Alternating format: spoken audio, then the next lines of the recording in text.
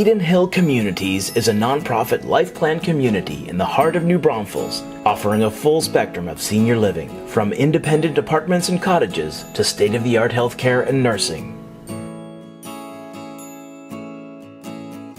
With so many of our citizens facing a diagnosis of Alzheimer's disease or different dementias, memory care is an important focus here on the EdenHill campus. We know that the dementia journey can be long and arduous, so we offer a full continuum of care to families facing the diagnosis. Our physician-led support group is a safe space for caregivers to share their experiences and get expert advice. Residential care at the EdenHill campus runs the gamut from memory care assisted living to full nursing care in our Willows program.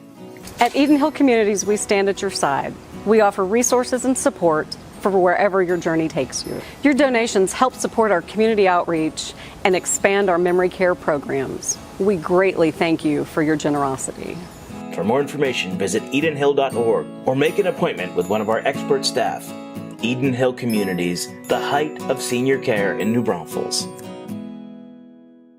Here in the great state of Texas, we can overcome any challenge if we work together, even one as great as Alzheimer's. And when you support Alzheimer's Texas, you're helping untold numbers of Central Texans, both those with a diagnosis and the people who love them.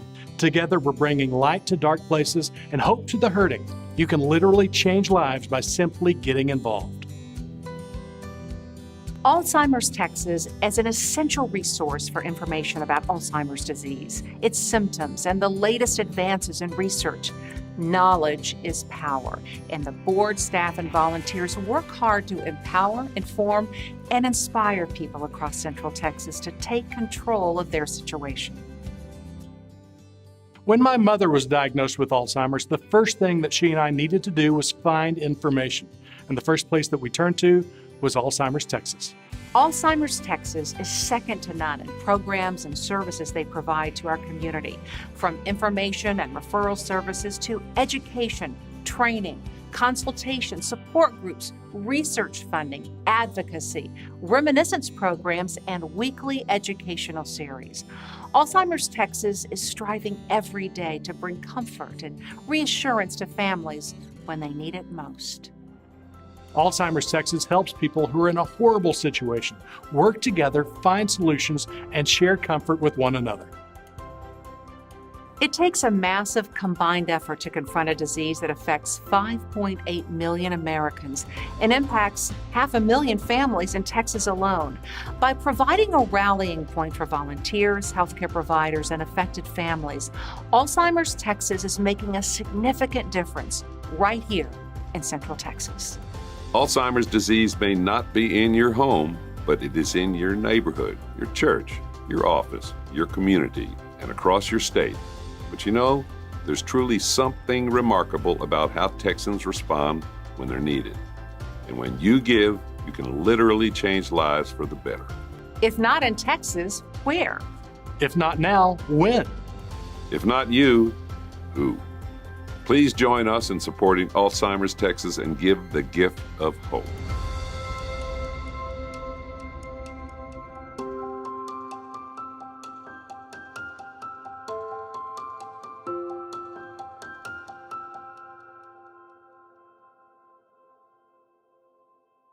Why did Mrs. Jones fall?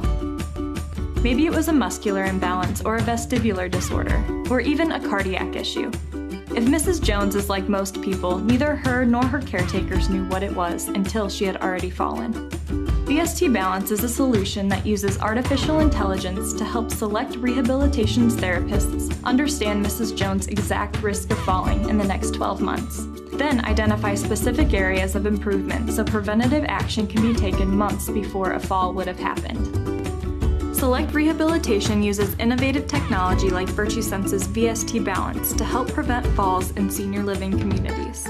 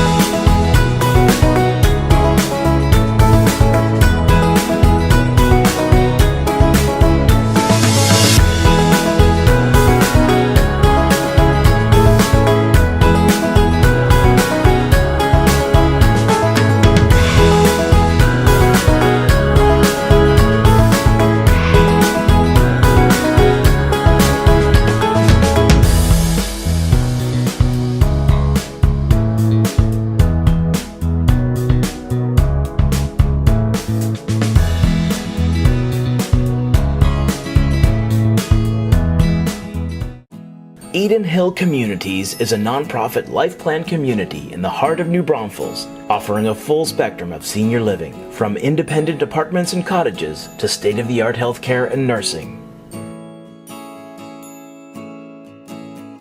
With so many of our citizens facing a diagnosis of Alzheimer's disease or different dementias, memory care is an important focus here on the EdenHill campus. We know that the dementia journey can be long and arduous, so we offer a full continuum of care to families facing the diagnosis. Our physician-led support group is a safe space for caregivers to share their experiences and get expert advice. Residential care at the EdenHill campus runs the gamut from memory care assisted living to full nursing care in our Willows program. At EdenHill Communities, we stand at your side. We offer resources and support for wherever your journey takes you. Your donations help support our community outreach and expand our memory care programs. We greatly thank you for your generosity.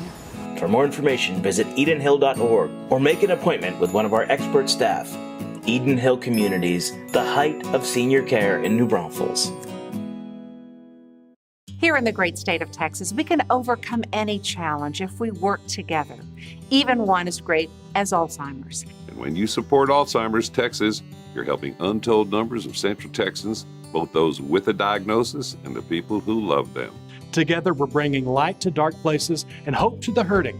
You can literally change lives by simply getting involved.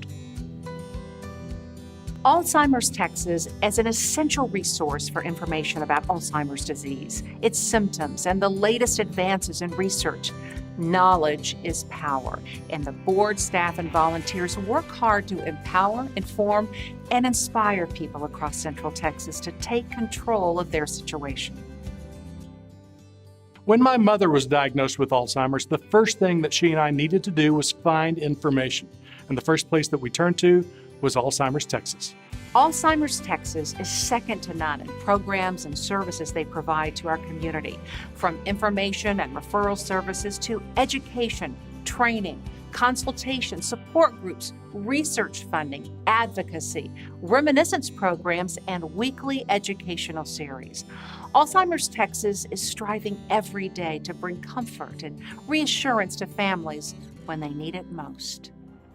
Alzheimer's Texas helps people who are in a horrible situation work together, find solutions, and share comfort with one another.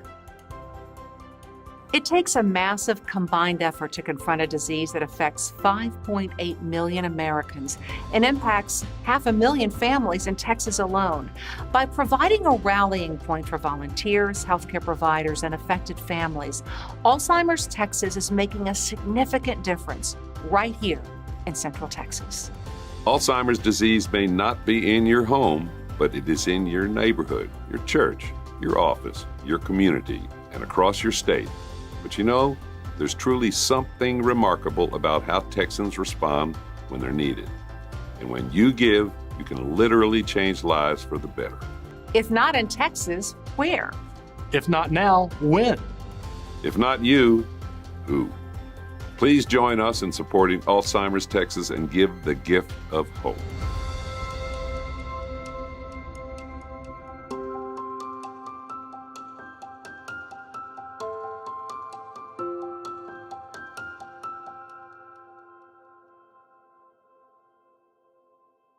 Why did Mrs. Jones fall? Maybe it was a muscular imbalance or a vestibular disorder, or even a cardiac issue. If Mrs. Jones is like most people, neither her nor her caretakers knew what it was until she had already fallen. VST Balance is a solution that uses artificial intelligence to help select rehabilitation therapists understand Mrs. Jones' exact risk of falling in the next 12 months. Then identify specific areas of improvement so preventative action can be taken months before a fall would have happened. Select Rehabilitation uses innovative technology like VirtueSense's VST Balance to help prevent falls in senior living communities.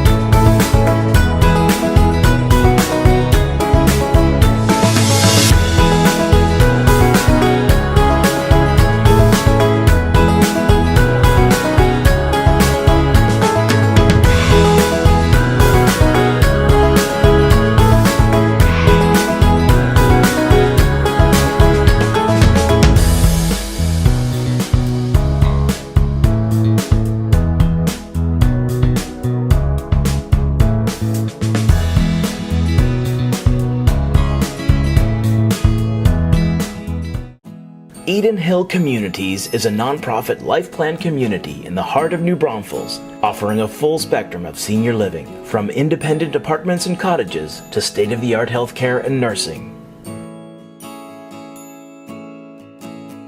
With so many of our citizens facing a diagnosis of Alzheimer's disease or different dementias, memory care is an important focus here on the EdenHill campus. We know that the dementia journey can be long and arduous, so we offer a full continuum of care to families facing the diagnosis. Our physician-led support group is a safe space for caregivers to share their experiences and get expert advice. Residential care at the EdenHill campus runs the gamut from memory care assisted living to full nursing care in our Willows program. At EdenHill Communities, we stand at your side. We offer resources and support for wherever your journey takes you. Your donations help support our community outreach and expand our memory care programs. We greatly thank you for your generosity. For more information, visit edenhill.org or make an appointment with one of our expert staff. EdenHill Communities, the height of senior care in New Braunfels. Here in the great state of Texas, we can overcome any challenge if we work together, even one as great as Alzheimer's. And when you support Alzheimer's Texas, you're helping untold numbers of Central Texans, both those with a diagnosis and the people who love them. Together, we're bringing light to dark places and hope to the hurting. You can literally change lives by simply getting involved. Alzheimer's Texas is an essential resource for information about Alzheimer's disease, its symptoms, and the latest advances in research. Knowledge is power, and the board, staff, and volunteers work hard to empower, inform, and inspire people across Central Texas to take control of their situation. When my mother was diagnosed with Alzheimer's, the first thing that she and I needed to do was find information. And the first place that we turned to was Alzheimer's Texas. Alzheimer's Texas is second to none in programs and services they provide to our community, from information and referral services to education, training, consultation, support groups, research funding, advocacy, reminiscence programs, and weekly educational series. Alzheimer's Texas is striving every day to bring comfort and reassurance to families when they need it most. Alzheimer's Texas helps people who are in a horrible situation work together, find solutions, and share comfort with one another. It takes a massive combined effort to confront a disease that affects 5.8 million Americans and impacts 500,000 families in Texas alone. By providing a rallying point for volunteers, healthcare providers, and affected families, Alzheimer's Texas is making a significant difference right here in Central Texas. Alzheimer's disease may not be in your home, but it is in your neighborhood, your church, your office, your community, and across your state. But you know, there's truly something remarkable about how Texans respond when they're needed. And when you give, you can literally change lives for the better. If not in Texas, where?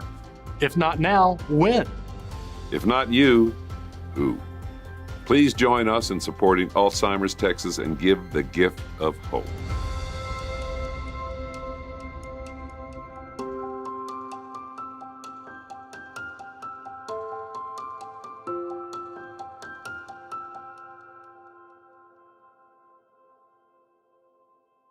Why did Mrs. Jones fall?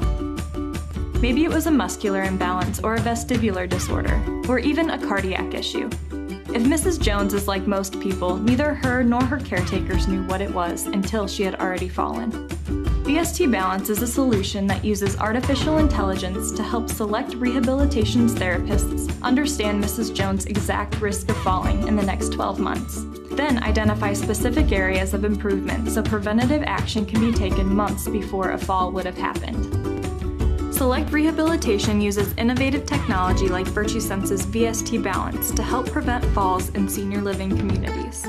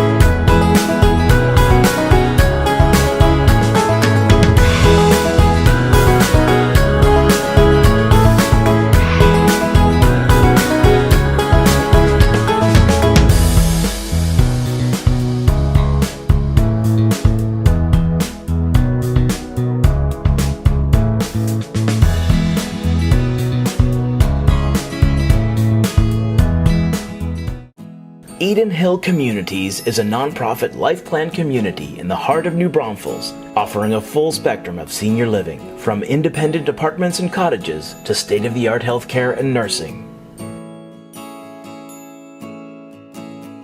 With so many of our citizens facing a diagnosis of Alzheimer's disease or different dementias, memory care is an important focus here on the EdenHill campus. We know that the dementia journey can be long and arduous, so we offer a full continuum of care to families facing the diagnosis. Our physician-led support group is a safe space for caregivers to share their experiences and get expert advice. Residential care at the EdenHill campus runs the gamut from memory care assisted living to full nursing care in our Willows program. At EdenHill Communities, we stand at your side. We offer resources and support for wherever your journey takes you. Your donations help support our community outreach and expand our memory care programs. We greatly thank you for your generosity. For more information, visit edenhill.org or make an appointment with one of our expert staff. EdenHill Communities, the height of senior care in New Braunfels. Here in the great state of Texas, we can overcome any challenge if we work together, even one as great as Alzheimer's. And when you support Alzheimer's Texas, you're helping untold numbers of Central Texans, both those with a diagnosis and the people who love them. Together, we're bringing light to dark places and hope to the hurting. You can literally change lives by simply getting involved. Alzheimer's Texas is an essential resource for information about Alzheimer's disease, its symptoms, and the latest advances in research. Knowledge is power, and the board, staff, and volunteers work hard to empower, inform, and inspire people across Central Texas to take control of their situation. When my mother was diagnosed with Alzheimer's, the first thing that she and I needed to do was find information. And the first place that we turned to was Alzheimer's Texas. Alzheimer's Texas is second to none in programs and services they provide to our community, from information and referral services to education, training, consultation, support groups, research funding, advocacy, reminiscence programs, and weekly educational series. Alzheimer's Texas is striving every day to bring comfort and reassurance to families when they need it most. Alzheimer's Texas helps people who are in a horrible situation work together, find solutions, and share comfort with one another. It takes a massive combined effort to confront a disease that affects 5.8 million Americans and impacts 500,000 families in Texas alone. By providing a rallying point for volunteers, healthcare providers, and affected families, Alzheimer's Texas is making a significant difference right here in Central Texas. Alzheimer's disease may not be in your home, but it is in your neighborhood, your church, your office, your community, and across your state. But you know, there's truly something remarkable about how Texans respond when they're needed. And when you give, you can literally change lives for the better. If not in Texas, where? If not now, when? If not you, who? Please join us in supporting Alzheimer's Texas and give the gift of hope.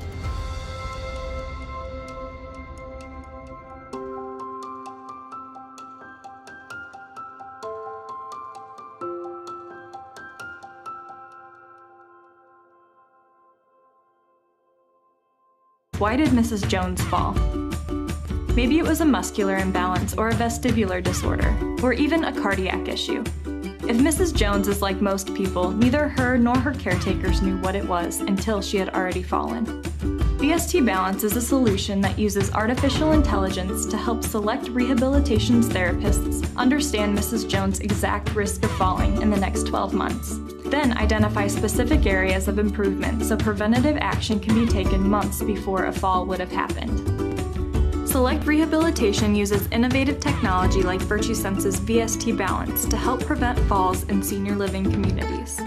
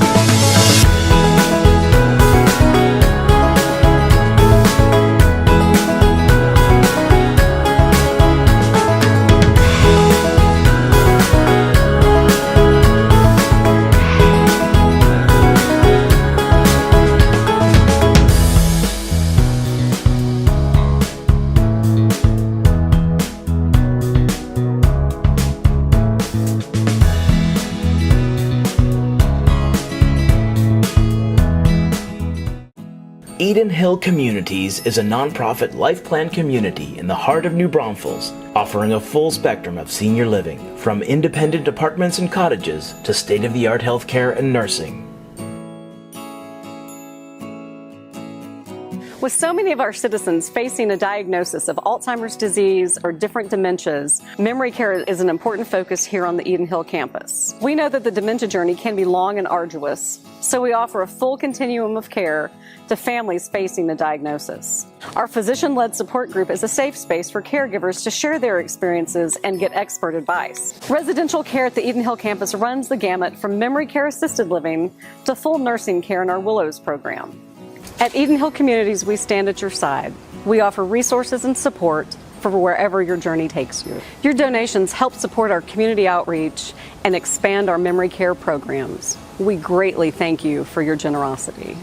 For more information, visit edenhill.org or make an appointment with one of our expert staff.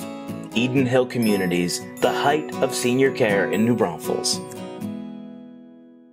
Here in the great state of Texas, we can overcome any challenge if we work together, even one as great as Alzheimer's. And when you support Alzheimer's Texas, you're helping untold numbers of Central Texans, both those with a diagnosis and the people who love them. Together, we're bringing light to dark places and hope to the hurting. You can literally change lives by simply getting involved. Alzheimer's Texas is an essential resource for information about Alzheimer's disease, its symptoms, and the latest advances in research. Knowledge is power, and the board, staff, and volunteers work hard to empower, inform, and inspire people across Central Texas to take control of their situation. When my mother was diagnosed with Alzheimer's, the first thing that she and I needed to do was find information. And the first place that we turned to was Alzheimer's Texas. Alzheimer's Texas is second to none in programs and services they provide to our community, from information and referral services to education, training, consultation, support groups, research funding, advocacy, reminiscence programs, and weekly educational series. Alzheimer's Texas is striving every day to bring comfort and reassurance to families when they need it most. Alzheimer's Texas helps people who are in a horrible situation work together, find solutions, and share comfort with one another. It takes a massive combined effort to confront a disease that affects 5.8 million Americans and impacts 500,000 families in Texas alone. By providing a rallying point for volunteers, healthcare providers, and affected families, Alzheimer's Texas is making a significant difference right here in Central Texas. Alzheimer's disease may not be in your home, but it is in your neighborhood, your church, your office, your community, and across your state. But you know, there's truly something remarkable about how Texans respond when they're needed. And when you give, you can literally change lives for the better. If not in Texas, where? If not now, when? If not you, who? Please join us in supporting Alzheimer's Texas and give the gift of hope.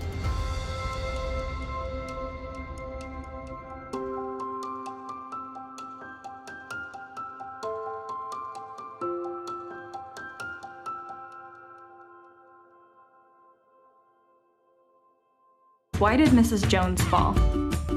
Maybe it was a muscular imbalance or a vestibular disorder, or even a cardiac issue. If Mrs. Jones is like most people, neither her nor her caretakers knew what it was until she had already fallen. VST Balance is a solution that uses artificial intelligence to help select rehabilitation therapists understand Mrs. Jones' exact risk of falling in the next 12 months. Then identify specific areas of improvement so preventative action can be taken months before a fall would have happened. Select Rehabilitation uses innovative technology like VirtueSense's VST Balance to help prevent falls in senior living communities.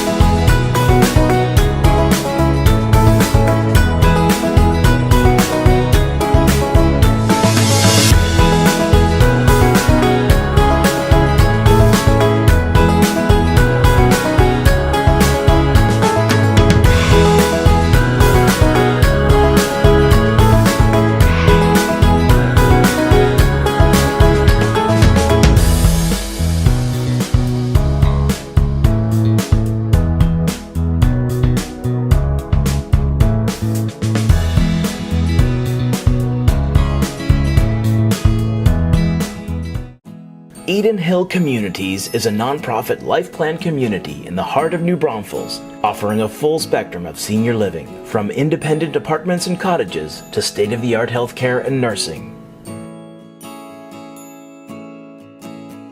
With so many of our citizens facing a diagnosis of Alzheimer's disease or different dementias, memory care is an important focus here on the Eden Hill campus. We know that the dementia journey can be long and arduous, so we offer a full continuum of care to families facing the diagnosis. Our physician-led support group is a safe space for caregivers to share their experiences and get expert advice. Residential care at the Eden Hill campus runs the gamut from memory care assisted living to full nursing care in our Willows program. At Eden Hill Communities, we stand at your side. We offer resources and support for wherever your journey takes you. Your donations help support our community outreach and expand our memory care programs. We greatly thank you for your generosity. For more information, visit edenhill.org or make an appointment with one of our expert staff. Eden Hill Communities, the height of senior care in New Braunfels. Here in the great state of Texas, we can overcome any challenge if we work together, even one as great as Alzheimer's. And when you support Alzheimer's Texas, you're helping untold numbers of Central Texans, both those with a diagnosis and the people who love them. Together, we're bringing light to dark places and hope to the hurting. You can literally change lives by simply getting involved. Alzheimer's Texas is an essential resource for information about Alzheimer's disease, its symptoms, and the latest advances in research. Knowledge is power, and the board, staff, and volunteers work hard to empower, inform, and inspire people across Central Texas to take control of their situation. When my mother was diagnosed with Alzheimer's, the first thing that she and I needed to do was find information. And the first place that we turned to was Alzheimer's Texas. Alzheimer's Texas is second to none in programs and services they provide to our community, from information and referral services to education, training, consultation, support groups, research funding, advocacy, reminiscence programs, and weekly educational series. Alzheimer's Texas is striving every day to bring comfort and reassurance to families when they need it most. Alzheimer's Texas helps people who are in a horrible situation work together, find solutions, and share comfort with one another. It takes a massive combined effort to confront a disease that affects 5.8 million Americans and impacts 500,000 families in Texas alone. By providing a rallying point for volunteers, healthcare providers, and affected families, Alzheimer's Texas is making a significant difference right here in Central Texas. Alzheimer's disease may not be in your home, but it is in your neighborhood, your church, your office, your community, and across your state. But you know, there's truly something remarkable about how Texans respond when they're needed. And when you give, you can literally change lives for the better. If not in Texas, where? If not now, when? If not you, who? Please join us in supporting Alzheimer's Texas and give the gift of hope.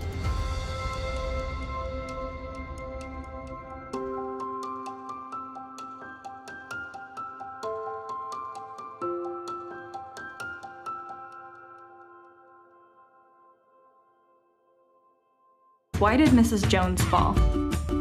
Maybe it was a muscular imbalance or a vestibular disorder, or even a cardiac issue. If Mrs. Jones is like most people, neither her nor her caretakers knew what it was until she had already fallen. VST Balance is a solution that uses artificial intelligence to help select rehabilitation therapists understand Mrs. Jones' exact risk of falling in the next 12 months. Then identify specific areas of improvement so preventative action can be taken months before a fall would have happened. Select Rehabilitation uses innovative technology like VirtueSense's VST Balance to help prevent falls in senior living communities.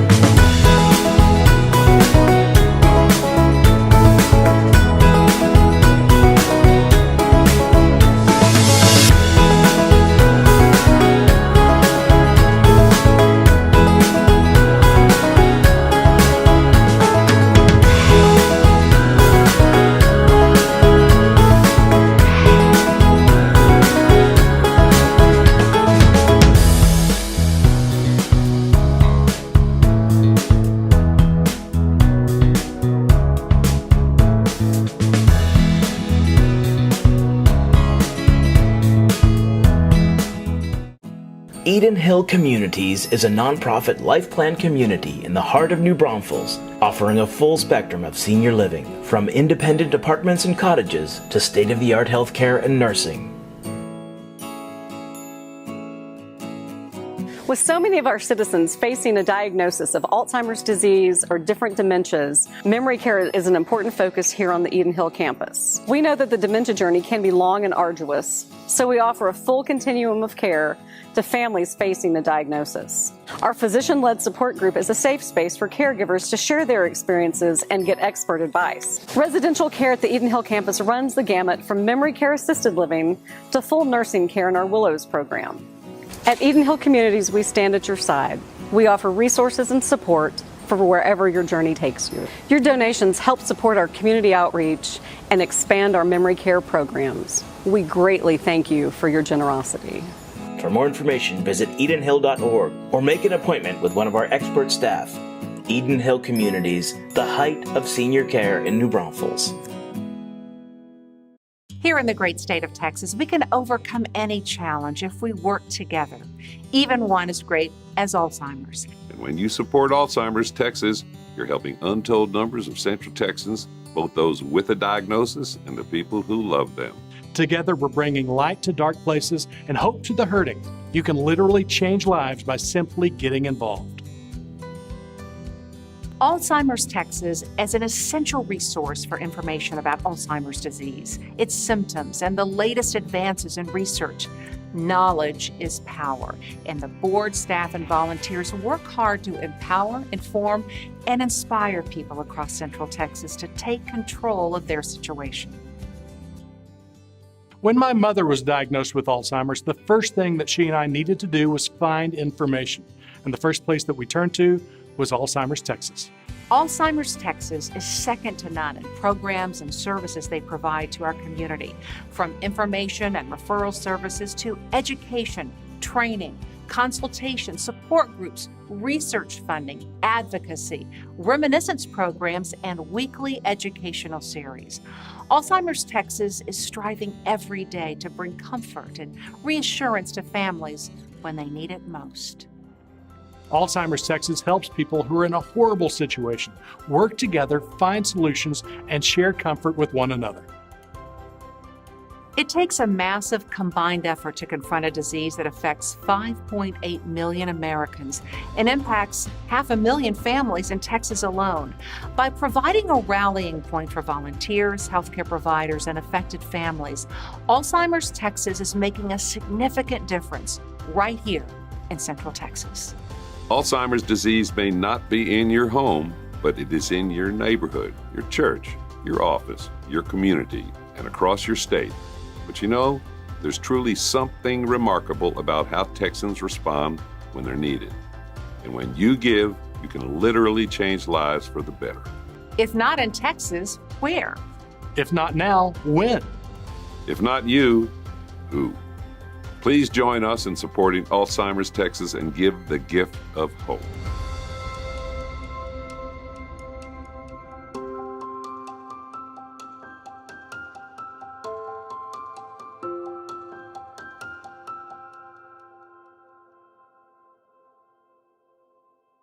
Why did Mrs. Jones fall?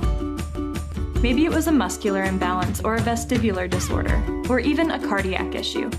If Mrs. Jones is like most people, neither her nor her caretakers knew what it was until she had already fallen. VST Balance is a solution that uses artificial intelligence to help select rehabilitation therapists understand Mrs. Jones' exact risk of falling in the next 12 months. Then identify specific areas of improvement so preventative action can be taken months before a fall would have happened. Select Rehabilitation uses innovative technology like VirtueSense's VST Balance to help prevent falls in senior living communities.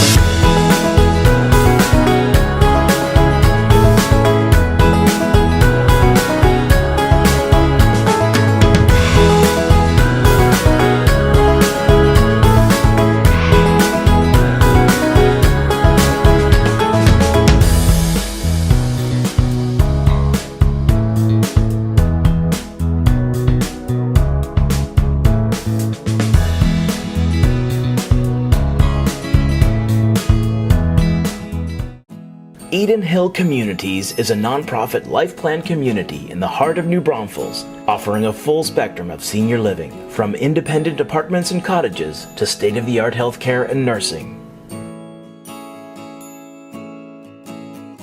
With so many of our citizens facing a diagnosis of Alzheimer's disease or different dementias, memory care is an important focus here on the EdenHill campus. We know that the dementia journey can be long and arduous, so we offer a full continuum of care to families facing the diagnosis. Our physician-led support group is a safe space for caregivers to share their experiences and get expert advice. Residential care at the EdenHill campus runs the gamut from memory care assisted living to full nursing care in our Willows program. At EdenHill Communities, we stand at your side. We offer resources and support for wherever your journey takes you. Your donations help support our community outreach and expand our memory care programs. We greatly thank you for your generosity. For more information, visit edenhill.org or make an appointment with one of our expert staff. EdenHill Communities, the height of senior care in New Braunfels. Here in the great state of Texas, we can overcome any challenge if we work together, even one as great as Alzheimer's. And when you support Alzheimer's Texas, you're helping untold numbers of Central Texans, both those with a diagnosis and the people who love them. Together, we're bringing light to dark places and hope to the hurting. You can literally change lives by simply getting involved. Alzheimer's Texas is an essential resource for information about Alzheimer's disease, its symptoms, and the latest advances in research. Knowledge is power, and the board, staff, and volunteers work hard to empower, inform, and inspire people across Central Texas to take control of their situation. When my mother was diagnosed with Alzheimer's, the first thing that she and I needed to do was find information. And the first place that we turned to was Alzheimer's Texas. Alzheimer's Texas is second to none in programs and services they provide to our community, from information and referral services to education, training, consultation, support groups, research funding, advocacy, reminiscence programs, and weekly educational series. Alzheimer's Texas is striving every day to bring comfort and reassurance to families when they need it most. Alzheimer's Texas helps people who are in a horrible situation work together, find solutions, and share comfort with one another. It takes a massive combined effort to confront a disease that affects 5.8 million Americans and impacts 500,000 families in Texas alone. By providing a rallying point for volunteers, healthcare providers, and affected families, Alzheimer's Texas is making a significant difference right here in Central Texas. Alzheimer's disease may not be in your home, but it is in your neighborhood, your church, your office, your community, and across your state. But you know, there's truly something remarkable about how Texans respond when they're needed. And when you give, you can literally change lives for the better. If not in Texas, where? If not now, when? If not you, who? Please join us in supporting Alzheimer's Texas and give the gift of hope.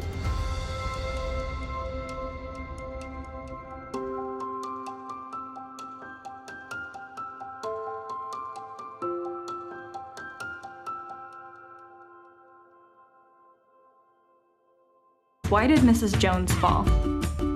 Maybe it was a muscular imbalance or a vestibular disorder, or even a cardiac issue. If Mrs. Jones is like most people, neither her nor her caretakers knew what it was until she had already fallen. VST Balance is a solution that uses artificial intelligence to help select rehabilitation therapists understand Mrs. Jones' exact risk of falling in the next 12 months. Then identify specific areas of improvement so preventative action can be. Loved one becomes residential care. We have both assisted living and nursing care with specially trained activity and medical professionals to help you there. We meet residents where they are and continue to help them create a life of meaning. So whether you are a family member of someone caring for someone with dementia, if you're someone who has been diagnosed with the disease, or if you're someone just interested in getting more information, we hope today will exceed your expectations. When someone is diagnosed with Alzheimer's, it affects every aspect of their lives. And with that in mind, we have invited a wide variety of resources here for you today. We have vendors who specialize in providing medical care, rehabilitation, and pharmacy services, vendors who offer legal and financial care, as well as end-of-life care. Some of our vendors provide in-care home, others provide support out in the community, including our New Braunfels Police Department here today, and some offer environments specifically designed for folks with Alzheimer's. So I challenge you to please visit with each of these folks today. You just don't know when one of their services is going to align with exactly what you need. Talk with them, get their information. They may be pivotal to help you continue to navigate through this dementia journey. So speaking of our sponsors and vendors, I'd like to invite up to our podium Wendy Carpenter, is the CEO at EdenHill Communities, and she's going to give a great big thanks to the sponsors who helped make this possible today.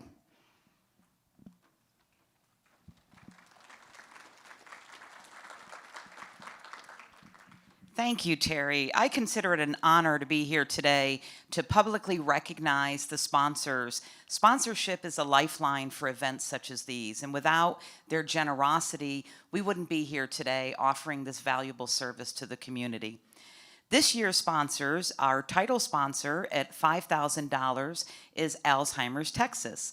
Alzheimer's Texas is a not-for-profit organization providing information, referrals, and a variety of support programs for those with Alzheimer's disease, related dementia, their family members, caregivers, and professionals. Alzheimer's Texas has proudly served Central Texas since 1982. So thank you so much for your generous sponsorship to our symposium. We also have 2 gold sponsors this year, both at $3,500 each.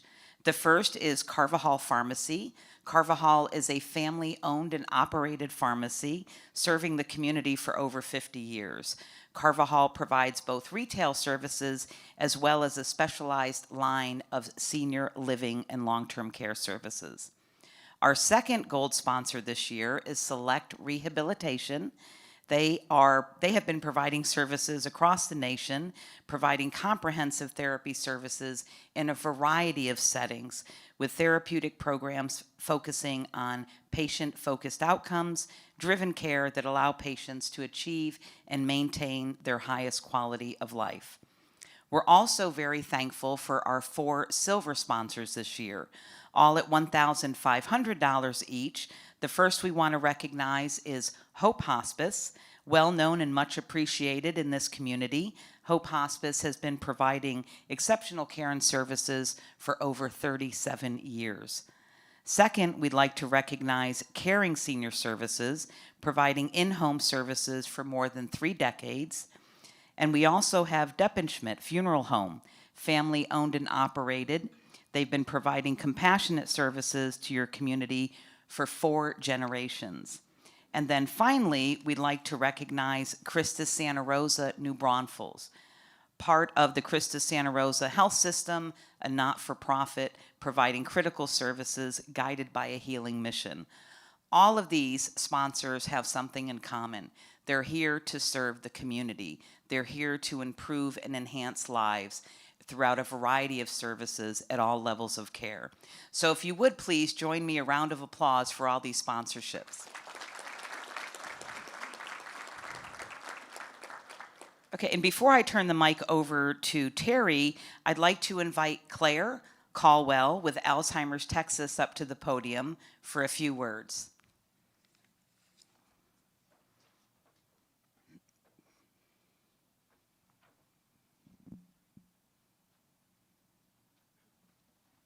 All right, here you go, Claire. Thank you so much.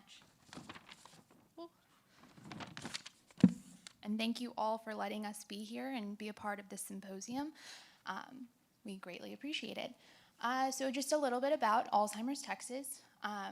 We work to eliminate Alzheimer's disease and related disorders through the advancement of research and to enhance care and support for individuals, their families, and caregivers.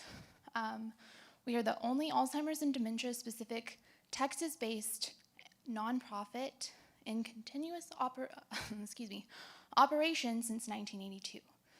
Formerly known as the Alzheimer's Association, Capital of Texas Chapter, we separated in 2016, and we officially became Alzheimer's Texas in 2016, excuse me. We are 100%, sorry, I do not public speak, so just give me 1 second. We are 100% privately funded, and all of the funds stay in Texas.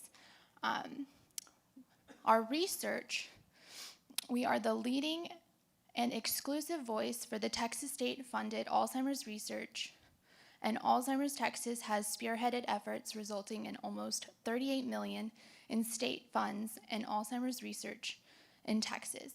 Alzheimer's Texas is proud to support the work of Texas Alzheimer's Research Care Consortium, or TARC, a collaboration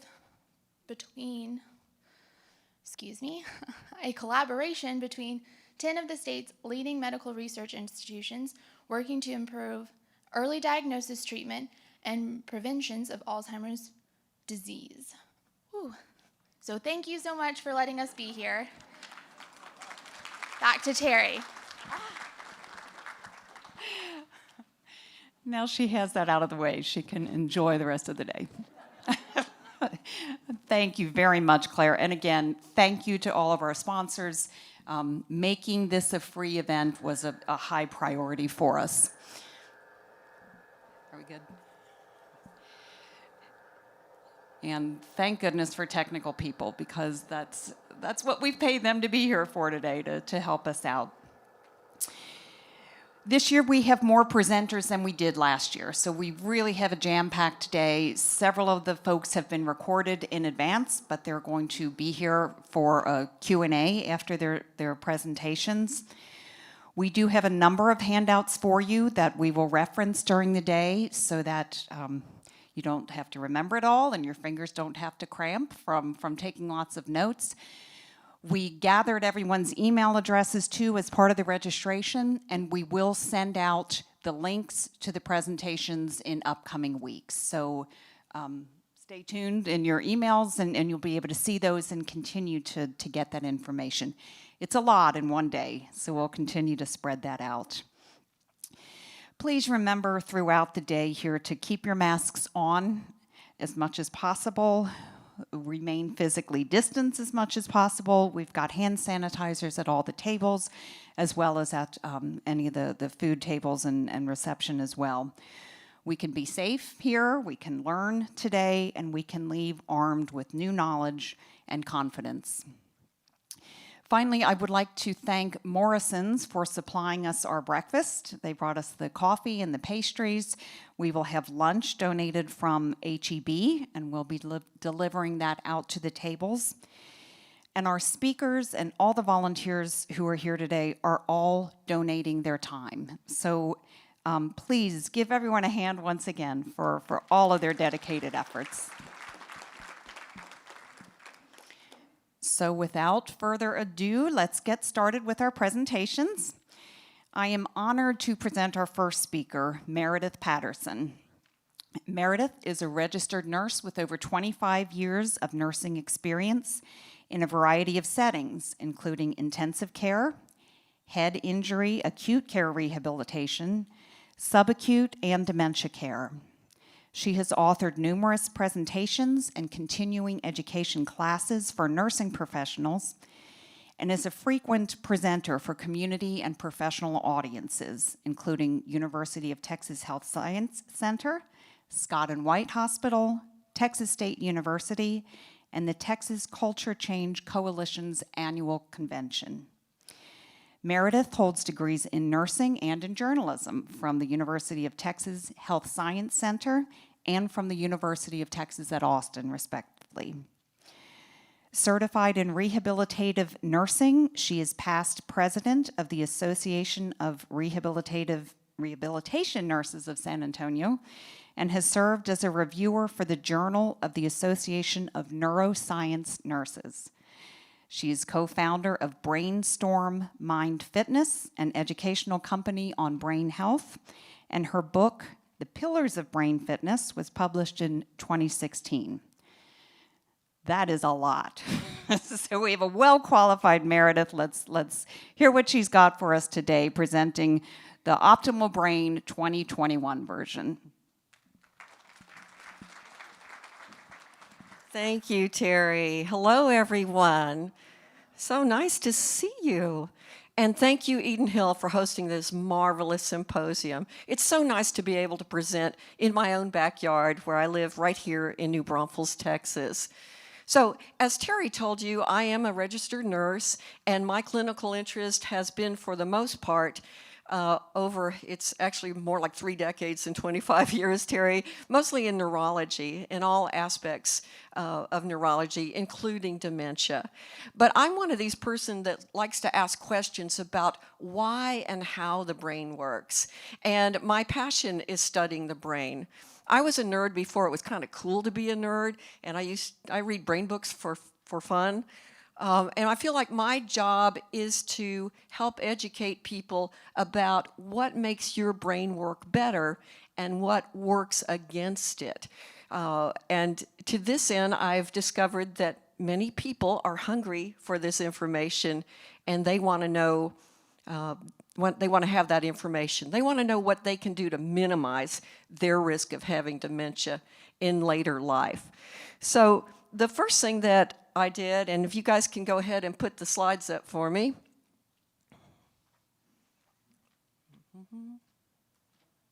There we go. It's kind of hard for me to see the screen myself since he moved it out, but we'll manage. So the first thing I did was I royally screwed up on the title of this presentation.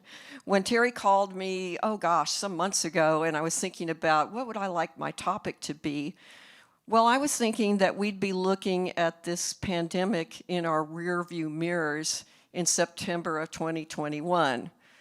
But that's not the case. So I've scratched out the post-pandemic and called this learning strategies and memory strategies in a pandemic world. And today what I want to talk about are 3 main things. I have to aim it this way. Come on. You can do it. There we go. And I'm gonna get in front because I can't really read the slides myself. Or maybe you guys can put this screen back down. That would help me.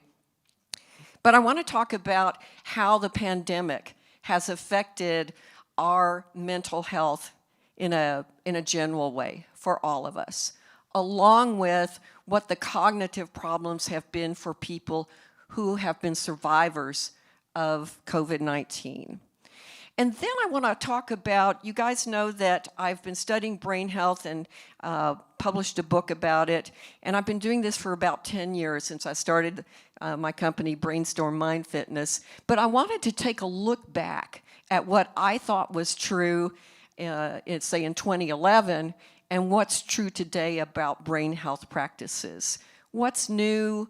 What's the same? What things can we be doing? Some of them will surprise you. And then at the end of the presentation, we're going to have some fun, and you're going to learn to perform amazing feats of memory and astonish yourselves. So stay tuned for that. I'll tell you what, if they can lower that screen again, Terry, so I can see it behind me, because sometimes I do need to reference the slides myself. So let's talk about this pandemic and how it's affected our national health. As you are aware, for some people, our lives were upended quite suddenly in the spring of 2020. So across the board, some things have changed for people, and the mental health statistics are pretty staggering. For one, our depression rates are elevated and remain elevated at about 27% nationally. That's a pretty big number. That's about a third of people. It is hard for me to see. Guys, again, if you can lower the middle screen, you got that covered? Thank you. Otherwise, I have to go back here. Our suicide and drug overdoses have peaked by 6% and 17% respectively. That's a problem, right?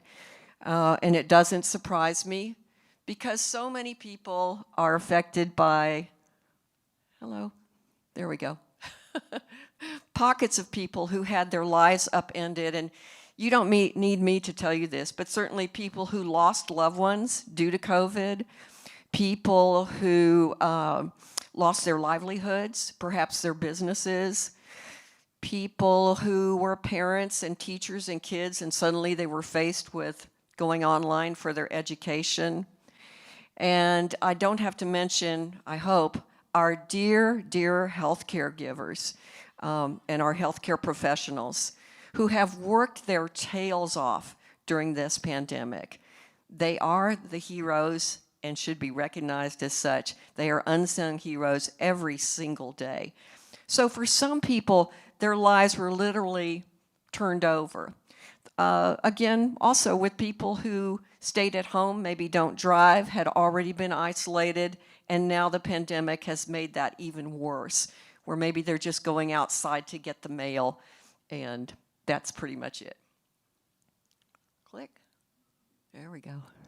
So it turns out that about 1 in 5 people have experienced some kind of mental health problem since the pandemic began. And these are statistics between 2019 and 2020. Okay, another thing. This is where, you've heard of the COVID pandemic as primarily a respiratory problem, a respiratory illness. And indeed, that's true.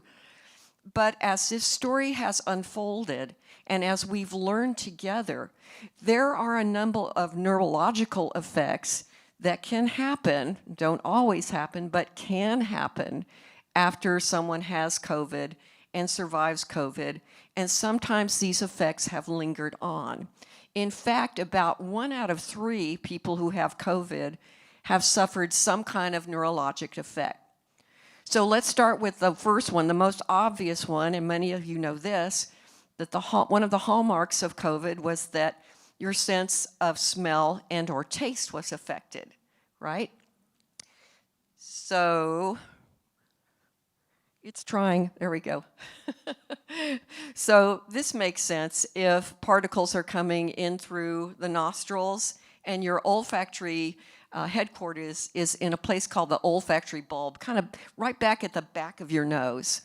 So that was going on, and people lost their sense of smell and taste, so much so that it became one of the symptoms that we used to diagnose COVID quite quickly, more than other factors like respiratory symptoms. Okay, the other things that we're seeing that have been troubling is people are reporting that they have memory problems, that they kind of have brain fog, that they feel kind of fatigued all the time. They're just not quite themselves. So what's going on with this?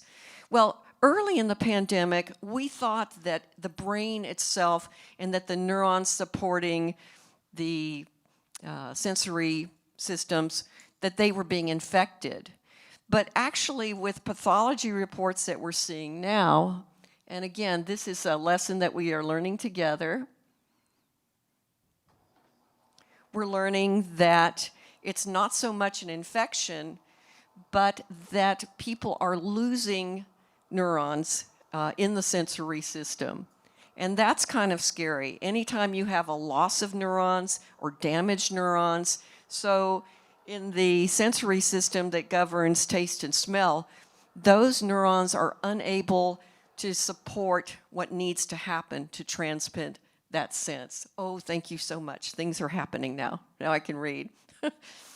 And indeed, in the study that I have at the bottom of the slide, it shows where they gave in one study, this one was pretty recent actually, but there was thank you so much for doing that for me, that makes my job easier, a comparison of before and after effects of COVID in the brain, and there was a loss of gray matter. That means the cells, the neurons in the sensory system. So you're having some problems all the way through the temporal lobes. Therefore, you're having some of these brain and cognitive studies. Brain imaging, to me, is a very powerful source of information. It shows you what's going on in your brain. And this is pretty powerful evidence. Again, it's a story that's unfolding as we go along. Now, let's talk about what happens when we have so much stress and we have pathogens and our nervous system kind of goes crazy. So you have both this COVID infection, which you may or may not have, and you're also quite stressed by the whole situation. It affects these cells called microglial cells. And what those are they are the cells that are the first responders for your central nervous system. If something goes haywire in your immune system, these guys get activated. And their job, if things are pretty healthy, is they prune out synapses or connections between neurons that you don't actually need so that your brain works a little more effectively. Well, if you do this too much and they're overactivated, that causes a problem because now we are interrupting synapses or connections that we need to have. That's why you're not thinking as well. That's why your thinking is fuzzy. That's why you're feeling pretty depressed about it. Maybe you say, you know what, I was fine during the pandemic. Absolutely fine. It's like it didn't happen to me. I didn't lose my job. I didn't lose anybody due to COVID. I'm clicking. There we go. You were physically well. You suffered no financial loss. But you got to own part of this too. That's because things that you used to do and enjoy are suddenly gone or completely changed. I don't know about you, but it will be a happy day for me where I don't have to hear the word Zoom in my life again. It's just different. So you used to go and enjoy times in restaurants, at movies, at gatherings, having people come over, going on vacation. And all of a sudden, if you can do these things, it's a little different. And everybody's wearing their masks. You can't really see them. And it's lasted a long time, hasn't it? We're going on, 20 months or so? It's like this annoying thing, a cloud over our heads in the background. So even if you are okay and your life is going on and you're not really suffering per se, things are still kind of lousy, aren't they? When you have stress of any type, particular parts of the brain are affected. Now, this can be the stress of what you're dealing with COVID, or it might be the stress of you taking care of somebody who has Alzheimer's at home with you. To me, nothing's greater than that stress. It is every day, 24 hours a day. And what happens is, particular parts of the brain that you really need to have up and running, they start to shrink a little bit. Particularly this structure called the hippocampus. The hippocampus is the seat of all new memory. It's where new learning takes place. It's what allows you to come here today, listen to information, and take home with you and sort of consolidate that information. It's the seat of short-term memory, which is why in Alzheimer's, where it affects the brain at first in the hippocampus, and people can't remember what they had for breakfast this morning. Whoops, go back. The amygdala is a part of the brain that actually grows, but let me tell you about the amygdala. It is a primitive part of the brain, part of the limbic system, and this is where your emotions are regulated. Okay, there's been a lot of studies about people with post-traumatic stress disorder, and they have enlarged amygdalas. It is the part of the brain that won't let you forget, for example, where you were on September 11th, 2001.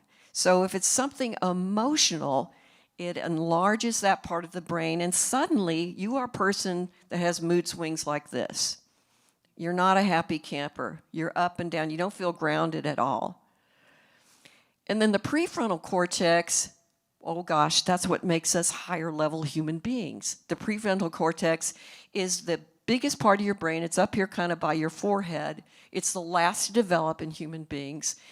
And it allows you to set goals, to get yourself together so you could come to the symposium today, to accomplish your to-do list, everything you need to do to run your life efficiently, even if it's to follow a recipe. So it's not good that the prefrontal cortex is affected. So what I want to do now, after that depressing little tidbit for you, is to look back. Like many of you, the pandemic was a time for us to reflect a bit and kind of take stock of where we are in life and do some baking and cleaning out your closets and all that kind of stuff. So what I did was I looked back at the factors that I identified or that were identified by other people smarter than me as lifestyle practices that affected the brain. And then I fast forwarded a decade to see if that's still true or what's new and what's different and what stayed the same.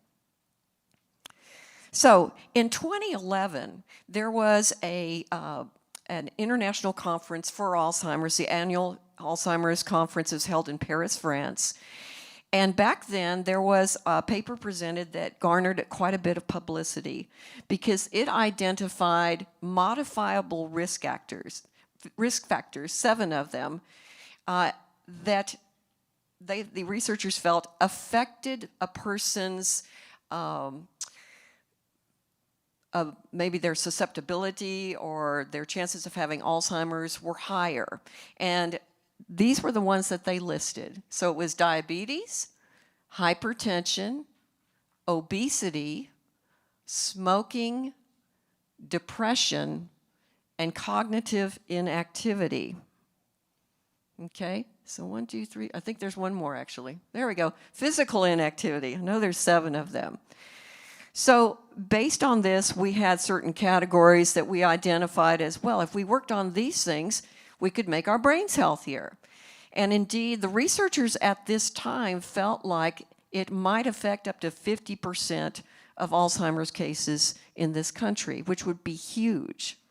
Well, fast forward now to 2020. I'm clicking, there we go. Now we have another report published by Lancet, which is a journal, well-respected journal that is peer-reviewed, has been around forever.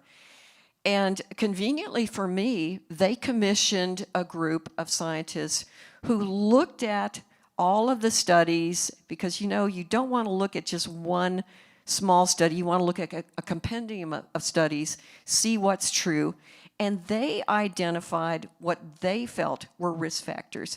Now, they added a few more. There's 12 of them. Moreover, they identified the risk factors in terms of where you are in life. So these are kind of interesting. The key points they took away is they felt that if you could modify these 12 factors, or most of them, we could prevent up to 40% of dementias. Those are pretty strong numbers, y'all. But you got to be ambitious about prevention, and it not only depends on you, but somewhat on our public policy. So let's take a look. Okay, here they are by age group. So early life, that is, early life is a lot of people. People say roughly under 45 years old. And the one risk factor for them was less education. Now, why is that? That's interesting, isn't it?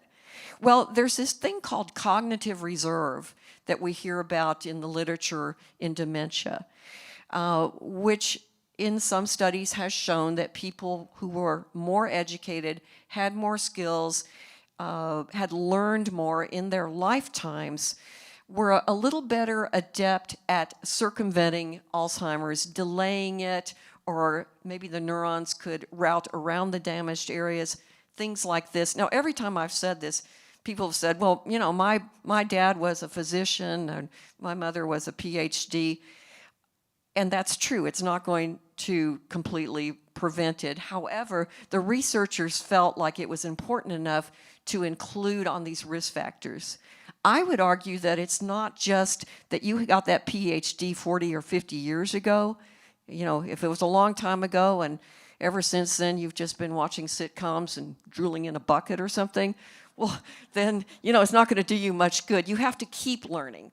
That would be my argument to that. Okay, let's go to midlife, which they group as 45 to 65 years old. And here were the factors that they included. The first one being hearing loss. And Terry, I'm so delighted that you have someone speaking and addressing the effects of hearing loss and with its relationship to Alzheimer's. It turns out that hearing loss, well, obviously, if you can't hear and you're in a social gathering or you're in a crowded restaurant, you're missing a lot of what's being said, right? So you're isolated and you lose out. But also, parts of the brain that are governed by the sensory system, including hearing, well, if they're not used, they sit there and the brain just kind of soaks them up and uses for something else. So it does alter that brain structure and the brain chemistry, if you will. The next one, traumatic brain injury. I'm sure you guys have heard about this, no argument there. I worked in brain injury for a number of years.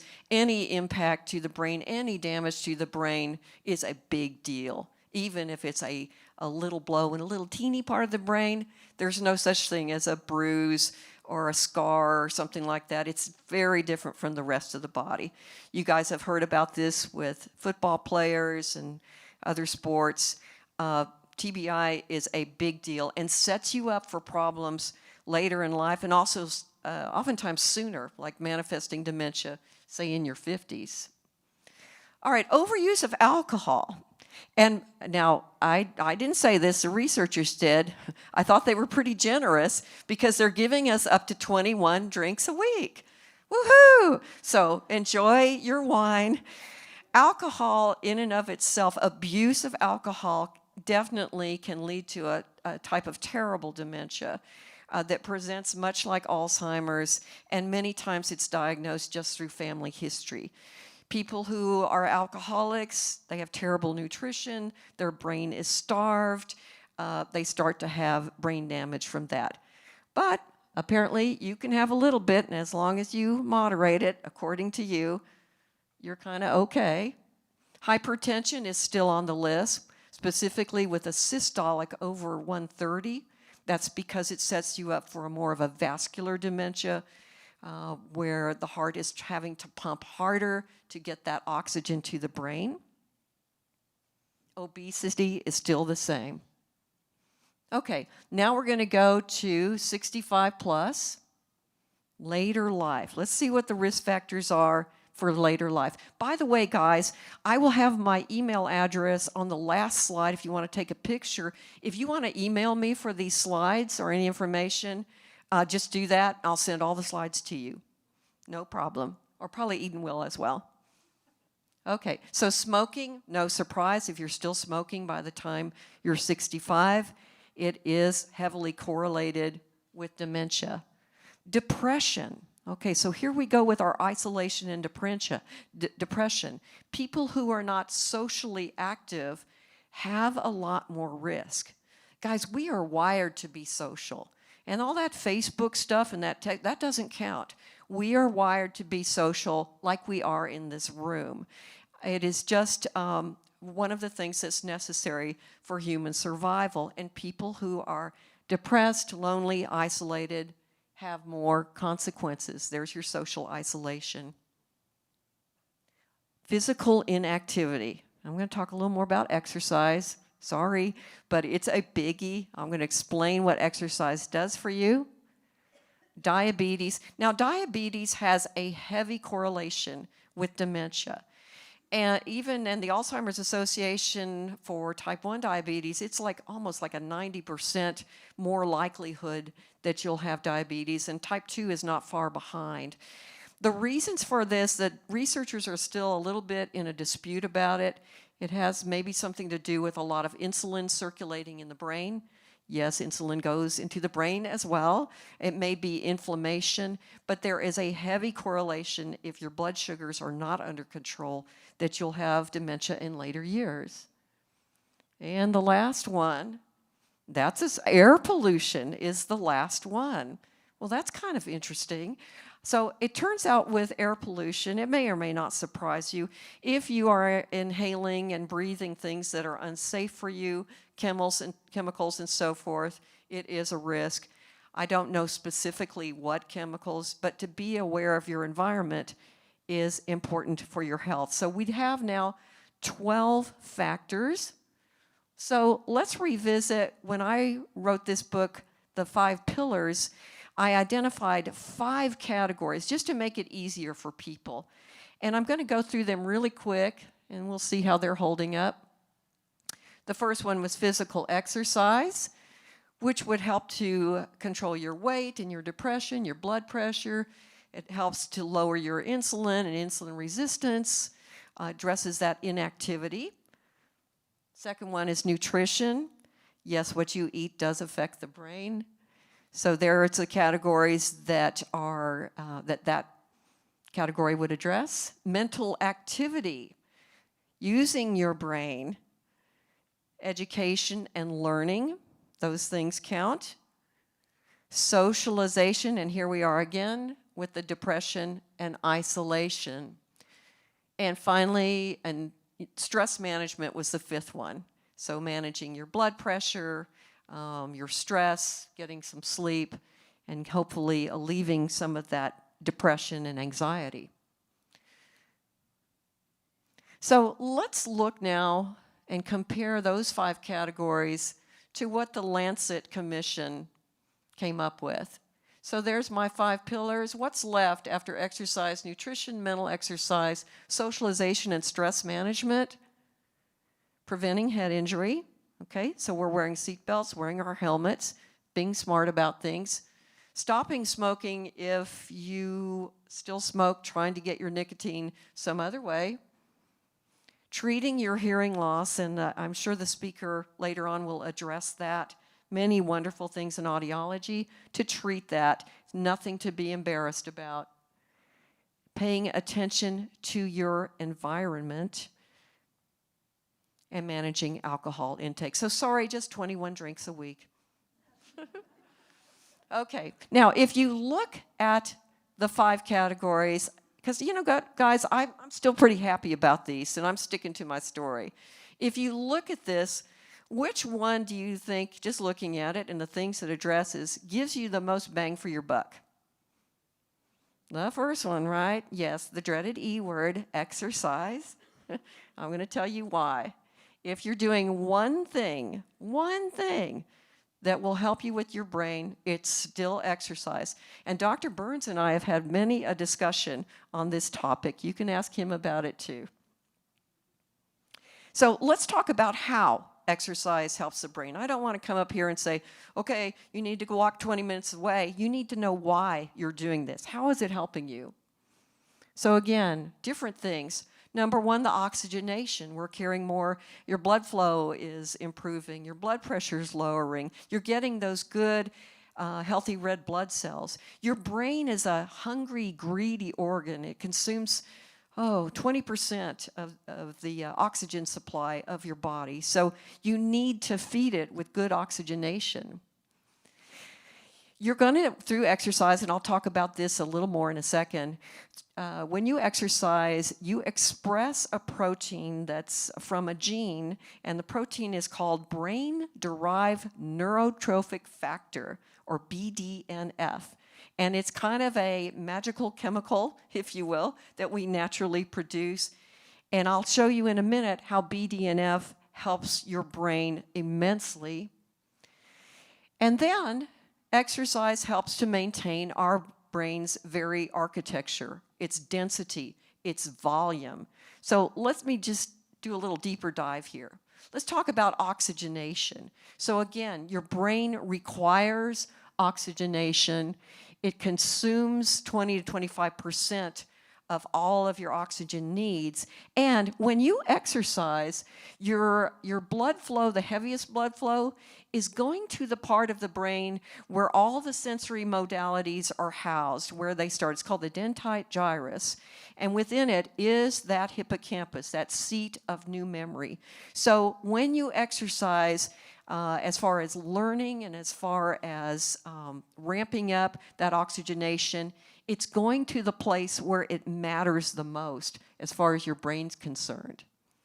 All right, BDNF. If I had a nickel for every drop of BDNF I could put into a bottle, I'd be a bazillionaire, because it is great stuff, and you manufacture it yourself. Brain-derived neurotrophic factor. And what it is it's a protein expressed by a gene. We all have it. However, some of us might have higher levels than others. In this situation, more is better, because what it does is it helps to support the growth and connectivity of neurons. It helps to support the thinking processes with more flexible neurons. It kind of primes your brain for learning. And there's a wonderful book on exercise by Dr. John Rady called Spark. And it's specifically about BDNF, and he calls this chemical, if you will, naturally derived chemical, the miracle grow of the brain. Higher levels are associated with better cognition. Lower levels we will find in Alzheimer's patients. So it's a good thing. I'll tell you a little bit more about BDNF and how you can get it without exercise too. And then finally, exercise makes your brain grow. Now, I have some bad news for you. How many of you think that your peak memory is right now? Right. You're all right, unless there's anybody under 25 or so. So memory actually peaks in the late 20s. The temporal lobe starts to thin. We don't have very many real peak years. In your 60s, the hippocampus actually starts to shrink a little bit, 1 or 2%. However, you can totally offset this with exercise. And I have one study up here, and in this exercise, they had two groups of people, older people. One group just did stretching, and one did 20 minutes of brisk walking 4 or 5 times a week. And the walkers, again, by brain imaging, their hippocampus levels stayed the same. The other guys that just did stretches, they had shrinkage. Whoops. Everybody wants to know, well, what kind of exercise is best? And the answer is the exercise that you will do. There's benefits to many kinds of exercise, and all of them are good. In my book, what I would recommend is definitely something that gets your heart rate up, because again, you get that good oxygenation. It doesn't have to be sprinting or bounding up hills. Walking is fine. It's fine. Swimming, rowing machines, riding a stationary bike. Just get that heart rate up a little bit. It works really quickly. This is what I like about aerobic exercise. Even a single session will help with your insulin management. It will help with that BDNF. Even just 20 minutes of something aerobic will help. Works quickly. Strength and balance. In strength training, I'm seeing more and more studies on strength training. And by the way, guys, if you ever want to look at what's being studied clinically in any subject for clinical trials, go to a website called www.clinicaltrials.gov. clinicaltrials.gov, and you can punch in a search. Like this morning, I put in dementia and exercise, and there were over 300 studies on exercise. And there's on all kinds of things. So we know also that strength training can help, especially with slowing degeneration, helping with your mood and anxiety. And these studies, the people were doing about 90 minutes a week of some kind of weightlifting or isometric exercise. And then balance training. You have this little part of your brain, little bitty brain, it's called the little brain, it's the cerebellum, and it's back here on the nape of your neck. But that guy is loaded with neurons. It contains about half of all of your neurons, and you've got 100 billion neurons. Well, some of you maybe not so much if you partied too much when you were younger, but it contains about half of your neurons. So it turns out that exercises for balance, such as dancing or Pilates or yoga, something like that. I don't think anybody in here is up for gymnastics. that those help with that part of the brain. That's the part of the brain that we call muscle memory, but it's not really a muscle. It's just that you learn to tie your shoes and you've done it so automatically that the front part of your brain doesn't really think about it anymore. Okay, there's other ways to get your BDNF up, and here's a few of them, but I want the take-home lesson to be that exercise is the best and the most efficient. However, you can ramp up your BDNF by trying to relax a little bit, decreasing stress. Good luck with that one. Having friends, paying attention to your environment. There's an interesting study about air pollution and BDNF, and remember that was part of one of the factors that the Lancet Commission identified. So breathing in clean air really matters. Coffee, it turns out, also boosts BDNF. There are actually some amazing qualities. It's kind of insane how coffee has many, many benefits. It has polyphenols and other antioxidants that boost the BDNF.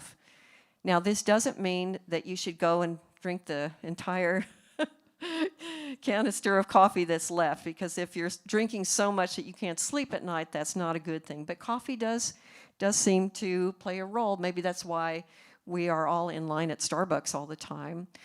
A high-protein, low-carb diet, interestingly enough, seems to increase BDNF. So those are popular diets, those diets that you hear about that are mostly low-carb and more protein, generally good diets. Fasting has an enormous effect on BDNF, and this may or may not be something that's possible for you to do. But in one study I read, and I think they fasted for almost 2 days, but the BDNF increased when they did a muscle fiber study by about 300%. So fasting or even a shorter intermittent fasting seems to help. And then your good foods, fish, blueberries, dark chocolate, and olive oil. There are some supplements that help with BDNF, and I've listed them here. These are also things that are generally good many of the time for your brain health. But be aware, too, that I'm not going to give you a magic pill, a magic supplement that's going to be your be-all, end-all. To really embrace brain health, you've got to wrap your head around all these factors and do as much of them, be as aggressive as you can. But I think that you can do it and you can change your life. All right, now we're coming to the fun part. So now I'm going to teach you some memory strategies that you can take home today. How many of you have trouble remembering lists? You know, like your grocery list, I left it at home, I'm not going to remember anything. Remembering names of people, yeah, okay. Remembering where you put things, yeah. We spend a lot of time looking for things, right? So the first one, I'm going to show you two of them. The first one is one that involves what I call building a memory palace. And this is from a book from some years ago, Joshua Foer's book, Moonwalking with Einstein. It's a wonderful read. And it's a story of a journalist, true story, who began to study these people who enter memory championships. And it turned out that these people who can remember like a whole card deck in random order, that they're not really memory savants, that they learn techniques to remember. So he undertakes to learn them himself, and he won the memory championship in 2005, and this was his story. So the method that he uses that sticks really well is one in which you create a house or a place in your head with rooms, and you place the items that you want to remember in those rooms. Now, you remember better if the object is also accompanied by some kind of sensation, and it can be visual, it can be a smell, and it can be as outrageous as possible. And I'm going to give you an example. So in the book, they came up with a list of some items here, And they're kind of weird items. But this was the list that they used, so this is what we're going to remember. You ready? Okay, the first one, pickled garlic. Okay, that's kind of a weird thing. The next one, cottage cheese. The third on the list, smoked salmon. Number 4 is 6 bottles of white wine.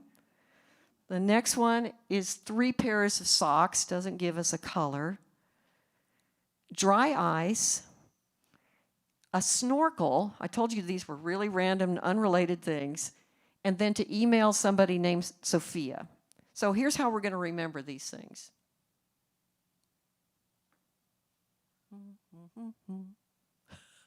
Hello. There we go. We're going to build a memory house. So I want you now to imagine in your mind a house, or it can be an office or a church or some place that you are familiar with, inside and outside. And it's, as long as it has an outside entrance and some rooms, you know, a kitchen, a bathroom, a living room, that kind of thing. Okay? Got that in your head? All right, and now we're going to walk through the process of placing each object in a particular place. So I've got my house in my mind. I pull up in my car and my mailbox is opened. And inside my mailbox, I can smell this strong, strong garlic smell. And it's in a jar and it's out in the Texas sun. It's been baking all day. Woo! So that's my first item. I put it in my mailbox right by where I'm pulling up into my driveway. Now, cottage cheese is the next one. So now I'm walking up to my porch, my front porch, to go into my front door. On my porch is an enormous vat the size of a hot tub. Now, put somebody in the hot tub of cottage cheese. It's your fantasy. So ladies, I used to put George Clooney in mine, but I think I'm going to go with Brad Pitt today, okay? Guys, it can be, I don't know, Pam Anderson, it can be Beyonce, it can be that hot barista at the Starbucks. This is your fantasy. Put somebody in there. There's Brad Pitt. He's waving at me from the cottage cheese. How you doing, Brad? And on we go. I go into my house, and I enter my living room. I have a grand piano in my front room, and it's open, and on the strings is resting, whew, again, that smell. It smells like fish. It's resting a bag of smoked salmon, and the scent is kind of wafting up from the piano strings. I go over to my sofa in the front room, and on the sofa are 6 big glistening bottles of white wine. And they are animated like a bad Disney film. And Miss Chardonnay is talking it up with Mr. Pinot Grigio. And they're all just having a great time. And there's music in the background. And the wine bottles are having just a wonderful party. On the arms of the sofa, above the wine bottles, are 3 pairs of socks. So now I've got the salmon going on. And I can kind of also smell those stinky socks. 3 pairs of socks. Now, I go into my kitchen, and I look into my sink, and I see these billowy kind of smoky clouds coming out of the sink. And it turns out there's a big block of dry ice in there. Mm-hmm. Come on, you can do it. There we go. Then I look a little further, and who's in the dry ice trying to fight his way out but a scuba diver with an enormous snorkel mask on his face, trying to make his way through my little sink full of dry ice. I look over to my dining room table and think of someone named Sophia. So what comes to mind to me is the famous actress Sophia Loren. There's Sophia Loren, and she's on my computer sending an email. Okay? So kind of fix those images in your head. Let's see if we can name the items. First one, we drive up, mailbox is open. What am I smelling? Garlic, the pickled garlic. I go into my house to the front porch. There's a big vat. There's Brad Pitt. Cottage cheese. I go inside my house, and in the piano strings, also very strong smell. Package of smoked salmon. On my sofa's a little wet because there are 6 white wine bottles, okay? On the arms above them, another bad smell. 3 pairs of socks. I go into my kitchen, what's in my sink? Dry ice and a snorkel. There's that scuba diver with the snorkel. I look over to the side, and who's at the kitchen table? Soriya M writing an email. Okay. All right, I'm going to teach you another technique right now. This one's called chunking. This is where you have a string of things, maybe letters, maybe numbers, and you break them down in order to memorize them. Our working memory, our short-term working memory, has a capacity of 7 plus or minus 2, hence there's why our phone numbers presumably are the number of digits they are.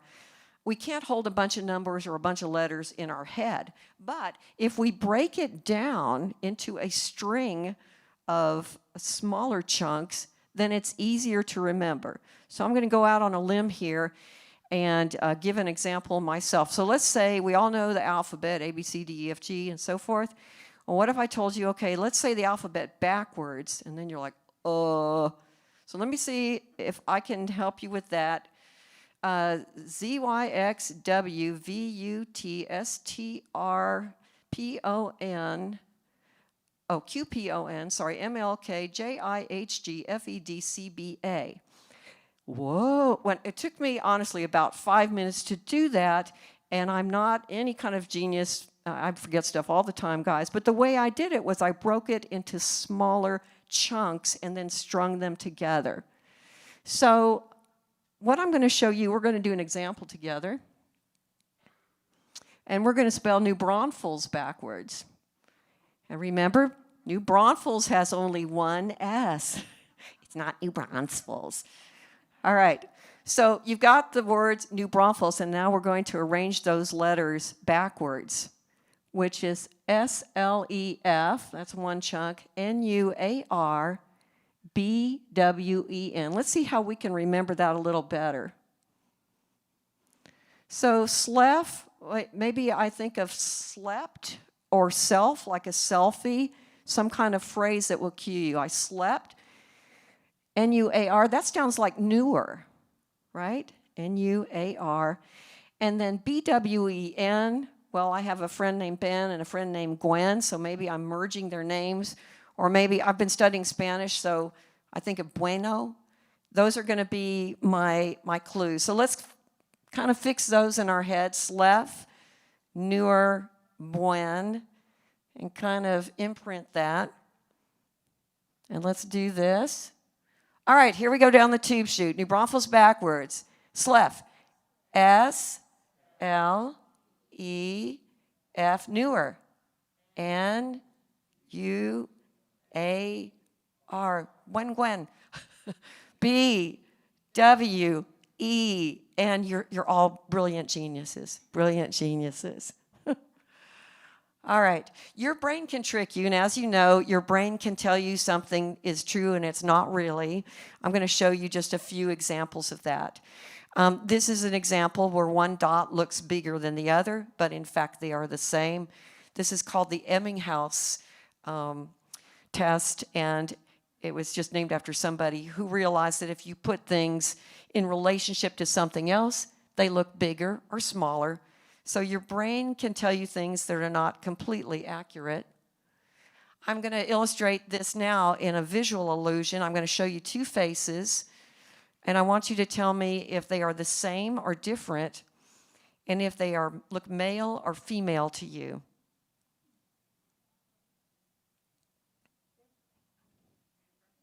They do look different, don't they? Which one looks more female? The one over here? And the male one right here. In fact, this is the same face and the same person, but we associate maleness with maybe a darker complexion and a female with more fair. So just with a little change in the tone of the black and white, it's thrown us off. Okay, brains look for patterns, and this is a famous example. It's called the Thatcher illusion. It's where the faces of someone are put upside down, and they look kind of similar, but there are differences. So I'm going to show you an example of two faces, and you tell me if you see differences between them. All right, so who we got here? Is it the same guy? Looks pretty much like the same guy, right? You see any differences between the two pictures? Okay, eyebrows, yeah. But he looks pretty much the same. He looks like he's smiling. He's in a good mood. Looks like a pretty chipper looking guy, right? Okay, I'm going to put the images so that they're right side up now. Ooh, Halloween is coming. So what is going on here? Now, this was originally used as an example using images of Margaret Thatcher. You want to see the pictures of Margaret Thatcher, don't you? Sure you do, because they're on the next slide. So there's Margaret. She looks kind of scary. What's happening is they are changing everything, but the mouth and eyes are kept the right side up.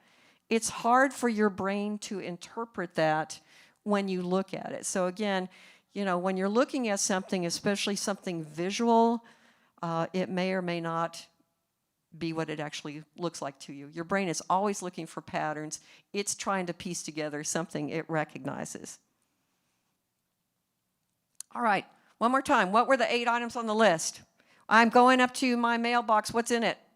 Garlic. I go up to my porch, and the cottage cheese is Brad Pitt. Okay, Brad Pitt, cottage cheese. Okay, we'll go inside. There's the piano. What's in there? Smoked salmon. The sofa. 6 bottles of white wine and 3 pairs of socks. Go into the kitchen. What's in the kitchen sink? Dry ice. And the snorkel. And who's at the table? What's going on? Email Sophia. You are all geniuses. All right. Yeah, you got them all right. All right.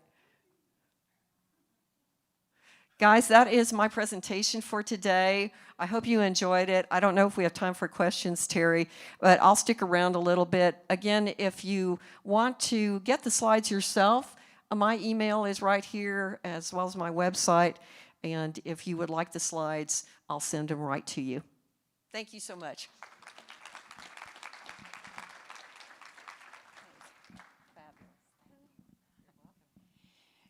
So we do want to try to stay on schedule today. We are going to have a break right now.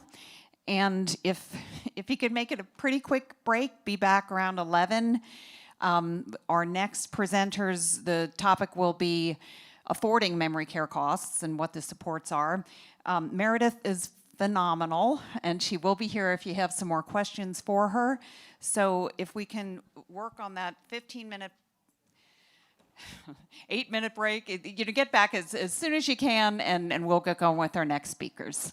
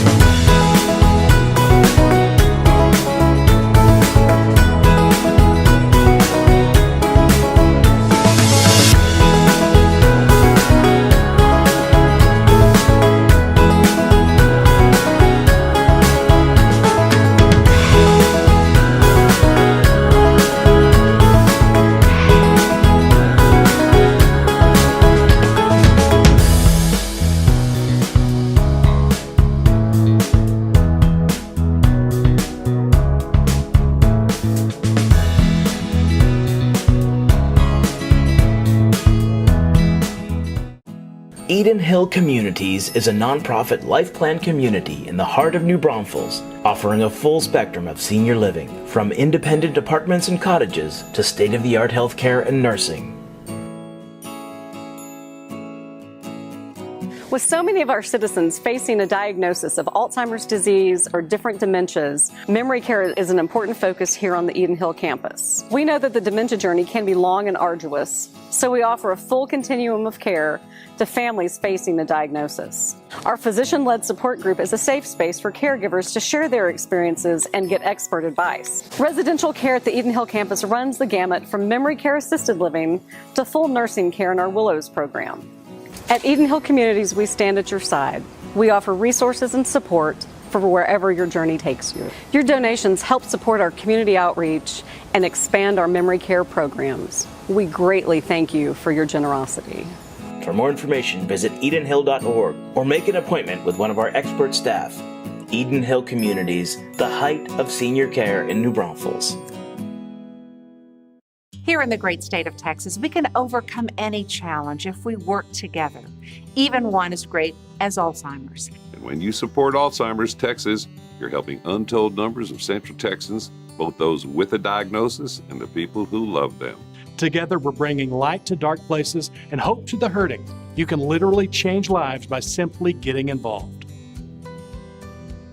Alzheimer's Texas is an essential resource for information about Alzheimer's disease, its symptoms, and the latest advances in research.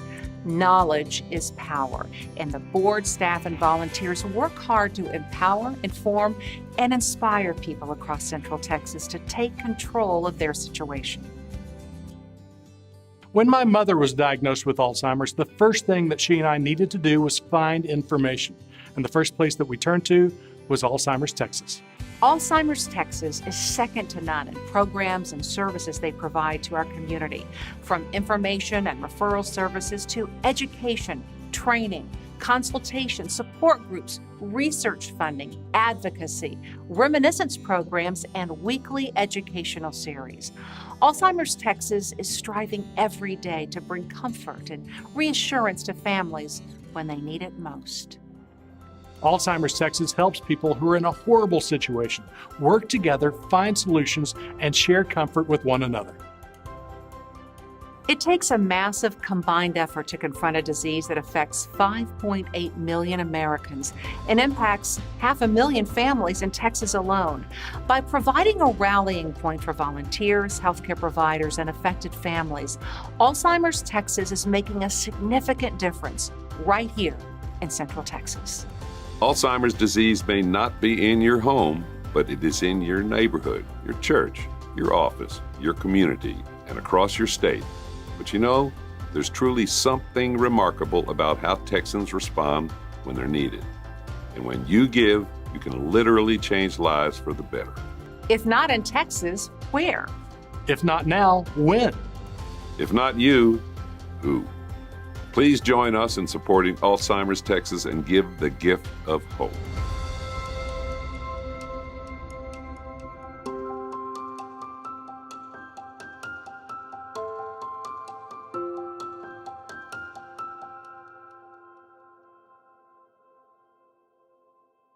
Why did Mrs. Jones fall? Maybe it was a muscular imbalance or a vestibular disorder, or even a cardiac issue. If Mrs. Jones is like most people, neither her nor her caretakers knew what it was until she had already fallen. VST Balance is a solution that uses artificial intelligence to help select rehabilitation therapists understand Mrs. Jones' exact risk of falling in the next 12 months. Then identify specific areas of improvement so preventative action can be taken months before a fall would have happened.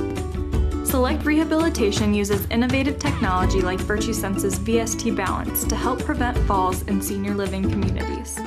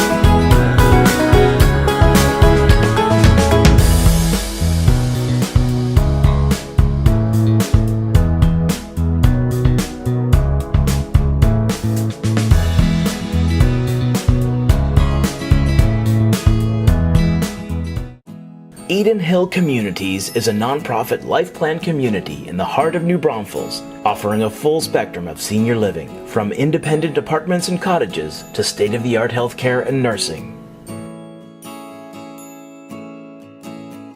With so many of our citizens facing a diagnosis of Alzheimer's disease or different dementias, memory care is an important focus here on the EdenHill campus. We know that the dementia journey can be long and arduous, so we offer a full continuum of care to families facing the diagnosis.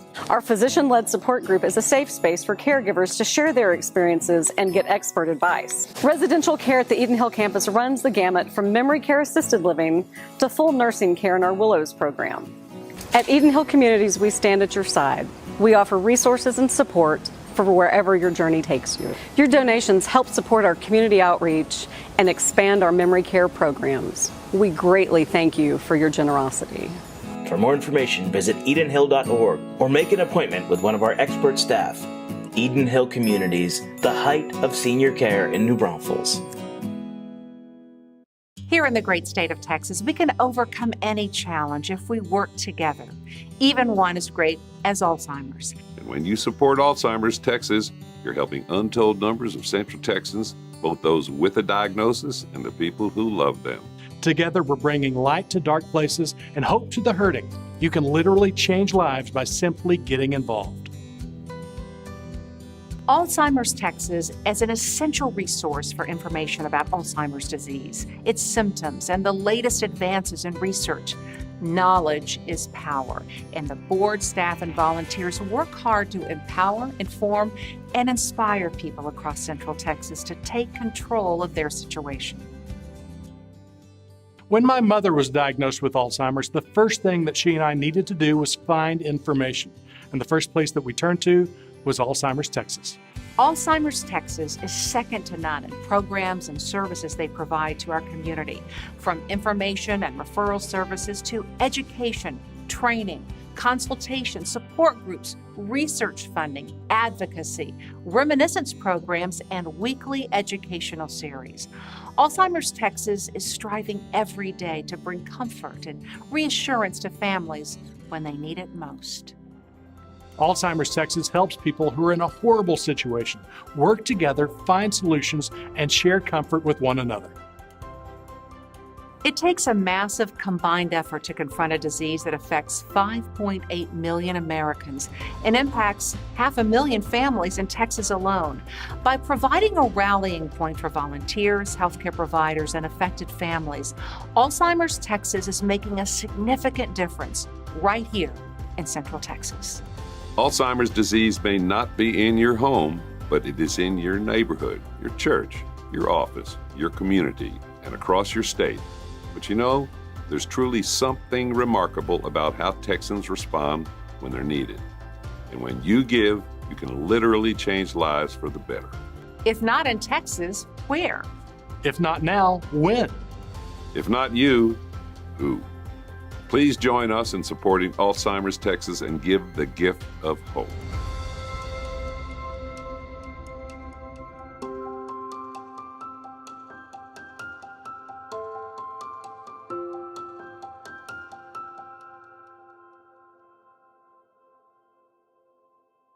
Why did Mrs. Jones fall? Maybe it was a muscular imbalance or a vestibular disorder, or even a cardiac issue. If Mrs. Jones is like most people, neither her nor her caretakers knew what it was until she had already fallen.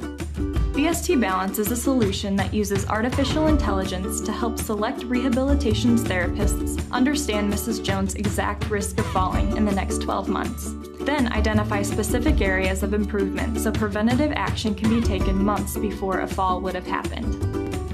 Select Rehabilitation uses innovative technology like VirtuSense's VST Balance to help prevent falls in senior living communities.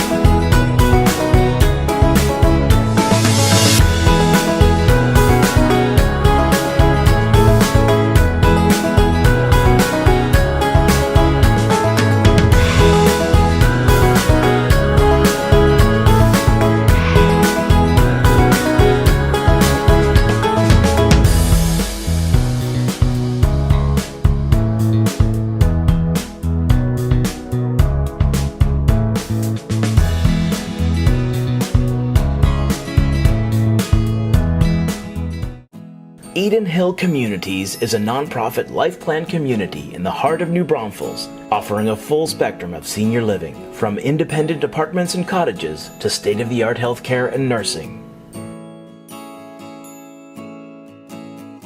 With so many of our citizens facing a diagnosis of Alzheimer's disease or different dementias, memory care is an important focus here on the Eden Hill campus. We know that the dementia journey can be long and arduous, so we offer a full continuum of care to families facing the diagnosis.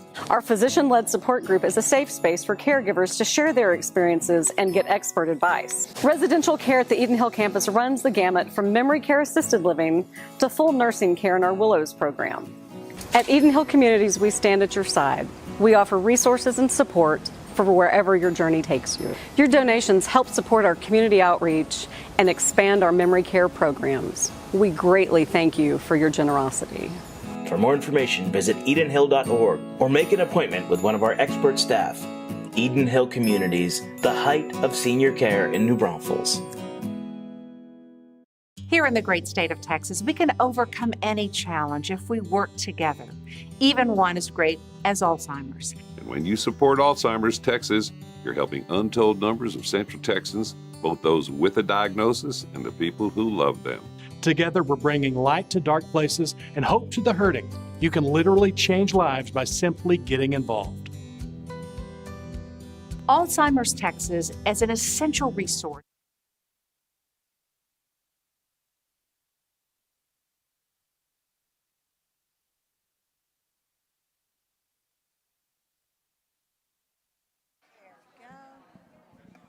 Now we're going to come back together. So glad y'all are all here this morning.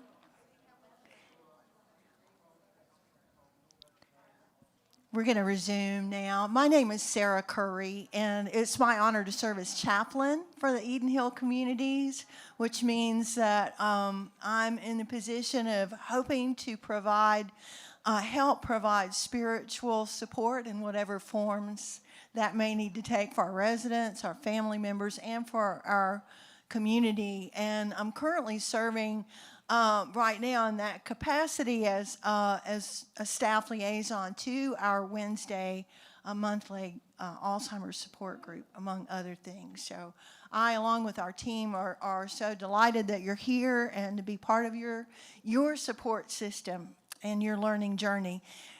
Now I'm happy to present to you two of our team members. Our next two presenters are ladies with combined experience in the field of over 30 years in healthcare and senior services. Dina Krozik and Terry Jackson have expertise that spans the fields of home health care, senior daycare, durable medical equipment, geriatric psychiatric services, assisted and independent living management, as well as support group facilitation. So I invite you now to join them for a deep dive into memory care supports and their costs.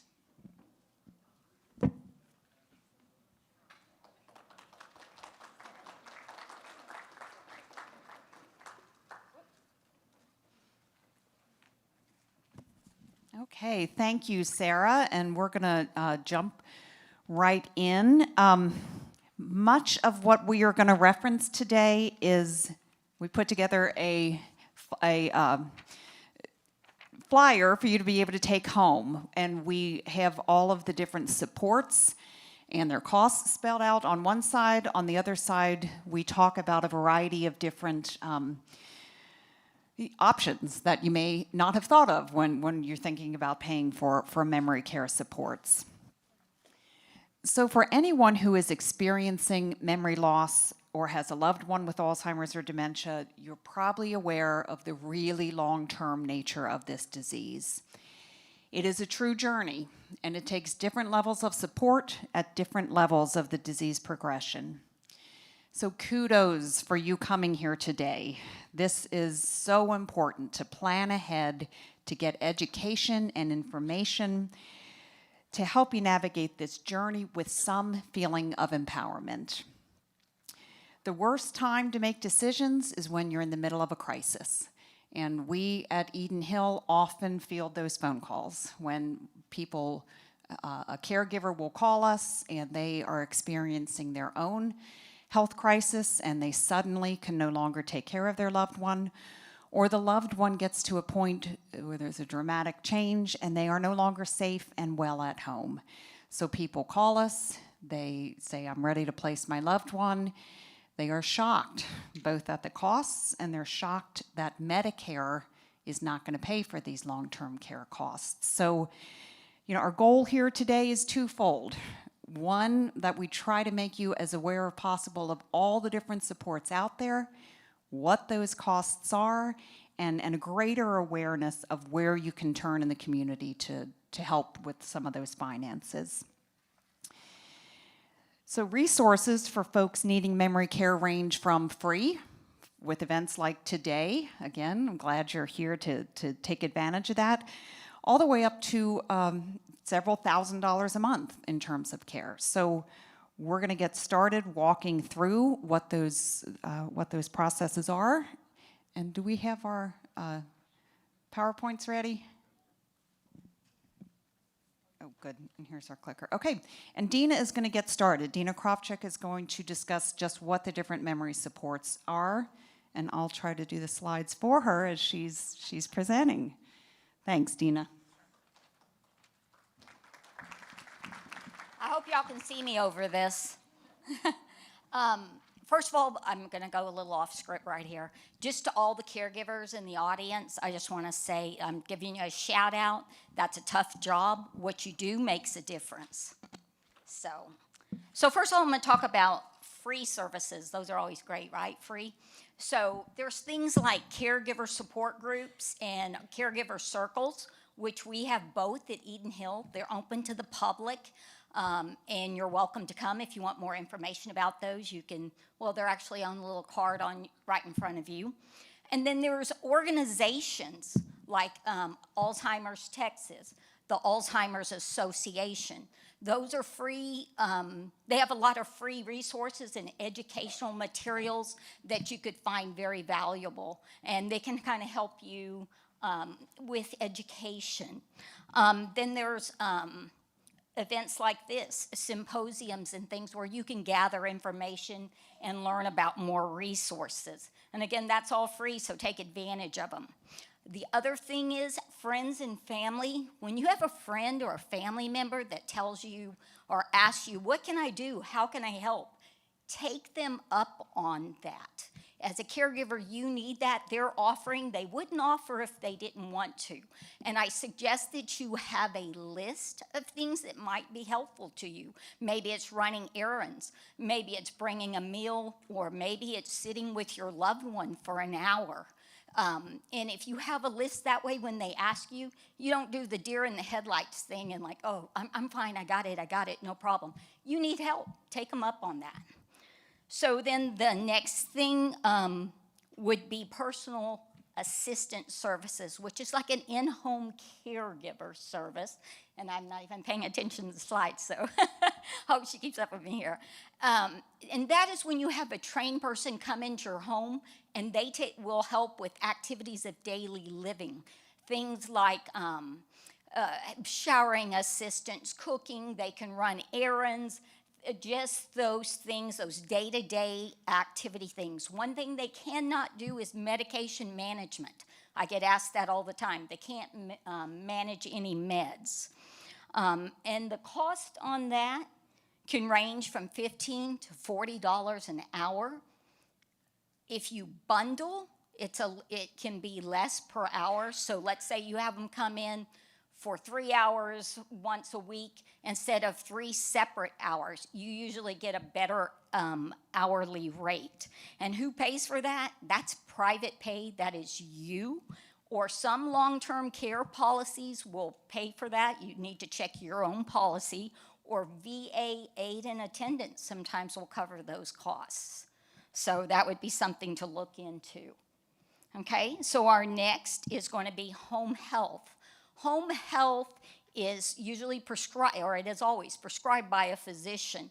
And that's going to be PT, OT, speech therapy, nursing, or wound care. And this is typically short term.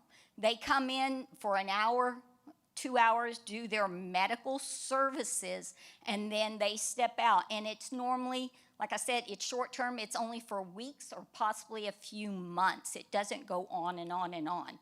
That is paid for by your Medicare or your insurance.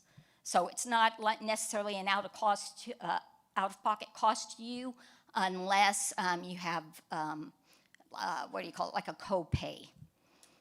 Then there's respite care, okay? Respite care is when someone is when you take your loved one to a place like a adult daycare, or you can take them. A lot of assisted livings offer respite care. We do at our community. And it gives you as the caregiver a break. You can do a day respite, or you can do an overnight respite. And people will utilize that when they want to go on vacation where their loved one will stay overnight. The cost for that would be like $74 per day. That's the average. Overnight, of course, is more. It's closer to the $200 range. Who pays for that? You do. Again, that's private pay. Some long-term care policies will pay for it, or the Area Agency on Aging has funds that they set up each year to provide respite care for people. They have limited funds, so if you're going to want to do that, I always say try to do it at the beginning of the year, because that's when they still have their full pocket of funds. Okay? Also, we do have a adult daycare here. It's called Camp Cummings in your Braunfels. If you're looking, and it's in your notes if that is something that you would like to take advantage of. And then we move to assisted living and memory care.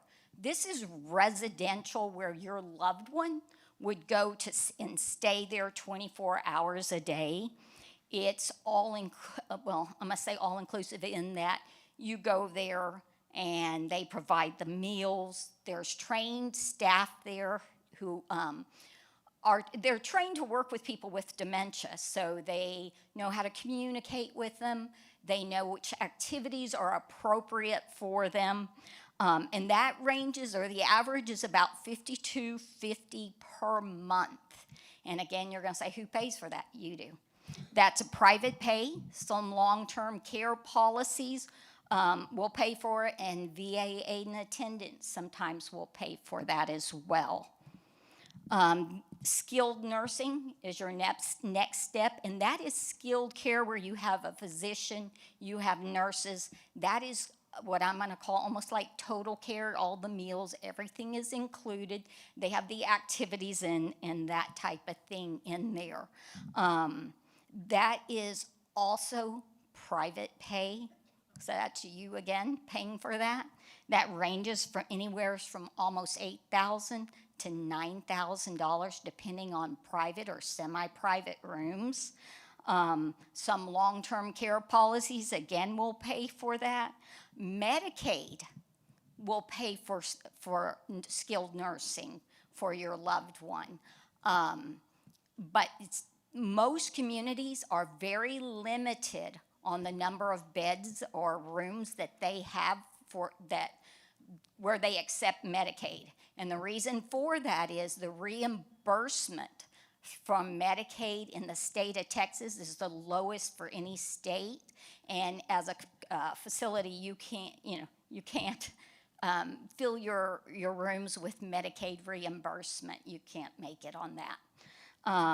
The next thing is hospice, and so I do the caregiver circle, and I always tell everybody who comes, don't be afraid of hospice. Hospice can be your friend. Hospice is when you go from curative care to palliative care, and hospice can be so helpful and beneficial to you when you have a loved one who is needing care. They can provide medical care, nursing, They have assistants that can come in and help with the bathing. They can do medication management. So that is something you'd want to look at. And that is paid through your insurance or your Medicare. They will pay for that. And I really want to encourage you to reach out to your hospice company. They can also provide respite for you and counseling if you want that, if you're having a hard time dealing with what's going on or your loved one is. So it's a great service. And that is all I have to say.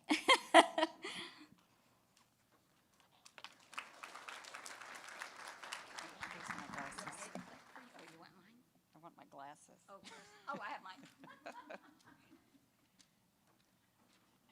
Thank you, Dina. And we did purposefully run through that pretty quickly. We have all of that information, as I said, on the handout, and we will be available. If you have any questions for more details, we are available at the Eden Hill table. We've got Hope Hospice and Altus Hospice. We've got both caregiver services here, caring senior service, AA care services. We purposefully brought these vendors in for you to be able to talk with them about prices and support. So please, they're here, and talk with them while they're here. I'm going to focus more on so how do you afford it?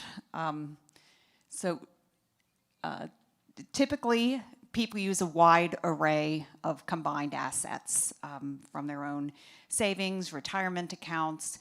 They can use life insurance policies, home equity. It truly ends up being a combination of resources. A lot of people don't think much about the long-term care long-term care insurance. Anyone have long-term care insurance here? And if so, kudos to you. It is harder and harder. People my age and younger, I'm hearing agents say it's not even going to be an option in the future. Long-term care insurance policies can be phenomenal. They also vary greatly from policies that you pay a lot into and don't get a lot out of. I've seen where they pay from everything from caregivers who come into the home. They will pay for skilled nursing later in life, as well as assisted living. The only way to truly know what your insurance policy covers is by reading it. If it's confusing, call the agent. If that's still confusing, call we've got an attorney here, an elder law attorney. Too many people don't take advantage of what's in the policy that they're paying for. So please look into it, call the agent, talk to elder law attorneys so that you actually get what you're paying for. Veterans benefits. A lot of people don't know how supportive the VA benefits can be as well. There are generally two types of veterans benefits. One is called VA aid and attendance, and the other are homebound benefits. We put it in your handout, but please, if you live in the county and you want more information, contact these folks. There are certain qualifications to see whether you can get the aid and attendance benefits, and it includes a variety of things. And the way that it works is folks who have a VA pension, you'll submit this application and the Veterans Department will determine if you're eligible or not, and if so, they will determine the amount of money that you will get in addition to your current pension. It's a great option. When you turn in the application, the things they're going to be looking for are, do you need physical help? So do you need help with the bathing, grooming, dressing, all of the caregiver type services? Or are you having to stay in bed much of the time because of an illness? They will also add additional benefits if folks have very severe visual limitations. So again, fill out the application. You may be eligible for thousands of more dollars a month than you're even aware of at this point. Besides the VA aid and attendance, there's also housebound benefits. And again, those are for folks either at home or in nursing homes who are confined to the home for the majority of time due to a disability. Okay. There is also life insurance options. People typically think of life insurance as something that they're happy to leave to their survivors. And again, for folks who have good life insurance policies, kudos for thinking ahead, but it may be time to look at what options your life insurance policy might have to be able to pay for memory care supports. Some folks just sell the policy outright and use those funds towards memory care. There are also options for you to take a loan against the cash accumulation that you've already got in your life insurance policy. Some folks will convert that long-term care policy into a policy that pays towards long-term care payments. So another option is just to cash it out and get a new policy that would cover long-term care. So some interesting options that people play with and figure they'd rather use those monies rather than having it for survivors so that they can provide good memory care for their loved one. Finally, home equity. It's easier when we're talking with adult children of parents who are in need of memory care. A lot of times the parent needs to move anyway, so selling the house is a great option and using those proceeds towards it.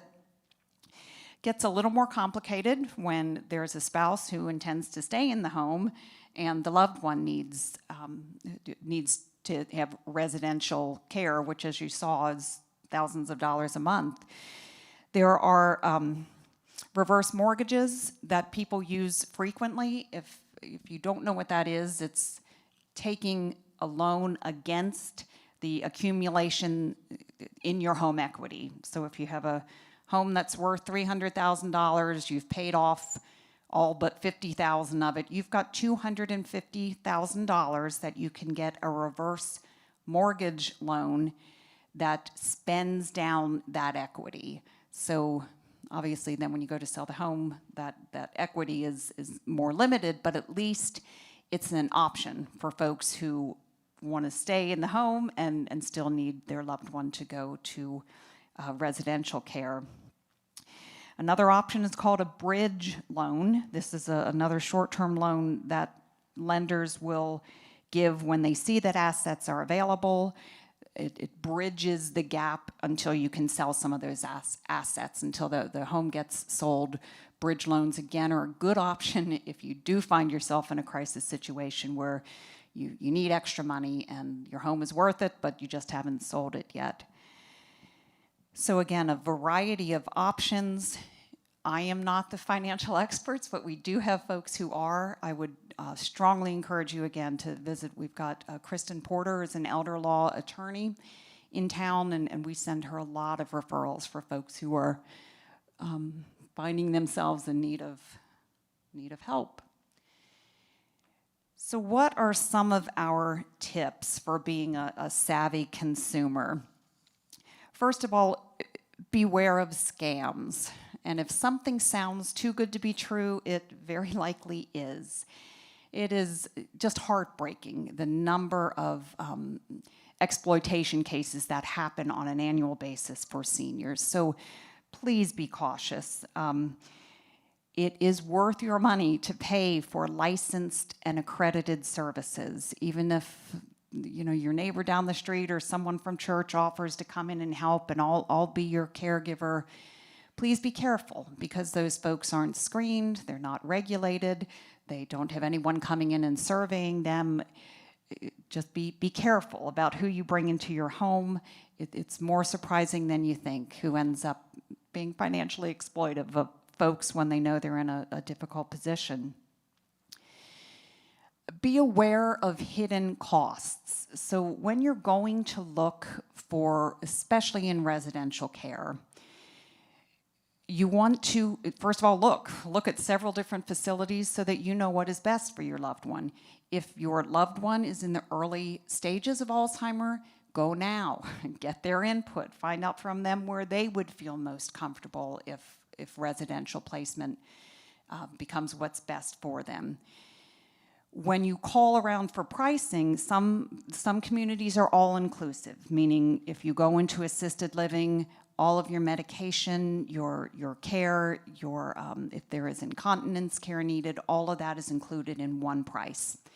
Be sure and ask, do you have different levels of care? Because many communities do. So you may think, oh, this is a break, I can afford this, but maybe the first level is an extra $250 a month for incontinence care, and then the next level is an extra $400 for medication management. And most people, by the time they need assisted living, they need all of that. So you may think you've got a good deal on a facility, but make sure you have asked what those levels of care are. Make sure you understand what they are. It still may be a great facility, and it may be the place you choose, but just don't go in and then get hit with costs that you weren't aware of. Another really important strategy is to bring someone with you when you are touring communities.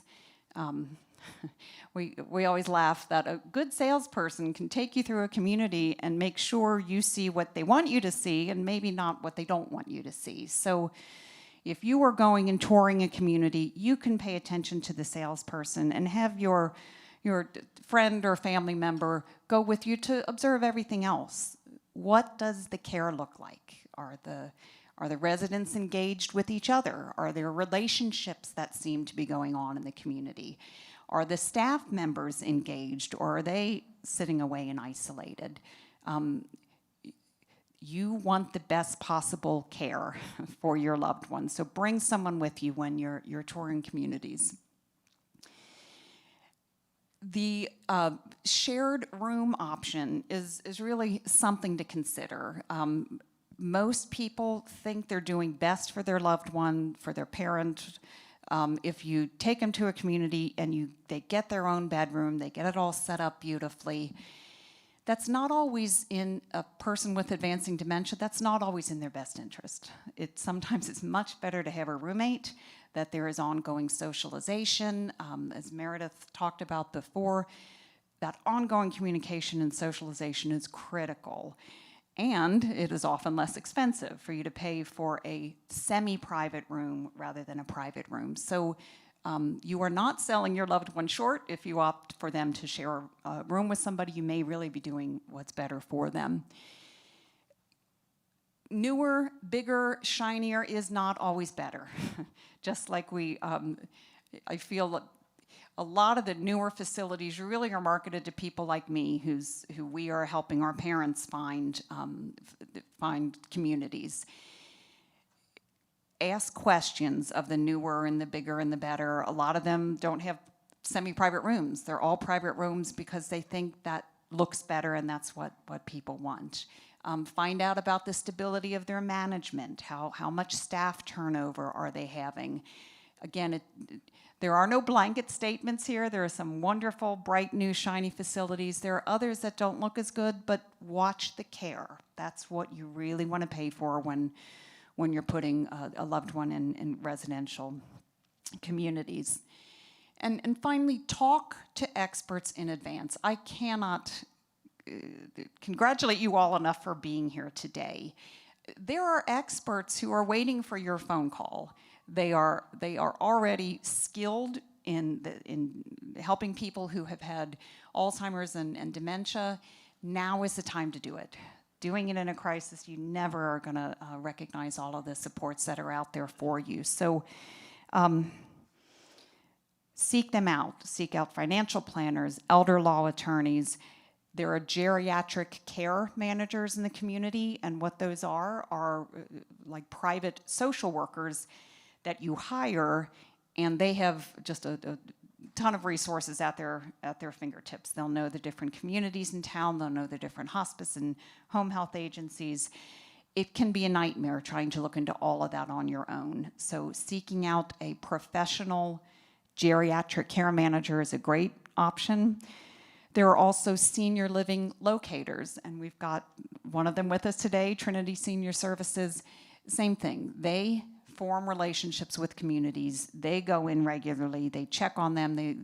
They are going to help you find both a good fit and make a recommendation for what they consider to be a high quality care. So let me see how much time. Again, all of this information is there for you. Please know that you're not alone. While it can be challenging, there are so many resources and supports out there. Continue to get educated in advance so the decisions you made are well thought out and they're within your financial means. That's all we've got. Thank you. And we are going to go immediately into our next presenters. We are really thrilled that the New Braunfels Police Department, our mental health unit, as well as Project Lifesaver came and got recorded in advance. Again, God love them. It is not easy to stare into a camera, and these folks did it for us in advance, so thank you. We also, the first segment in this clip is going to be one of our Eden Hill residents, Marilyn Monette. She was really brave to share her story of caring for her husband, who was diagnosed early with Alzheimer's. She's going to talk about her tips, her story, some resources, and then the video will go right into the mental health unit as well as Project Lifesaver.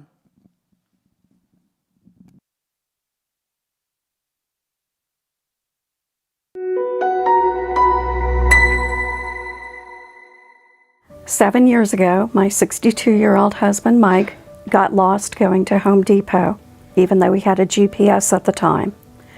He was having some trouble with words. He was kicking in his sleep. Shortly after that, started talking about the ghosts he would see during the night. What I didn't know was that his personality was about to change. He had been called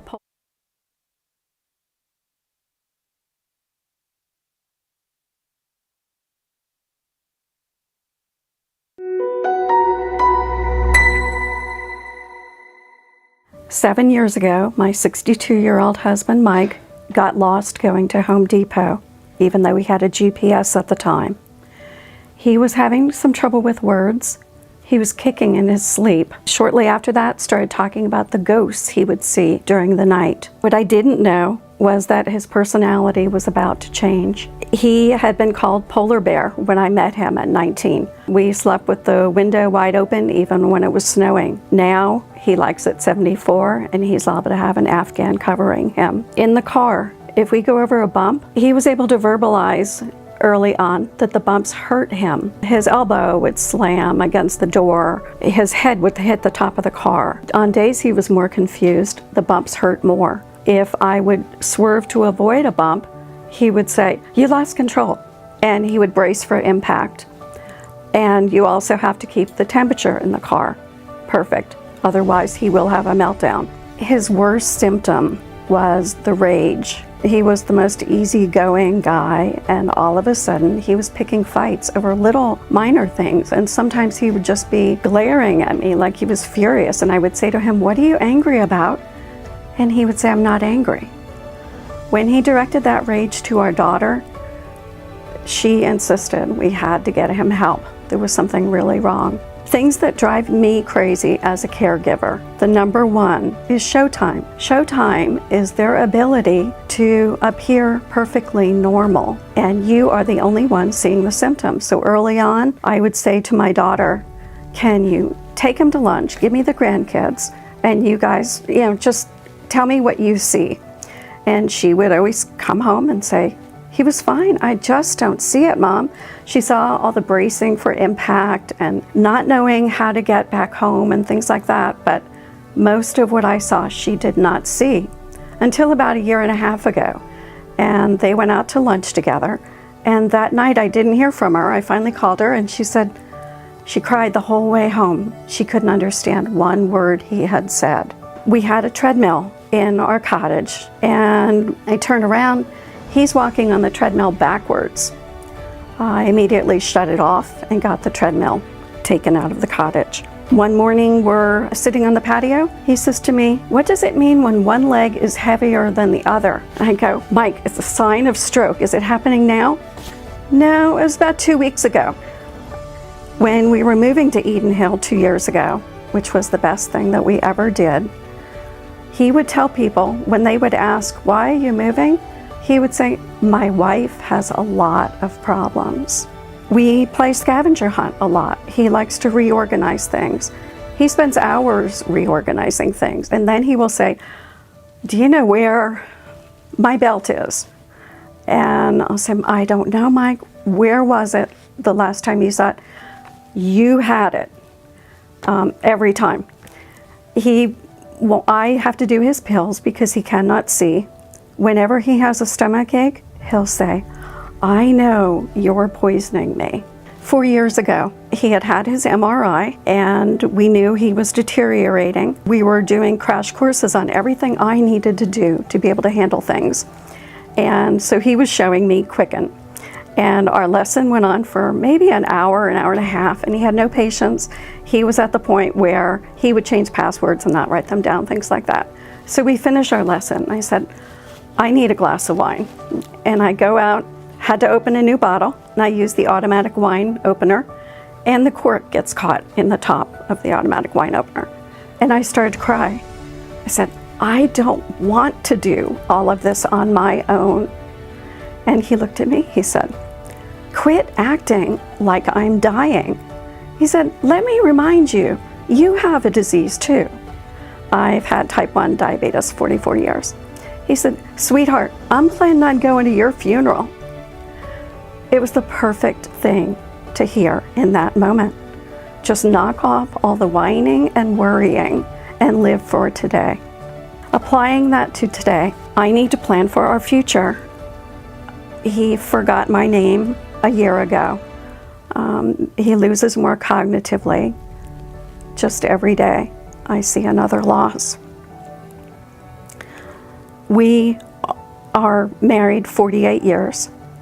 By 50 years, for our anniversary in 2 years from now, he won't know who I am. He may not be here. So we went out and celebrated 50 years from when our first date was. And we got a cute selfie. You have to live for today. He'll say, "You never do anything for me. I am his villain." He is not my villain. Alzheimer's is my villain because she stole my husband. You have to prepare everything, your medical and legal power of attorneys. Make sure you go see an elder care attorney. You have to be prepared financially. So we had to look for a memory care facility. I did that for the first time this week. It was a nice facility, but the thought of leaving my guy there was extremely difficult. But I think back to what he said, make the plan, stop living like he's dying, live for today. So I will do my research. I will find the best place and I will put that aside. Every day, I try to be ready for anything that might happen. Project Lifesaver is one of those things. It was a very easy no-brainer. If he starts to wander, and the very first time, he could get into trouble very quickly. I've read too many stories of senior alerts where they wander off and they're found the next day or a couple of days later. I didn't want that to happen to my husband, so I don't have to worry about that. Project Lifesaver, it's a no-brainer. Work every day to find joy and to be happy. If you're happy, it makes you a better caregiver to your husband or your spouse. Hugs help. Occasionally now, he will say something I can't understand even one syllable of it, and I will say to him, "Mike, I don't understand what you're trying to tell me, but you're adorable," and hug him. I try, as I'm planning a course of action, I try to do what hurts my heart the least. Be strong. Keep putting one foot in front of the other.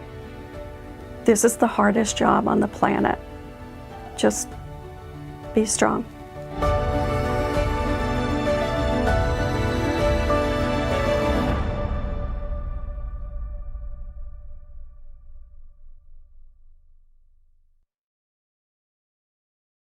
So the mental health unit started about a year and a half ago. Since the beginning of it, nothing like it existed before. And so we kind of had to build it from the ground up. We've been building some traction over the last couple of years. We mainly respond to active calls for service, which would include suicidal, homicidal, any kind of individual that's suffering from a mental health crisis. It's happening in the moment. Once we get to those calls, we can assess the situation, see what that person is needing, what that individual needs, And that could mean getting our local mental health authority involved, try to coordinate safety plans with those clinicians.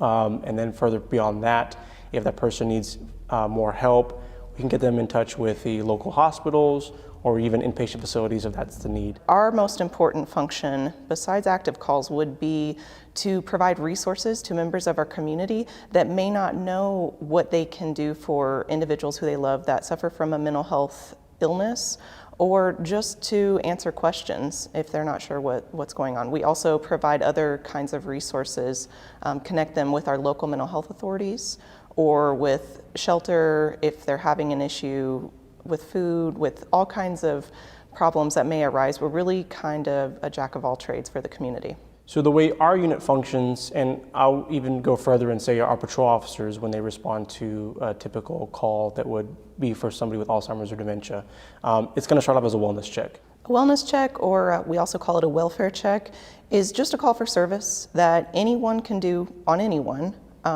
When patrol or the mental health unit gets a welfare check, it's basically someone who cares for this individual, family member, loved one, friend, even doctors do a welfare check, and it's saying, hey, I believe that this person may need to be checked on. That could mean they haven't heard from them in a while. They might start noticing that this family member is maybe having some jumbled thoughts, loss of memory, or a lot of times what we see is the individual may be wandering, and so they may leave the home and not return for quite a while. Individuals with Alzheimer's dementia can have hallucinations, they can be confused, they can be decompensated physically.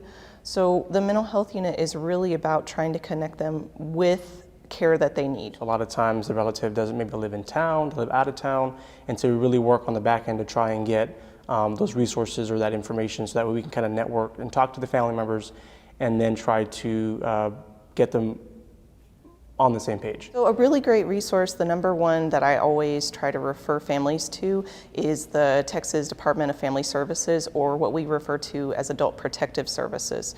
So when you hear of Adult Protective Services or Child Protective Services, you immediately think of abuse or neglect.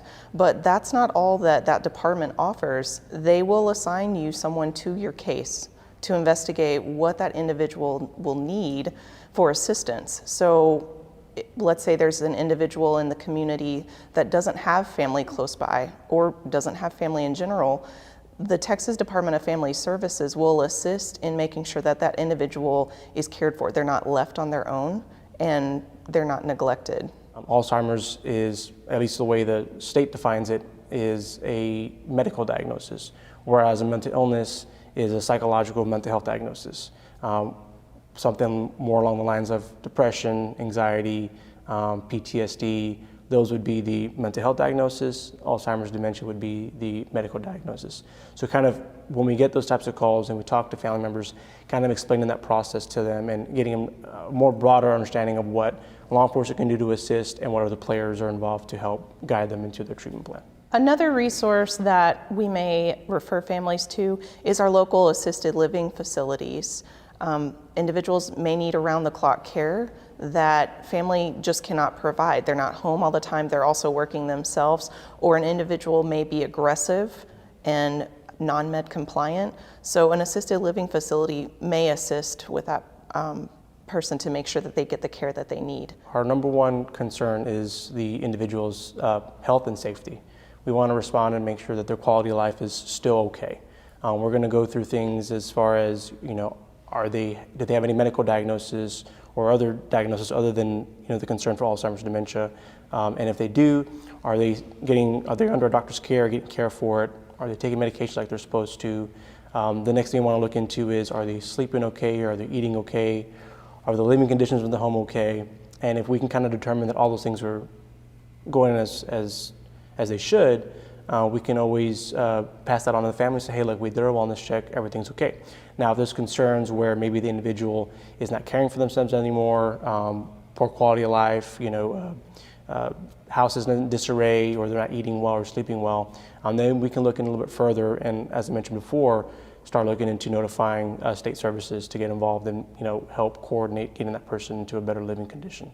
If they're not getting the care that they need at home, Family members may want to talk to their attorney or their lawyer to see what would be the best course of action to make sure that this person is getting the care, whether that's a medical power of attorney or guardianship.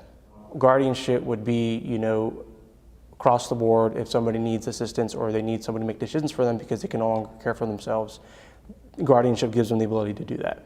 With medical power of attorney, that's more something that if somebody's incapacitated or they need somebody to make a medical decision for them on their behalf, that would apply. If you call the police department, we go to almost all calls.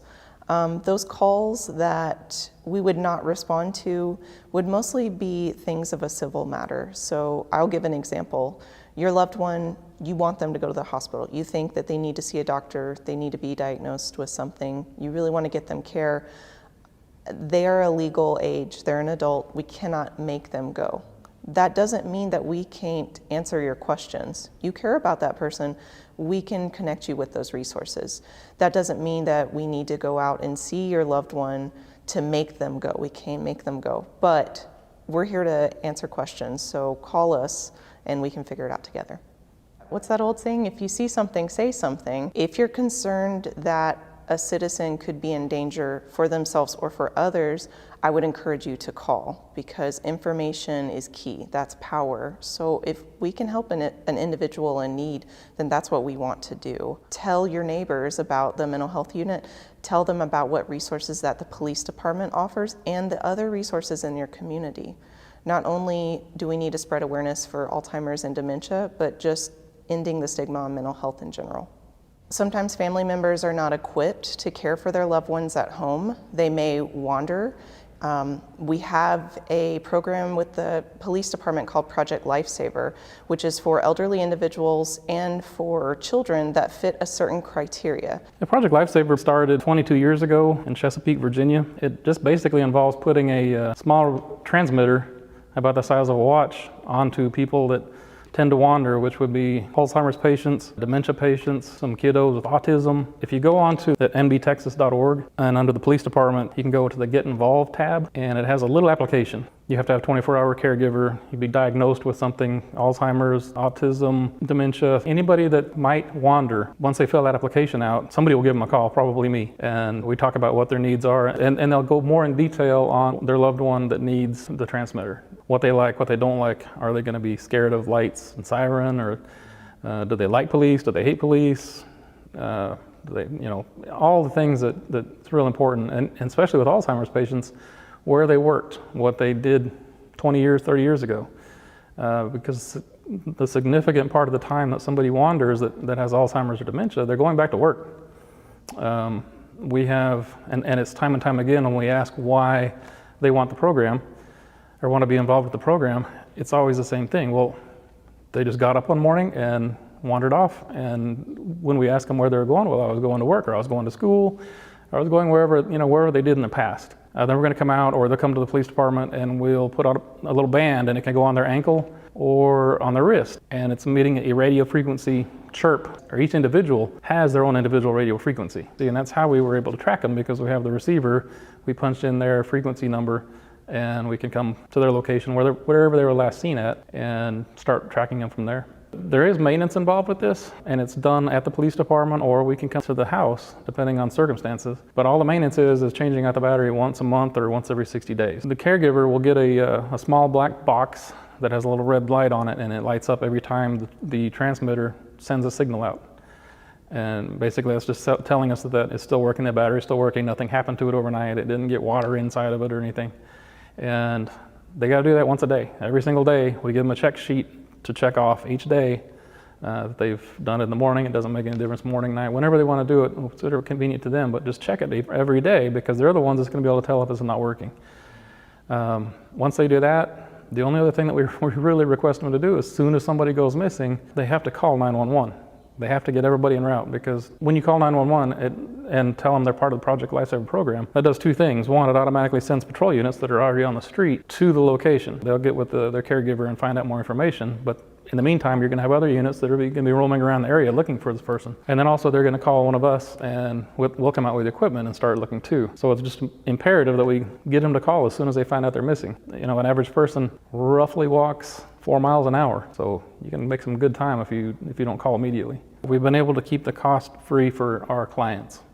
And the reason that is because we've pretty much been sponsored by the New Braunfels Police Academy Alumni Association. We've also received several donations from other entities like the Police Officers Association and the New Braunfels Fire Department Association, Noon Lions Club, and the New Braunfels Kiwanis Club. So Project Lifesaver, because you have the band and the frequency and the transmitter, you can go anywhere in the United States that has a Project Lifesaver program. So a lot of people go down to Orlando, or we've had people come here and they were up in Austin.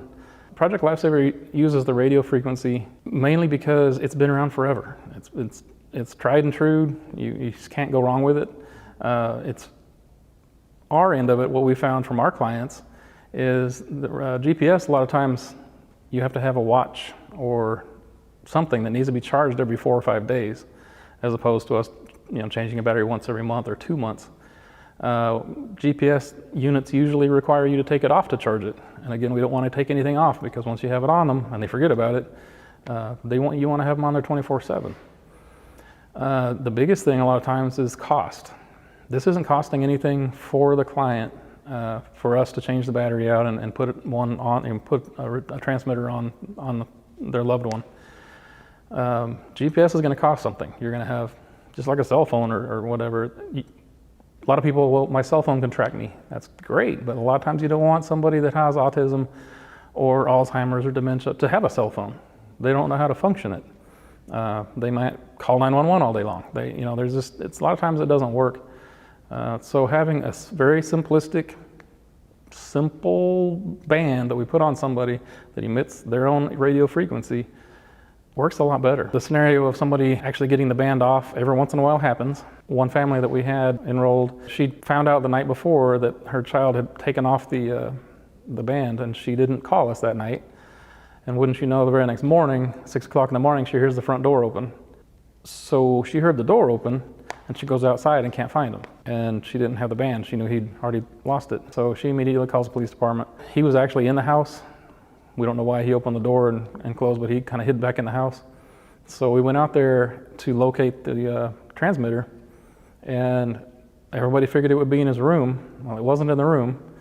It was through the master bedroom, into the master bathroom, in the bathtub, underneath a washcloth in the bathtub. Still had the band on. He was able to slide his hand out of it, and we were able to locate it that way. But when we located it, we looked at Mom, and she started crying.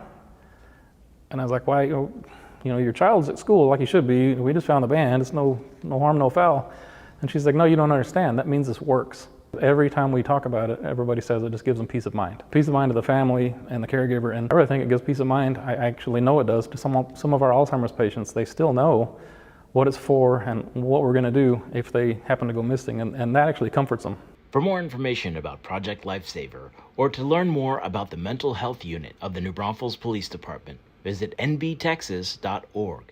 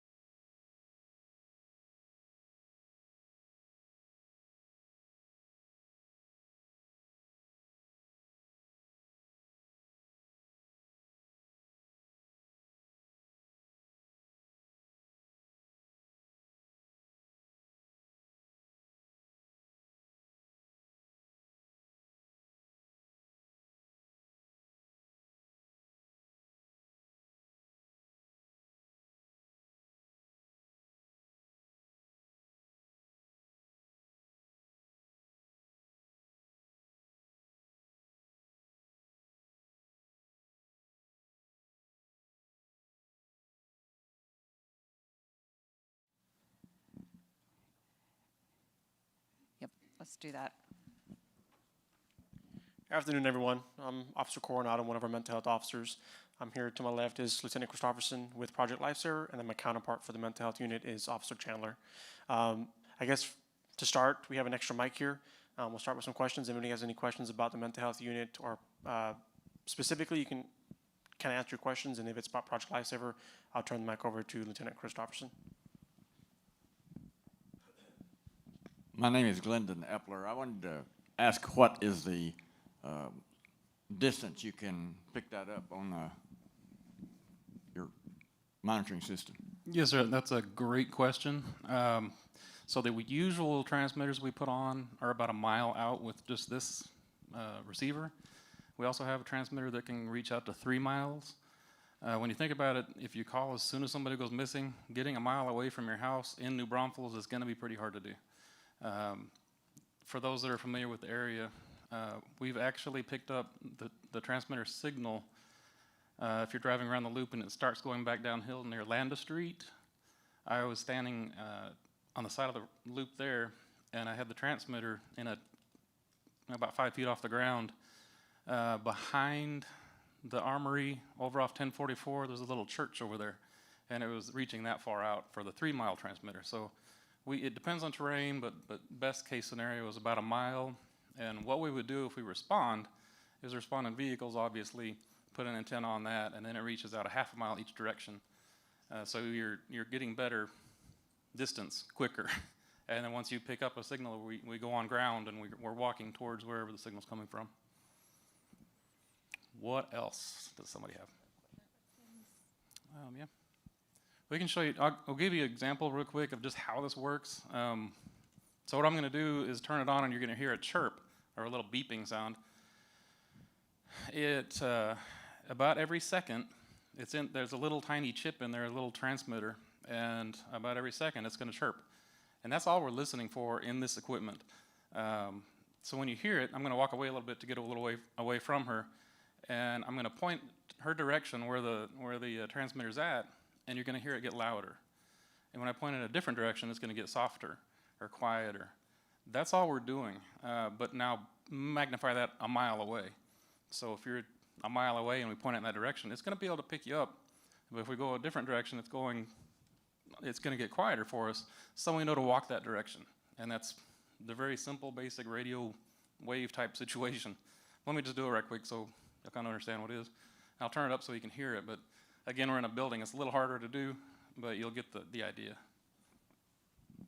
Something to add also, he mentioned in the video about comparing it to GPS.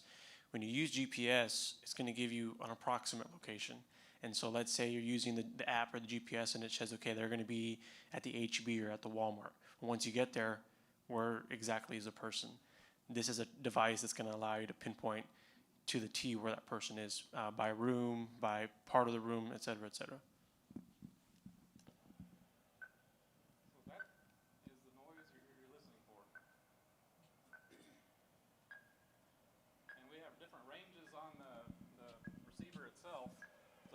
When we start out, you would start out with the long range, and then each time you get closer, it's basically long range. You're looking at this. You switch it down one notch, and you're looking a little tighter. Switch it down a notch, and you're looking a little tighter. So we're zoning in or zeroing in on wherever the receiver is at. So if I aim it towards her where she's at and she has it, it's loud. As soon as I go over here, we're getting some deflection from the wall, but it gets quieter.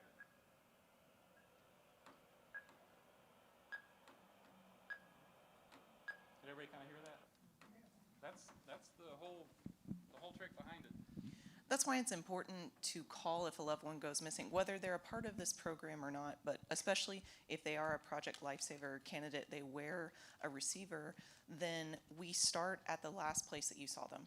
Hey, I saw them leave the front door 5 minutes ago. That's where we're going to start. But even if they're not a part of this program, you have to call as soon as they go missing so we can start looking on foot and in vehicles around the town. One other thing, I'm sorry, question? Is this program available in Guadalupe County? We live in New Braunfels, but not in city limits. So we're Guadalupe County. Yes. So, like we said in the video, we have our Citizens Police Academy Alumni Association has donated a considerable amount of money towards this. So we say New Braunfels. Definitely New Braunfels in the city limits in Guadalupe County, not a problem at all. What we've actually been able to do, and the chief has supported it, is we have about 4 clients that are out in Comal County, and they're a pretty good distance away, but not too terribly bad. because I have to look at how far away and how long it's going to take for us to respond. But we do have some people that are out in the county. I just got off the phone with one of the guys from Comal County, and I reminded him we still need to have a meeting because every time we tried to set it up, something came up, and then COVID came up and everything else. So we're working with Comal County. I haven't approached Guadalupe County with it yet, but what we've been able to do is if you're within reason close to us, we do offer it to them. And then the trick is, it gets a little dicey because you have to let the other agency's dispatch center know, because if you call 911 from your house, it's not going to get New Braunfels PD usually. So then you got to explain it all to them, and they get confused. So there's a lot of back work to it, but just if you go online and fill out the application, then I'll end up giving you a call and we'll talk about it and we can work through whatever we need to do.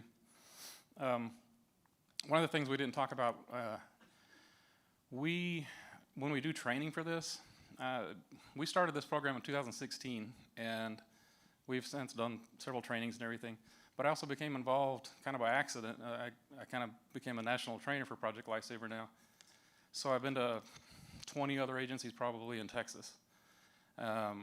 Harris County has it, Fort Bend County, a lot of places up in East Texas, because there's an Alzheimer's Alliance up in East Texas that's very proactive, and they had several grants. So I spent a lot of time up in East Texas, and what we do during the training, not only do they have to go out and just find one individually, find the transmitter, but then the next day we set up scenarios and we just say, okay, yeah, we have a missing person. She's 52 years old. She has Alzheimer's. She doesn't have any other physical problems. She's been gone for 45 minutes. She last seen at her house, and basically set out a whole situation that would really happen in real life. And then they have to leave the location. The trick is getting them far enough away from the transmitter so they don't pick it up right off the bat. But they have to leave the location. They go out in their cars. They all have equipment and the antennas on the car. And they spend, the object is try to get them located within 30 minutes. And that's pretty much what Project Lifesaver's average is. And it really turns into fun for the officers that are out there doing it. Everybody's hesitant. They don't want to really get too terribly involved because they're cops. They're just kind of scared of it, I guess.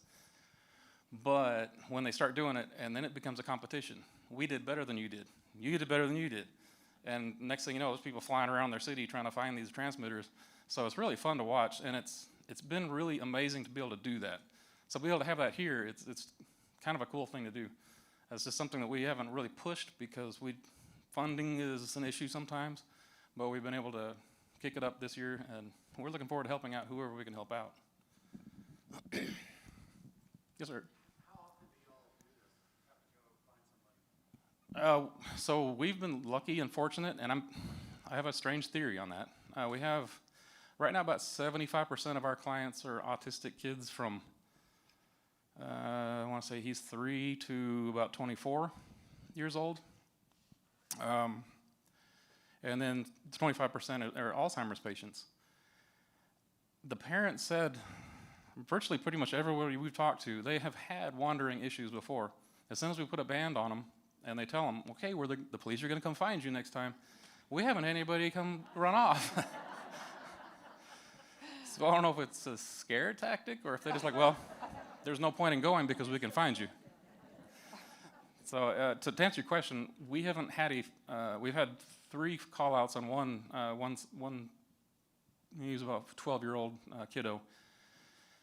The living arrangements worked great, but his grandma was doing exactly what she should do. As soon as he left, she would call. So we called out 3 different times, but patrol usually found him by the time we got there, which I timed our response time and it was 15 minutes. So patrol would have usually found him, or he came back and he lived in an apartment complex here in town. But every time that happened, we contacted him. First we found him with this because we practiced too. And then we would contact him and just talk to him. Where would you go? The funny part was, one of the times he said, the hoity-toity bar. He's 12. Well, come to find out, there's a dog next door that's in a fenced-in area by the hoity-toity. Now that's where he's going to talk to. He was frustrated and he's running off and he'd go to the hoity-toity. That was a little scary at first, but he really wasn't going there. He was visiting the dog. So we had 3 of those call-outs, and then I've had 2 or 3 times where we've had to go find the transmitter because somebody got it off and they lost it. The last time I was with an Alzheimer's patient, and she is super sweet, but it's kind of bothering her, and she was able to worm her hand out of it, and her husband called probably 2 weeks after she had it on. Her husband called kind of in a panic, and I was like, no worries, we'll find it. Sure enough, we found it, tracked it right into the laundry basket. So he was happy. He's a really good guy. When she tried to take it off the next time, he just took a zip tie and put it on her. So she didn't get that one off. But yeah, he's a real good guy. What else we got? Any other questions? Yes. We'll go back there first. She has the mic. Marilyn, does your husband have one of these vans, and how well has he tolerated it? He had never wandered, but he's 69, big and strong. He walks around Eden Hill almost every day. He's a great walker, like I said, very strong. He has nightmares at night and I'll hear him sometimes just yell, "Help!" And he's back asleep in a second. He was never really awake. What I said to him was, if you ever got confused in the middle of the night and walked out the door, the police would track you down and help you get back to me, which is his biggest fear, that I'm like his security blanket now, because he's lost a lot of his language. And so that way they would help him get back home, and that's what he wants. You know, he tolerated it immediately. You know, you wear it in the shower and everything, it never comes off. And I talked about Showtime a little bit, about how my daughter never saw signs or anything. My husband, he has so much trouble with language, and I wrote on the application that he doesn't know he lives in New Braunfels or Eden Hill or any of that. I take him that day to the police department to get the band put on him, and he puts out his hand. "Oh, thank you so much for having this program. You know, this is so wonderful." And I laughed the whole way to the car, like if anything ever happens to him, they're going to say, she's our #1 suspect.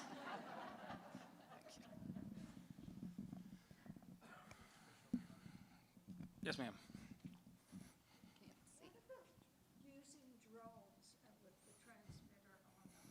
So the question is, what about using drones with the transmitter on them? Originally, and that's a fantastic question and good idea.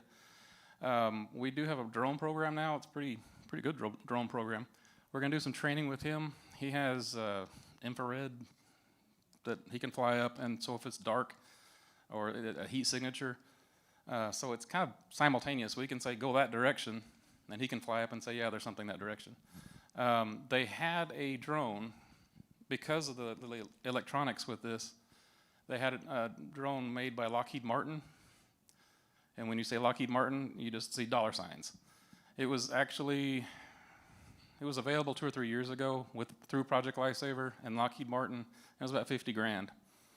We just got back from a conference for Project Lifesaver, and they're working on something different that's going to be a whole lot more economical and useful for people that can't afford $50,000 drones. So that's in the process. It's in the works. Hey, I think.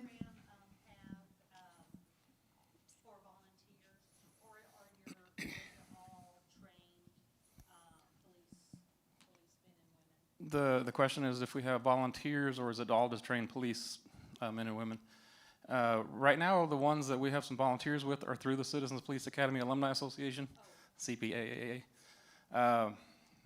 We kind of keep it a little tight-knit because of the sensitivity of it, and also through the PD, because we're doing a lot of stuff through the police department. So if anybody's gone through that program yet, they're more than welcome to let us know. We have 2 or 3 volunteers every single month. They're out helping, and they're fantastic. They go out and help change batteries. They've been instrumental in helping us, because we've got to take care of everything else too. We have real jobs, and then we're doing this on the side. So they've been very instrumental in helping us. Okay.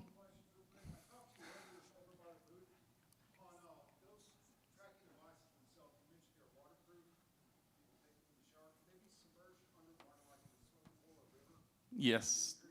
The question is, can the transmitter be submerged underwater? They will reach down, and I haven't tried it yet, but the manufacturer says we can find them 15 feet down.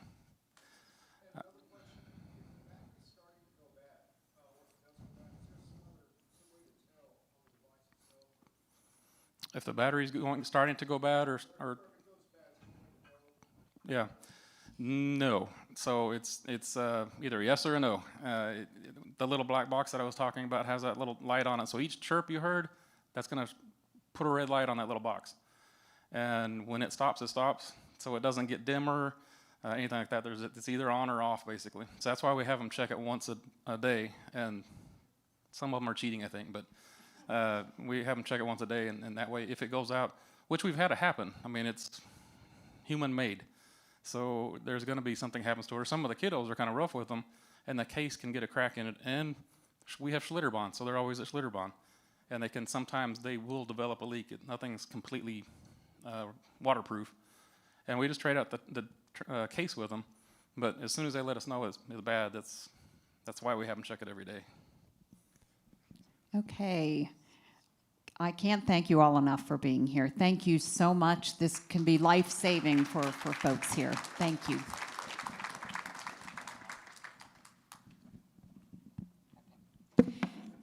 Sorry.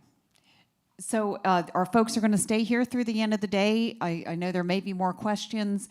We only allotted 30 minutes for lunch. We're trying to stay on our tight schedule. We have boxed lunches donated by HEB. So our team is over there to help you. If you just file over there, we've got several different options. I think chicken, salad, turkey and ham, and water. So help yourself to lunch, bring it back to the table, and we will start up again in about 30 minutes.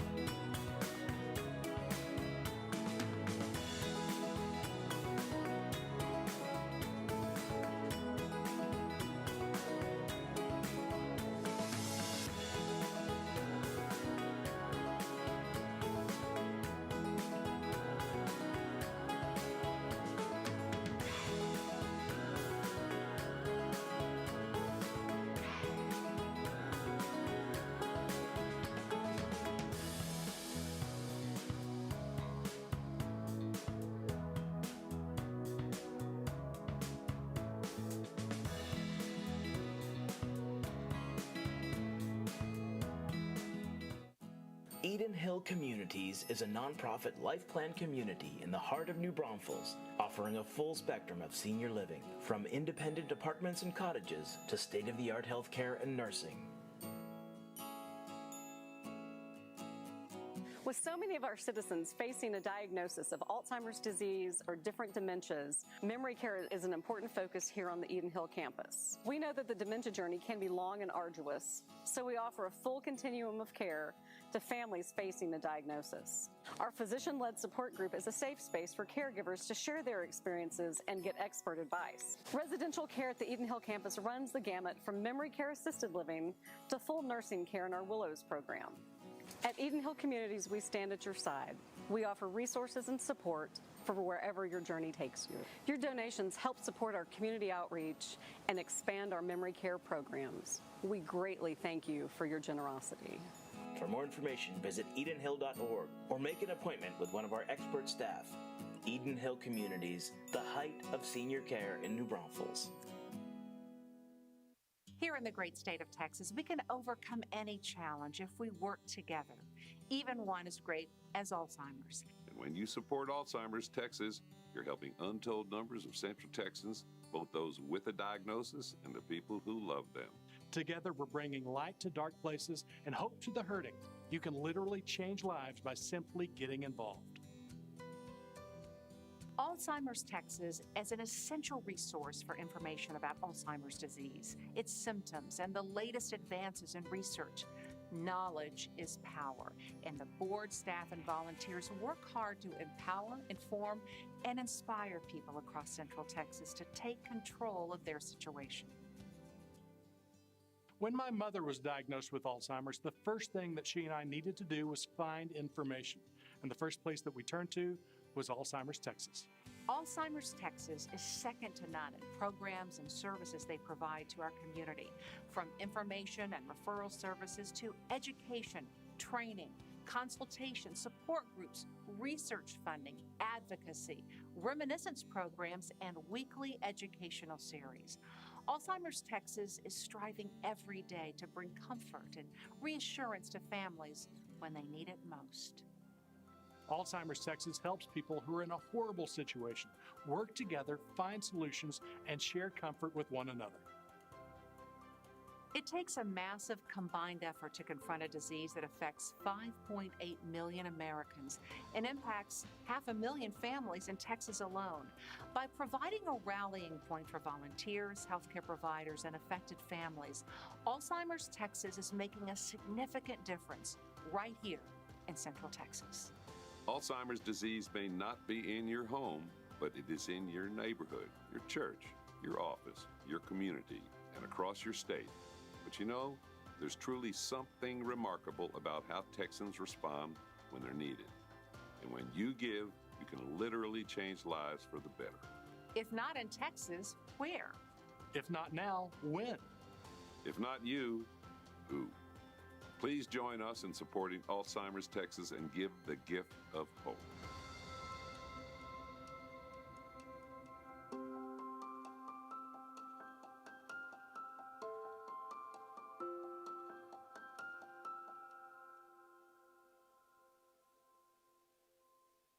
Why did Mrs. Jones fall? Maybe it was a muscular imbalance or a vestibular disorder, or even a cardiac issue. If Mrs. Jones is like most people, neither her nor her caretakers knew what it was until she had already fallen. VST Balance is a solution that uses artificial intelligence to help select rehabilitation therapists understand Mrs. Jones' exact risk of falling in the next 12 months. Then identify specific areas of improvement so preventative action can be taken months before a fall would have happened. Select Rehabilitation uses innovative technology like VirtueSense's VST Balance to help prevent falls in senior living communities.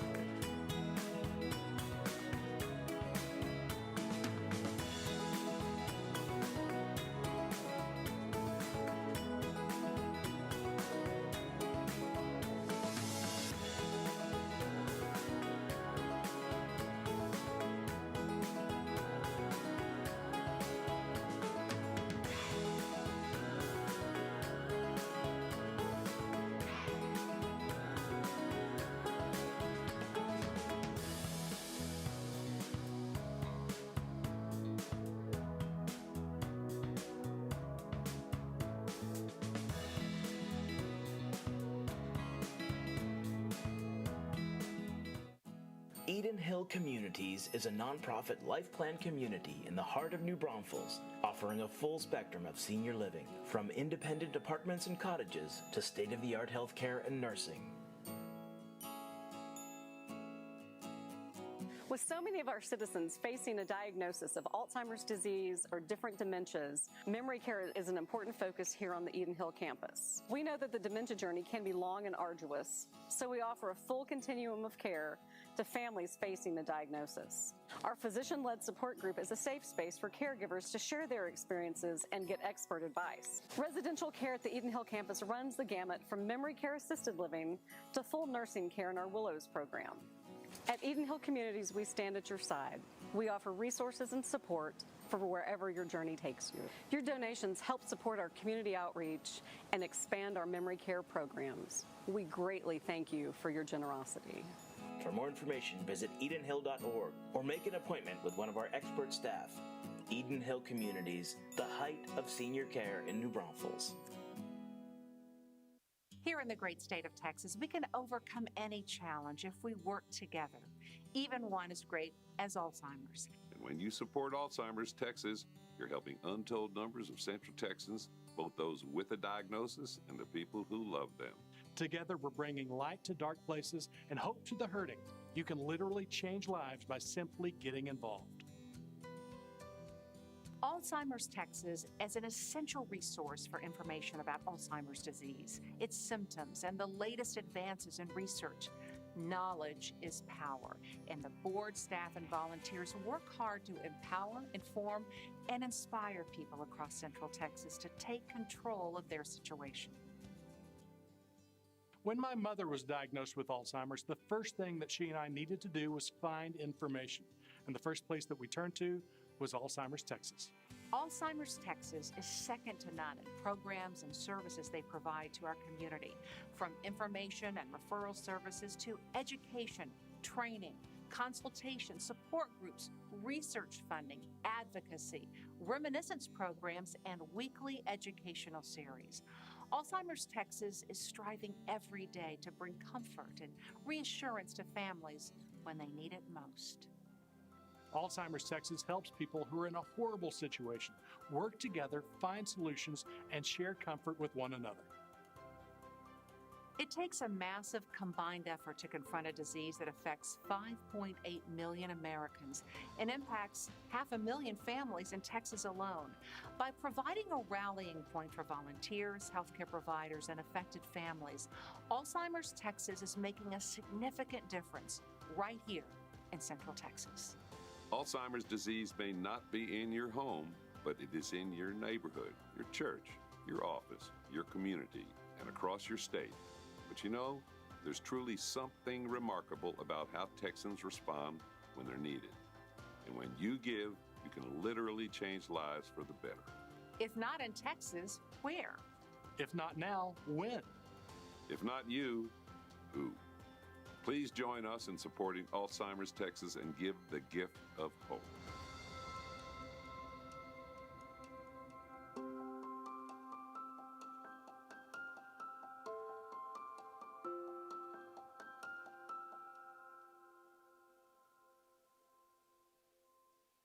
Why did Mrs. Jones fall?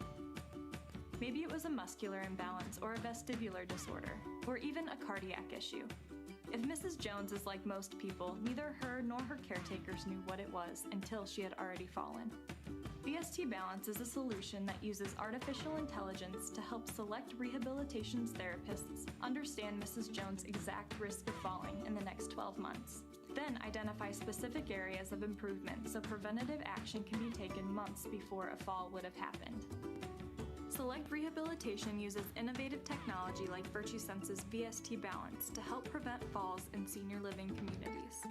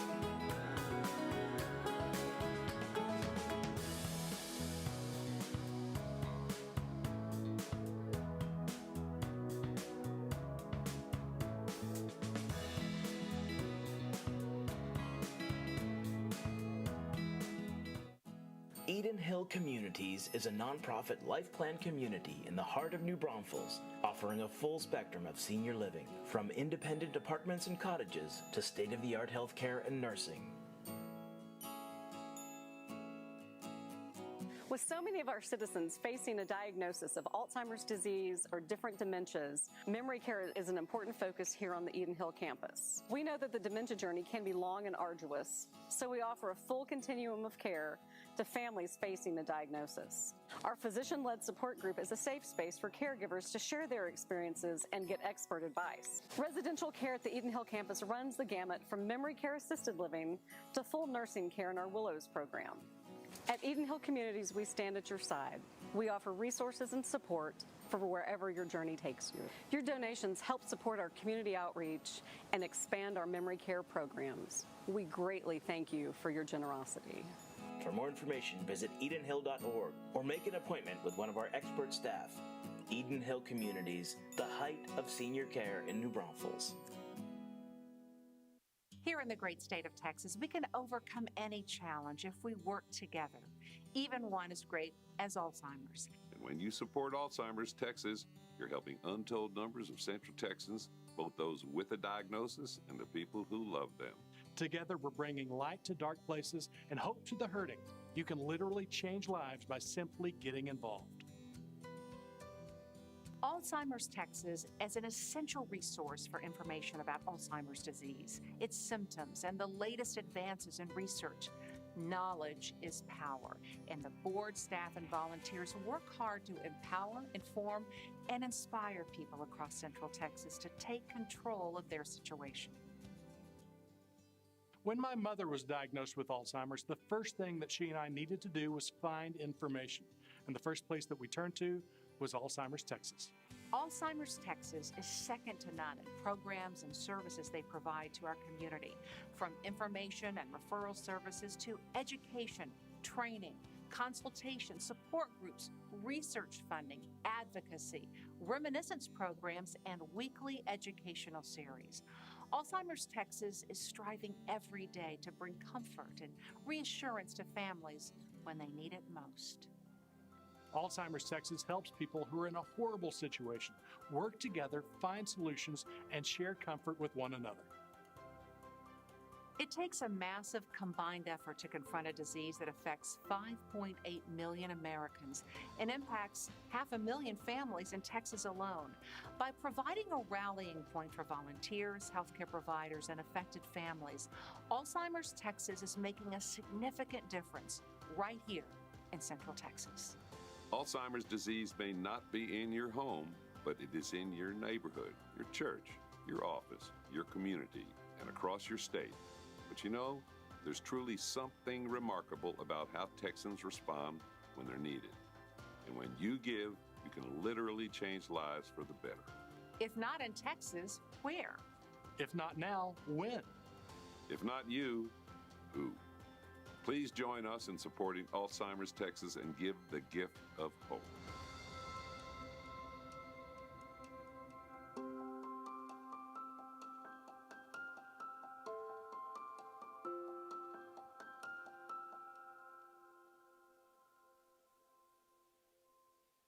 Why did Mrs. Jones fall? Maybe it was a muscular imbalance or a vestibular disorder, or even a cardiac issue. If Mrs. Jones is like most people, neither her nor her caretakers knew what it was until she had already fallen. VST Balance is a solution that uses artificial intelligence to help select rehabilitation therapists understand Mrs. Jones' exact risk of falling in the next 12 months. Then identify specific areas of improvement so preventative action can be taken months before a fall would have happened. Select Rehabilitation uses innovative technology like VirtueSense's VST Balance to help prevent falls in senior living communities.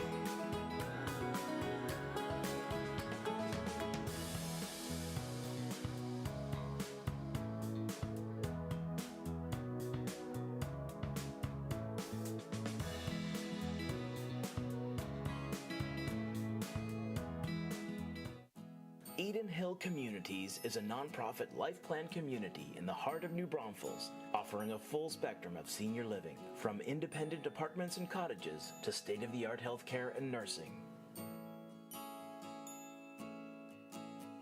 With so many of our citizens facing a diagnosis of Alzheimer's disease or different dementias, memory care is an important focus here on the EdenHill campus. We know that the dementia journey can be long and arduous, so we offer a full continuum of care to families facing the diagnosis. Our physician-led support group is a safe space for caregivers to share their experiences and get expert advice. Residential care at the EdenHill campus runs the gamut from memory care assisted living to full nursing care in our Willows program. At EdenHill Communities, we stand at your side. We offer resources and support for wherever your journey takes you. Your donations help support our community outreach and expand our memory care programs. We greatly thank you for your generosity. For more information, visit edenhill.org or make an appointment with one of our expert staff. EdenHill Communities, the height of senior care in New Braunfels. Here in the great state of Texas, we can overcome any challenge if we work together, even one as great as Alzheimer's. And when you support Alzheimer's Texas, you're helping untold numbers of Central Texans, both those with a diagnosis and the people who love them. Together, we're bringing light to dark places and hope to the hurting. You can literally change lives by simply getting involved. Alzheimer's Texas is an essential resource for information about Alzheimer's disease, its symptoms, and the latest advances in research. Knowledge is power, and the board, staff, and volunteers work hard to empower, inform, and inspire people across Central Texas to take control of their situation. When my mother was diagnosed with Alzheimer's, the first thing that she and I needed to do was find information. And the first place that we turned to was Alzheimer's Texas. Alzheimer's Texas is second to none in programs and services they provide to our community, from information and referral services to education, training, consultation, support groups, research funding, advocacy, reminiscence programs, and weekly educational series. Alzheimer's Texas is striving every day to bring comfort and reassurance to families when they need it most. Alzheimer's Texas helps people who are in a horrible situation work together, find solutions, and share comfort with one another. It takes a massive combined effort to confront a disease that affects 5.8 million Americans and impacts 500,000 families in Texas alone. By providing a rallying point for volunteers, healthcare providers, and affected families, Alzheimer's Texas is making a significant difference right here in Central Texas. Alzheimer's disease may not be in your home, but it is in your neighborhood, your church, your office, your community, and across your state. But you know, there's truly something remarkable about how Texans respond when they're needed. And when you give, you can literally change lives for the better. If not in Texas, where? If not now, when? If not you, who? Please join us in supporting Alzheimer's Texas and give the gift of hope. Okay, folks, I am taking back my 30 minutes of lunch. And I'm asking for you to give us about 5 more minutes for Officers Chandler and Coronado. She pointed out to me that they didn't get to talk about suicide prevention, which is a really important topic. So I'm going to give them about 5 minutes to talk about that, and then we'll get back on track. So thank you.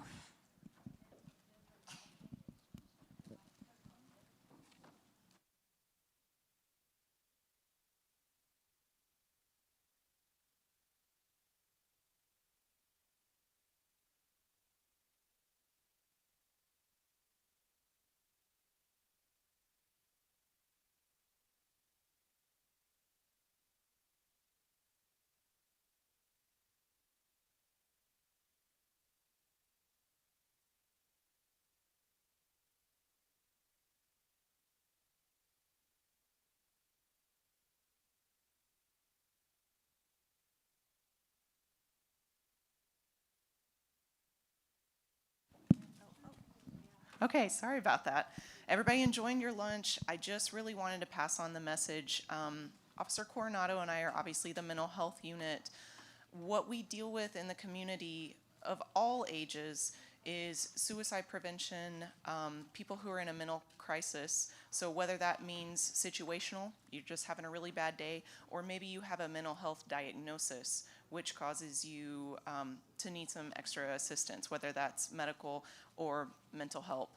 What I wanted to say, I know this focus is on Alzheimer's, but with this elderly community, I think you're at heightened risk for suicide because some people may feel hopeless or they have nowhere to turn, lacking resources. Maybe they don't have a lot of family left, and we don't want the community to feel like they have nowhere to turn. And so even though the mental health unit does all kinds of things, I really want the elderly community to know that we are also a resource. And Comal County and Guadalupe County have a crisis line. I don't think we have it printed on our paperwork that's included in the little grab bag, but if you have a pen and paper, I wanted to give you that.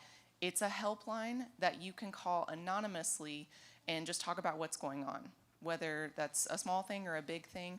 Someone is there 24/7 to answer the phone and give you resources. That number is going to be 877-466-0660. 877-466-0660.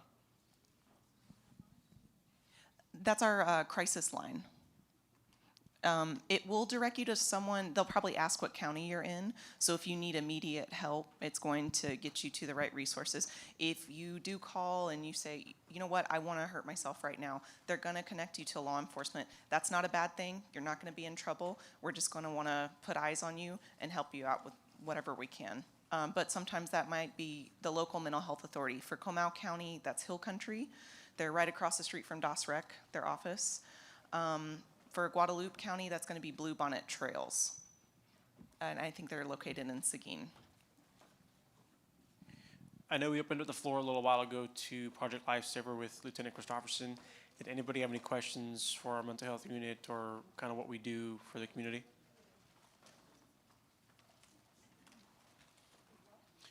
So generally our main role is we respond to crisis calls or welfare checks. If someone's actively in a mental health crisis, they'll notify us if we're on duty. We'll respond and do our thing and just making sure that they're taken care of appropriately, whether that's coordinating a safety plan with a local mental health authority, getting them like a virtual assessment on scene, usually over the phone or FaceTime. Sometimes inpatient hospitalization is what we need. It just depends on the severity of what's going on. So if somebody's having a blatant crisis and they're a danger to themselves or a third person, we can get them committed into a psychiatric facility and get them treatment that way. Not a bad thing. It's just something that does happen sometimes if it's that extreme and they need immediate care. That is always our last resort if we can do a safety plan and get them coordinated with services here locally. Outpatient, that's what we want to do.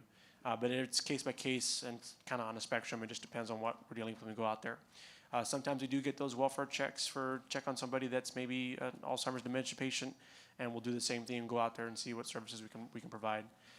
So once again, if there's any questions about what we do with mental health, we'll be here a little bit longer, or we can answer them now if you have any questions for us.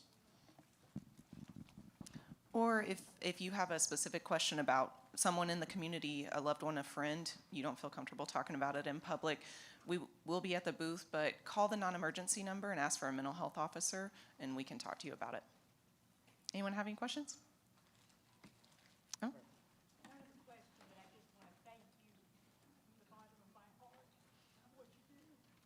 Thank you so much. All right, you guys enjoy your lunch. Thank you.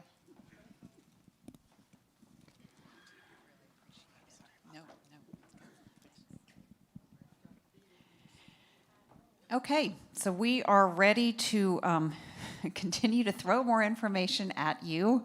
I'm really excited for our next presenter. As you heard Meredith discuss this morning, there is more and more mounting evidence that hearing loss has a direct impact on dementia. So Dr. Soriya Estes was kind enough to come and get videotaped in advance. Dr. Estes has extensive experience in the field of audiology and co-manages Estes Audiology Hearing Centers. She's the acting Senior Vice President of Brand Strategy for Alpaca Audiology, the largest independently owned group of private practices in the U.S. Dr. Estes received her master's degree in audiology from the University of Texas at Austin and her doctorate of audiology from Salus University. Dr. Estes has lectured as a guest faculty member for the UT Austin Moody College of Speech, Language, and Hearing Science Department, and has also participated on several committees for the American Academy of Audiology. She's spoken at regional and national forums, relaying best practices for audiologists in hearing healthcare clinics throughout her professional years. In 2005, Dr. Estes started her first practice here in New Braunfels with the philosophy of providing superior healthcare services for all patients. Dr. Estes is highly motivated to serve her local community in Central Texas, as evidenced by her volunteering her time today with us.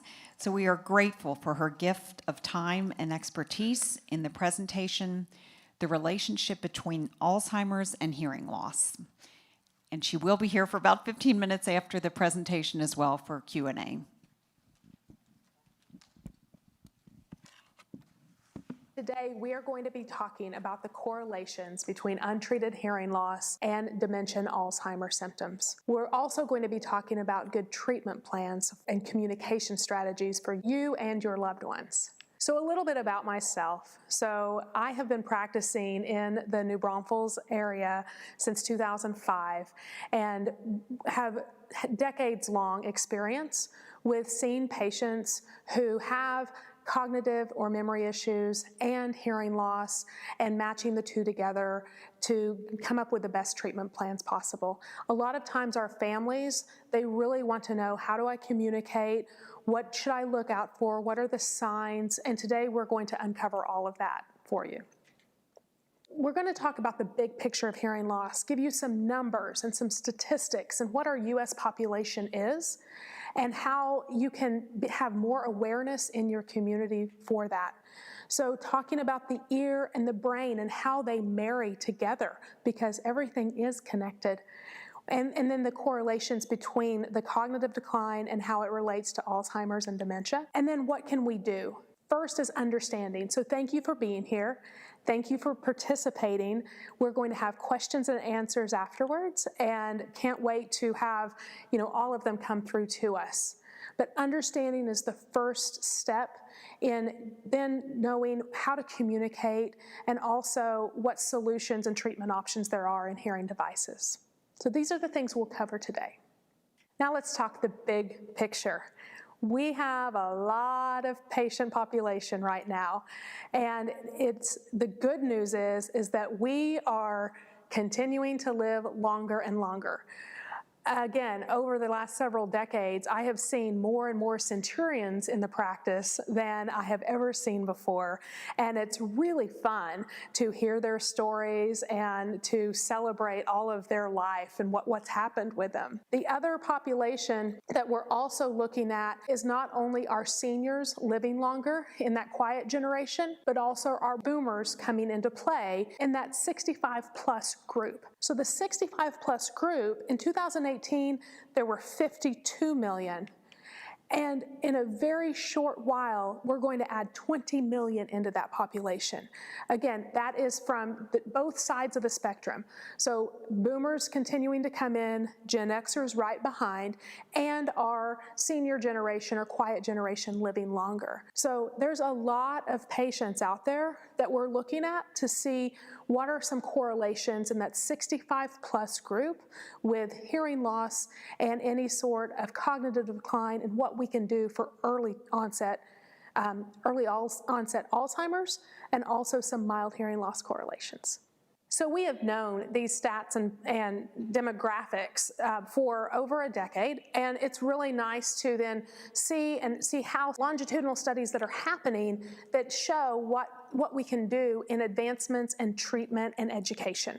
Everyone is saying, how can we live longer? How can we keep up? Our seniors, there are lived through the Depression, and there are almost a have not until I have to need generation.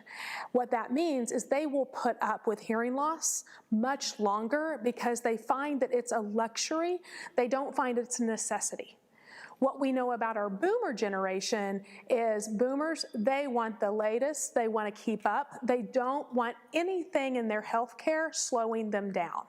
Again, these are generalizations, but study after study will show that these are pretty true to form.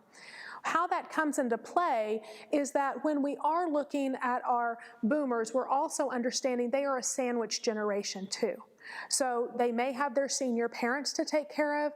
They may be experiencing some sort of hearing loss and some sort of memory concerns as well, even in their day and age. So we also see that boomers don't want to have hearing loss like their parents or have hearing loss like their grandparents and trying to seek early treatment themselves versus getting treatment for their parents too. So there's a lot of different counseling and tips and tools that need to take place in order to understand the full picture. I have definitely had my boomer patient come in and say, Mom, Dad, come with me. I'm going to get my hearing screened. You should too, as kind of like that gateway acceptance. And we just understand that there is this very much a cultural and a generational challenge of making sure that you live life to the fullest and how can we make the most of a health and wellness in being in our lives. Hearing plays a total major role in all of this, and you may be questioning why. Why does hearing take place in our overall general health and wellness in life? Well, this is another statistic for you. So hearing loss is the third leading most common health problem in the United States. Health in general. It only falls behind heart disease and arthritis. That's a pretty big statistic there. And so if you're talking about wanting to keep up and wanting to lead a healthy and active lifestyle, you have to have hearing loss and hearing prevention on that radar. So 1 in 3 people between the ages of 65 and 74 have hearing loss, and nearly half of those, remember those big 72 million statistics? Half of those over 75 has some level of difficulty hearing. So that's a lot of Americans that could seek treatment and also the further prevention of more hearing loss occurring as they get later down the line. And we're going to talk a little bit about early treatment and how that's better in just a moment. So what does hearing loss have to do, again, with maintaining a healthy and long lifestyle? Well, guess what? These two things connect to this big, great organ that does so much for us, does everything for us. And so if your ears are not working, the brain really starts slowing down in all of those neural pathways and processing. So it's all connected. People think that you hear with your ears. You do not. The ears are just the messenger up to the brain. We hear and understand with our brain. So if the ears are not functioning, then the brain does not get that understanding. It does not get that clarity of words. And it's really hard for people to then continue with all of their other life activities if they can't hear the conversation. Famous quote from Helen Keller. When she was asked, if you could get one thing back, your hearing or your vision, which one would you choose? And she didn't miss a beat. She said, I would get my hearing all day long. Vision takes you away from things. Hearing takes you away from people. And I think that's a really powerful thing that she said, because with that lack of communication, with that lack of understanding words, you get further and further disassociated with people. And that's what brings us livelihood and vitality. So often in the clinic, audiologists look at different, what we call comorbidities, different things that are related to hearing loss and other health-related concerns. Today, we're only going to talk on one of these topics, and that's obviously the Alzheimer and dementia. But as you look at this graph, what you can see are there a lot of different other health concerns that do have an association with hearing loss. I just want everyone to have that awareness. There are many other health-related issues that have this direct correlation with untreated hearing loss. So how does this affect? We're going to run through a couple of things from this study that was shown. All of these that I'm showing on this screen all have associations with untreated hearing loss. These depressive symptoms that come on all have this direct correlation with increased risk for cognitive decline. The study that was done in 2013, again, with all of this decades of information that was given to us, really started putting the ties together for the AMA to look at, for other area agency on agings to look at, to say, wait a minute, hearing loss is directly correlated with all of these issues, which then lead to social isolation or cognitive decline. I'm going to give you an example now. So many times, and let's have some spouses that are nudging each other in the room right now as I say this, but you ask what we're having for dinner, and the answer is huh. And you ask again, what are we having for dinner? And the answer is huh. And then you yell it at somebody. That's embarrassing the first time. Then a couple of nights later, and the same conversation ensues, and then all of a sudden it's, never mind, I don't want to ask you anymore. That may seem like an easy never mind, I don't want to ask you, but that's the first step in that disengagement. That's that first step in saying, you're not important to me because you have this disability that's not allowing us to communicate in the way that I want to communicate. It's embarrassing to miss a punchline time and time again with the boys at the coffee shop. It's embarrassing to go, I'm just going to nod through this conversation and hope that I'm nodding in the right place and shaking my head in the right place. It gets to be isolating when the grandkids come over and all of a sudden they're just not even talking to grandpa anymore because grandpa never hears what they say. We're just always going to go to grandma with things. These examples that I'm giving to you are those first steps in social isolation, causing anxiety, causing just an overall sadness because of those interpersonal relationships that are no longer there. 90% of all hearing losses are gradual in nature, meaning it doesn't just happen overnight. It's usually a 3 to 5 year process between the time that somebody realizes, detects that they might have a problem before they start seeking treatment for that problem. That's a lot of connectivity through the years that gradually goes away. I don't enjoy going to this restaurant anymore because it's just not worth it. It's too loud, it's too distracting. All of a sudden, the number of restaurants that you can go to are this many, and the number that you don't enjoy going to are large. All of these things lead to a person's mental state becoming very depressed, very isolated, lots of anxiety there, and a lot of resentment. In a moment, we're going to show all of those correlations because those are similar characteristics to those that also have Alzheimer's and cognition issues.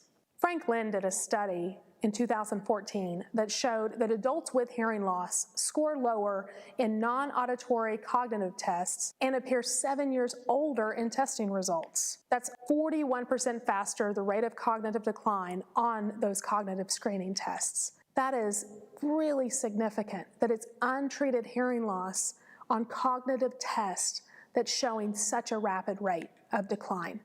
And obviously with that, shows a greater risk for dementia. So let's look at MRI results and actual brain activation and what is really going on. And what Lynn's studies were showing is that images showed this reduced activation. Remember, I said those inner ear systems, they talk to your brain. We're really wanting to see the synapses and the activity that's happening in that auditory cortex. And there were significant studies on that gray matter and what happens when you don't have those fluid pathways going. So less gray matter in the auditory cortex via the MRI in adults with hearing loss compared to those with normal hearing. This was a very, very large study that really proved the significance. And again, this study was done in 2011. This is not new news. This is news, however, that we are really promoting and trying to get out to all of the support groups, to neurologists, to general practitioners, just to understand that we can do something to help at least slow down those pathway deteriorations. So when we look at dementia, of course, we all in this room know that it's a very much an umbrella term for many different variations. Again, Alzheimer's being the largest group, subgroup of the dementia characteristic. So when we look at that as it relates to hearing loss, in a counseling sort of way, we are looking to see both on what the family and what the patients look at as the first signs of onset of some cognition challenges, and also the first signs and onset of hearing loss challenges, and how long all of that has been going on. It's very important because as we look at a normal brain and a severely Alzheimer brain, there are going to be limited successes and outcomes if we have a long term with both cognition and hearing loss, delays. So as we look at the big picture of early onset hearing loss, early onset cognitive, we really want to see what the correlations are between when family members and patients first noticed that there might have started to be a decline in either hearing and cognition or both, and looking to see how long this has gone on before treatment started. So if we look at, by the age of 85, 33% of individuals showed signs of Alzheimer's disease, which is obviously the most common type. And then 5.5 million Americans have this. Obviously, these numbers show an increase in the rapid pace of people getting Alzheimer's disease. Now, remember those studies that I showed you a minute ago of how many people between the ages of 65 and 72 have hearing loss, and obviously 75 and beyond. So again, going back to early identification of both cognitive issues and hearing loss may help us bridge this gap and slow down both disease processes. I told you I was going to be coming to the symptoms that are similar. Look at all of these similarities. When someone has hearing loss, studies show a higher level of depression, anxiety, and social isolation. Obviously, those are the same with Alzheimer's disease. When you looked at the reduced ability to hear and understand speech, there's an ability, obviously, a disability to process the speech as well. And I want to pause on that one because many times family members are so frustrated because they don't know if their loved one didn't hear what they said, didn't understand what they said, or did they just not process what was said. And those are three very different things that can add the same level of frustration. You're just trying to communicate with someone that you love and you're trying to get the message across. But when both are there, it's really hard to differentiate between the two. This inappropriate psychosocial behavior and responses are very true in both. A lot of that has to correlate with that anxiety and depression and the fear and the isolation that happens in both of these subsets of patients. And this denial and defensiveness and negativity that goes along with hearing loss, I'm here to tell you, audiologists provide a service and a product that no one wants. No one gets excited when we say it's time for hearing aids. Everybody, jump for joy. But it's something that people desperately need. And they need it to remain in that connection. They need it to hear their grandson or their wife or the guys at coffee, or around the bridge table. They need it to keep active, to keep social, to keep engaging, keeping communicating. So a lot of times patients will come to us in a very hostile way, in a very defensive way, and what's gonna happen to me? This is also the same as you're going to a neurologist, as you're getting MRI scans, as people are wondering about the cognitive decline. There's a lot of similar emotions and feelings. And as caregivers, you can provide all of the, it's okay, mom, it's okay, dad, it's okay, spouse. But what needs to happen is just an understanding and appreciation. And if you have both symptoms there, it's just going to be exacerbated. So the distrust of other motives, going back to we provide a service that everybody needs but nobody wants when they have a hearing loss, having trust in the counseling, having trust in your providers, that is the really big thing, and having a cohesive communication. We work alongside all the time with general practitioners, with neurology teams, with physical therapy teams, with memory care units. We have to have a collaborative team in order to get both treated and the communication that's needed. One point that I really want people to really hone in on and make aware is this correlation that I keep talking about between untreated hearing loss and dementia, and understanding that there is a timeline. That 3 to 5 year timeline is really crucial and important because milder hearing losses, when treated, are less likely to have onsets of dementia than moderate hearing losses. And again, the studies are there to show that direct correlation. I want you to kind of think in an analogy.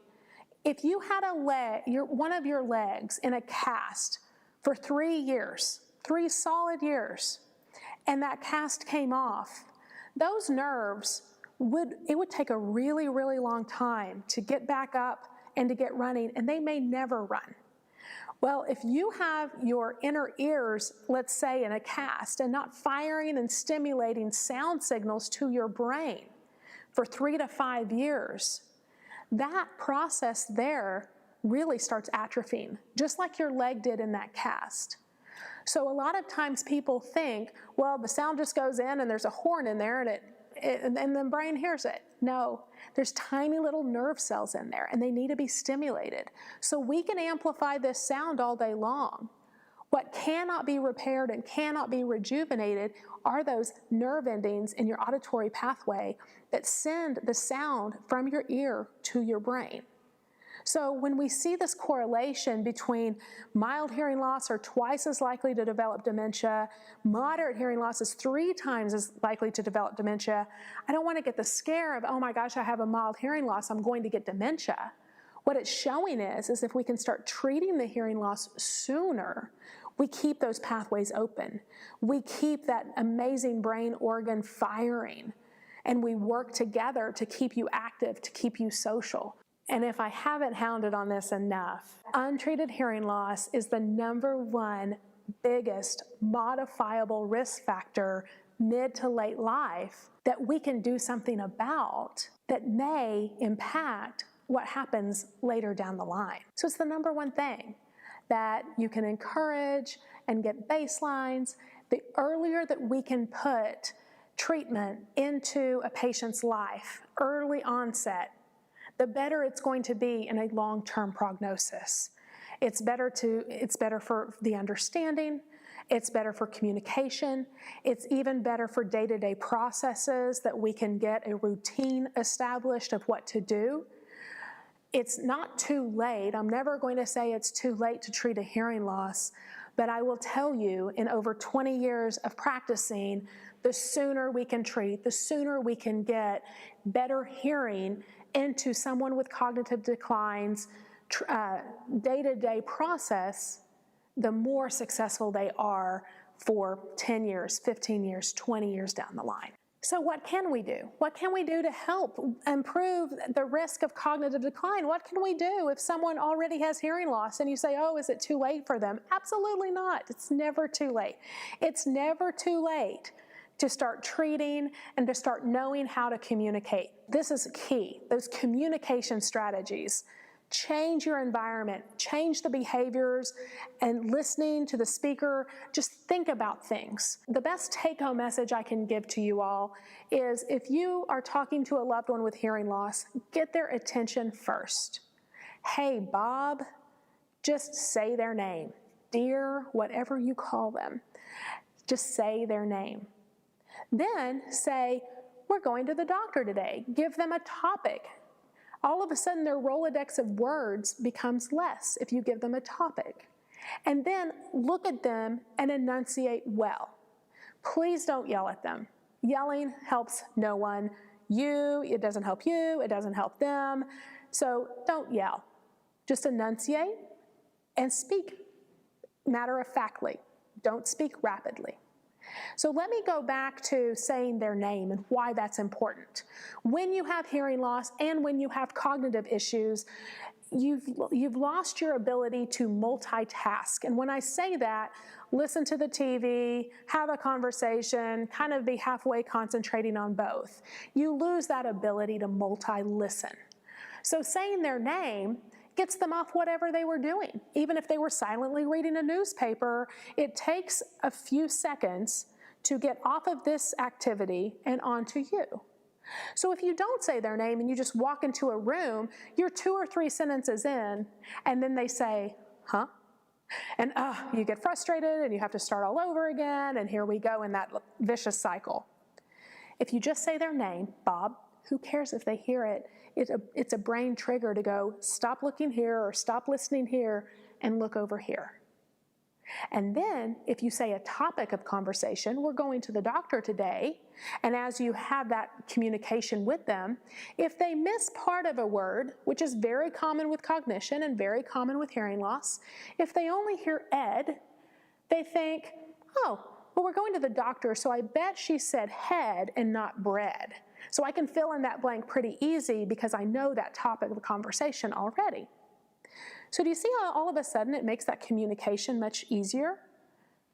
And then to look at them and to enunciate well. Again, you have a loved one that has a slow time processing. You have a loved one that has fear and anxiety of missing out on an important conversation that you're dedicated to have with them and you've gotten their attention for. And so if you rapid fire talk to them, it builds up that anxiety in them, and it really makes it to where they're overthinking that communication.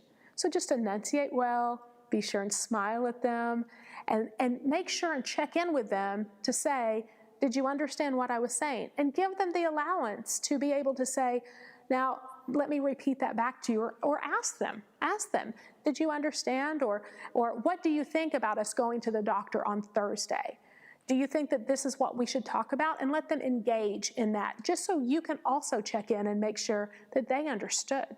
So further in those communication strategies, and just to think about, is it does need to be a two-way street. Really engage the person, make sure that they're answering back. A lot of times if you're just getting head nods and shakes, they're just trying to get through it and really haven't processed what's going on. So really make that a two-way communication street.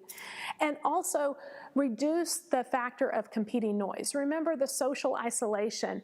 It's okay to get someone out, but just be smart. When you're going to lunch or when you're going to dinner, go ahead and pick a booth that's more closed in, or a table off to the side. Try to get away as much competing background noise as you can. Remember, the multi-listen has gone away, so it's really challenging for them, and it can be confusing if there's a lot of background noise present. So try to create the most cohesive environment. Don't sit near a kitchen, there's too much stuff going on. Don't sit near the hostess or the front door, there's too much stuff going on and commotion. Try to pick a prime listening environment like a booth, which closes you in, or a table off to the side. There's some handouts that we're going to be giving today on good communication strategies. This is one of my favorites because this can be left if your loved one is in a memory care unit, or if they have a short-term rehab or hospitalization stay. This is a really nice thing that can be put on their door, on their dresser, for any caregivers that work with them. Even if they're at home and you have multiple caregivers coming in, it's just a little reminder of what they need for good communication strategies. Because if you know how to talk to your loved one, you want everybody associated with them knowing how to communicate most effectively. So obviously, a easier communication will be with hearing aids and amplification and treatment for the hearing loss. So then we can check the block in knowing they heard me. I know they heard me. They have good prescriptive amplification on. Now I just need to make sure that they understood what was being said. Because again, that's always half the battle. Did they hear me? Did they just not understand? So good amplification is always the best solution to treat the hearing loss, and then we can focus more on the cognition and understanding and clarity. A lot of times we get asked, what are hearing aids? Are they just amplifiers? So before we end this session today, I do want to educate you on just what the latest technology and hearing devices are. There's a lot of myths out there. We're going to be around for Q&A after this, and we're happy to talk to you about any of those myths and debunk some of those myths. I want you to understand that hearing aids in today's world are all digital processors, and that doesn't mean that it's supposed to be scary and high tech. What that means is it's more precise. It's a very prescriptive fitting that we can program into the hearing aids that are specific for that individual's hearing loss. And that's really important versus just an amplifier that turns everything up or everything down. They're microprocessors that can stream in television from a Bluetooth signal. It can stream in a FaceTime call from family and an iPad. We can do a lot of things, and again, not to put technology in a complicated mix, but to say we can customize these to what that individual person's need, regardless if they're 105, if they're 85, if they're 65, everybody's going to need a different space and technology. So they also enhance and filter different types of sound, so they're not just amplifiers.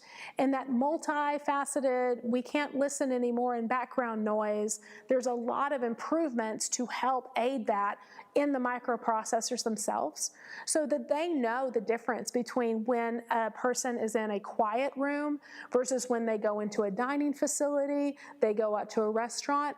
Those volumes and those settings can automatically be changed for the patient. They no longer have to deal with dials and buttons and knobs anymore. They're automatic processors. So again, with somebody with Alzheimer's or cognition issues, that's important that we can just daily put them on and forget about them, and the processors themselves will be able to interact with whatever environment it is to make sure that speech is at top of hand. And I cannot tell you enough how much at Estes Audiology we really counsel and promote this brain health, this daily use of devices, this good communication strategies. I joke all the time that we have another degree in marriage counseling and family counseling, because a lot of what we do is come in and remind family members how to communicate with someone with hearing loss, how to communicate with someone with cognitive decline, how to communicate with somebody that has both. And so it really is part of the overall health and wellness of a patient. And it gets their longevity, it gets their years of life just so much better in that they can communicate and understand and have an appreciation for what's around them. It's important for us in one of our counseling, and this is kind of the final take-home message for caregivers, when your loved one has a hearing loss and is in medical appointments, please ask those physicians, the nursing staff, the care staff, to address that person one-on-one, to look at them, to connect with them, because you as a caregiver will hear the entire message that's being relayed. You're asking your healthcare providers to engage with their patient. It's very important, especially as we look and empower and just kind of embrace the fact that they want to be treated, they don't want to be left alone just because they can't hear. They want that engagement. So be sure and educate all of your healthcare providers in giving that service to their patients. Thank you.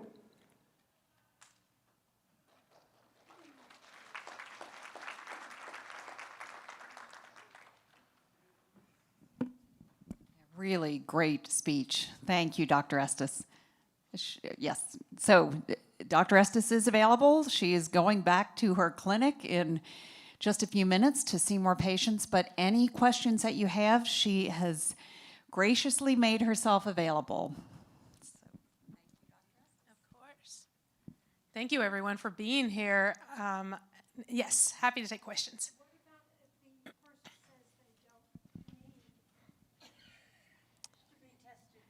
That's right. So the question was, what if the person refuses to get a hearing test? I don't need to get a hearing test. Nope, that's not for me. You know, one thing that we have seen through the years is maybe doing it as like a joint venture. You know, but put the onus on you. I don't think I'm hearing well. I don't think I'm hearing well. Denial is a really, really common thing. what we have seen is that usually there is some sort of emotional movement of finally taking the step to better hearing. And a lot of times, quite honestly, it's usually not the spouse, unfortunately. It's usually a grandchild or a child or some sort of emotional connection that you say, this is, and maybe prompt that way. Like, wouldn't it be nice to hear little Johnny when he comes, over? He's really missing out. He wants to, it's hard. It's really hard. What we have seen a lot of times, and sorry for the men in the room, but I'm just going to give you some statistics, is that men wait a lot longer to accept that they need treatment for hearing loss than women do. I have my theories around it. You all can debunk them. I think for the most part, women are the primary communicators a lot of times, and we can't not hear what's happening and what's going on, right? But there is a big challenge, men or women aside, if you have a hearing loss and kind of going through that process of, I really need help.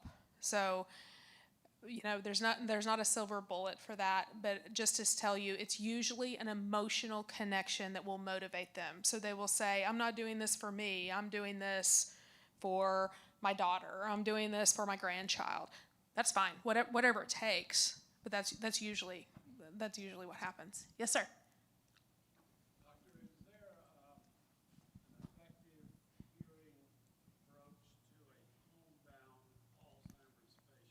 It's a great question. The question is there an effective hearing approach to an inbound Alzheimer patient? So I would assume they don't get out for much activity. They're truly home and inbound. There are some amplification. When I spoke about, getting a real prescriptive method and getting good hearing devices and good hearing technology, those are for the 90% of patients that are communicative and going out and being active. If you're needing just a one-on-one approach, there are some personal amplification systems, kind of headset type amplifiers that work just fine if you're needing that one-on-one. The only disadvantage of those is that if they put those headphones on, they can't hear multiple people talking. It's almost like you have to kind of pass the mic around. But it's a very low-cost option if it really is just a one-on-one. The other solution could be, there are some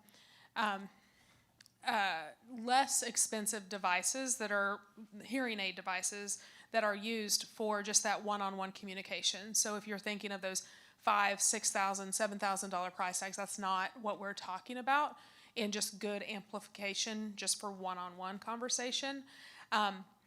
My only recommendation there is that you still need somebody at home to put them in, to take them out. There has to be somebody, if they're that advanced, to do that. You can't rely on the patient to do that themselves. Yes, sir.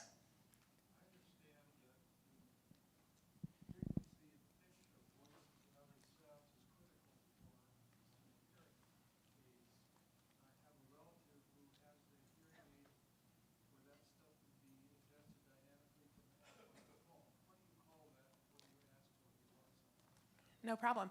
So the question is that he understands that there are frequencies and pitches that are important for speech understanding, and that he has a relative that has hearing aids that can be controlled by a device on an app on the phone, and that is true. So the inner ear that I was talking about in the presentation can hear a wide variety of pitches. When you're tested, when you go to an audiologist and you have a hearing test done, we don't test all of the pitches because we hear from 20 decibels to 20,000 decibels. But the speech frequencies or the speech pitches are from 250 to about 8,000 hertz. And that's what we're doing in a hearing test. And then the hearing aids can, if you can think of an equalizer, they can take up precisely pitch by pitch of that. What your reference is I heard a friend that can, download an app and do that. Now all devices are Bluetooth enabled or app enabled, so you can control them. There's no more kind of going up here and switching around. You pull up a smartphone app and you adjust things. We have had apps used by caregivers, and that has been a very successful mode. So maybe the patient doesn't use the app and the technology, but a caregiver will use the app. The app will tell you how many hours of use every day. It can adjust if you're in background noise. It can adjust several things by just the use of the app. And we're looking in biometric data too, which is a whole other talk and presentation that we won't go into, of being able to tell heart rate, temperature, all kinds of things that are found in the ear. Another talk, though. But every device now, to your point, has that level of technology. Does not matter the range of prices. Everything has an app-based Bluetooth device in it. Yes, ma'am. Yes, I have a question on how do you choose which hearing device you need. I have been to doctors, and he gave me one price, and then I go shopping, and I don't know, get different prices. So I've never been explained why is the difference in so many prices. There's so many prices out there, and you shouldn't have to make that decision alone. So the best thing to do is to, trust the provider that's giving you the explanation. One price and one technology does not fit all people, for sure, and does not fit all hearing losses. But what we look at in the cost of devices is really what you need those devices to do. Are you busy and active? Are you less active? What are your communication needs? What are your priorities? And then that selection is done with you and the audiologist together on that. So if you haven't, and I'll tell you, I could take 3 different individuals with your exact hearing loss, and I'm going to be making 3 very different recommendations. It may be different recommendations in brand, it may be different recommendations in technology, that then leads to different recommendations in price. So it's really an individual situation that can happen with you. So, oh sure, of course they should let you try them on. They should let you try them on and experience them. Absolutely. So we can talk a little bit more offline. I did want to introduce Dr. Taryn Shelton is also here with me today. She's one of our audiologists in the New Braunfels office too. So she'll be here throughout the rest of the symposium too, if we have questions. Yes, others? Yeah, I think we need to wrap it up, but I'm glad you'll be here. I heard that Yes. Dr. Terrence will be here as well. Great big thank you to Dr. Thank you all for being Estes. here. Really appreciate it. Thank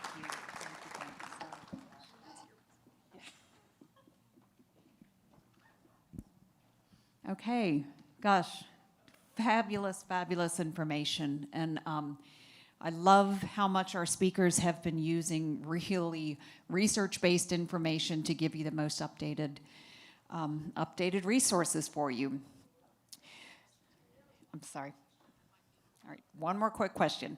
I'm sorry. One more quick question. That was a really good question. So, Estes Audiology, we are Medicare providers, and Medicare will cover the cost of all of the examinations. So, if you're wanting to do that, we get a physician referral. We collaborate with a primary care physician. So, Medicare does cover the cost of the hearing exam itself. Medicare doesn't cover dental, hearing, and vision yet, but we're working on it, and there's some executive orders in the work on the Hill right now. But so that was a good question of that. Great, thank you. Okay, we have one final presenter today. That is Dr. Mark Burns. And before we roll his presentation, I'm going to beg a favor. We have questionnaire cards at each of the tables. And they're very simple, just asking how you heard about us. Did you find the information useful? Did you come last year, or is this your first year coming to our event? We want to keep doing this every year. We just, There is so much information out there, and we want to keep giving it. We want to know your feedback. What do you want to hear? If you have any suggestions you want to write on the back in terms of speakers for us, we want to do what you want to hear. So please, if you are heading out immediately after Dr. Burns' presentation, please be sure and drop these off over at our Eden Hill table, and then we'll be able to continue to make this as important an event as possible. So on with Dr. Burns' presentation, and he has recorded the presentation, but he's not going to be here afterwards. We are really bumping up against that 2 p.m. time frame today. But Dr. Mark Burns, if those of you who don't know him here in town, he is an adjunct professor of psychiatry at UT Health San Antonio. He's board certified both in general and in geriatric psychiatry and has a private practice here in town. Dr. Burns received his MD degree from the University of Texas Southwestern Medical School at Dallas and completed his psychiatric residency at Duke University Medical Center, where he was a chief resident and resident teacher of the year. We are so fortunate to have Dr. Burns as our medical director at Eden Hill. He visits with residents across all service lines there and offers both medical management as well as support of their disease processes. So let's hear Dr. Burns, and we'll touch base afterwards. We're coming to you right now from the Eden Hill Chapel. This is a spot, of course, that's near and dear to my heart. I think I'm in my 22nd year of consulting to Eden Hill and training resident physicians, medical students, nurse practitioner students, and geriatric psychiatry fellows here at Eden Hill. It's truly a special place. So as with any lecture given by a faculty person in an academic setting, this slide indicates my disclosure. And as you can see here, I have no disclosures to make other than the fact that I am a paid consultant to Eden Hill. However, Eden Hill did not provide financial support to me for this talk today. It's part of my consulting to Eden Hill, and I'm happy to be providing this service. This slide illustrates something I think we're all familiar with, my life broken down into segments. As you can see, sleeping, working, eating, and then a large chunk just looking for things that I had just a minute ago. A perfect segue into our topic today. We're going to look at some of the early signs and symptoms of dementing illness in this slide. Most of you will be familiar with these. Of course, the central feature of dementia is loss of memory. In fact, dementia is taken from the Latin, which literally means out of one's mind. And we'll talk a little bit about that first patient with Alzheimer's disease that was described in 1906. And literally she was having symptoms of really severe dementia and paranoia, etc. So for many, many years, dementia has been known as a syndrome that affects not only memory, but behavior and also perceptions. Also, we can see challenges in planning or solving problems, difficulty completing familiar tasks. So, for example, an accountant who may be unable to balance his or her checkbook, that would be a warning sign of dementing illness, this loss of function. Confusion with time or place, that usually occurs later in the disease. Trouble understanding visual images and spatial relationships. We'll talk more about that when it comes to testing. Problems with speaking, writing, judgment difficulties, and then also social withdrawal, apathy, changes in mood and personality. All of these symptoms can be present in dementia. Now, what's important to know is that dementia is really a term, think of it like a large umbrella, maybe a circus tent. And underneath that tent, there are many, many causes of dementia. This particular slide shows you really what things look like under that virtual circus tent, or in this case, a large pie. and you can see that the pie is overwhelmingly occupied by Alzheimer's disease, abbreviated AD here.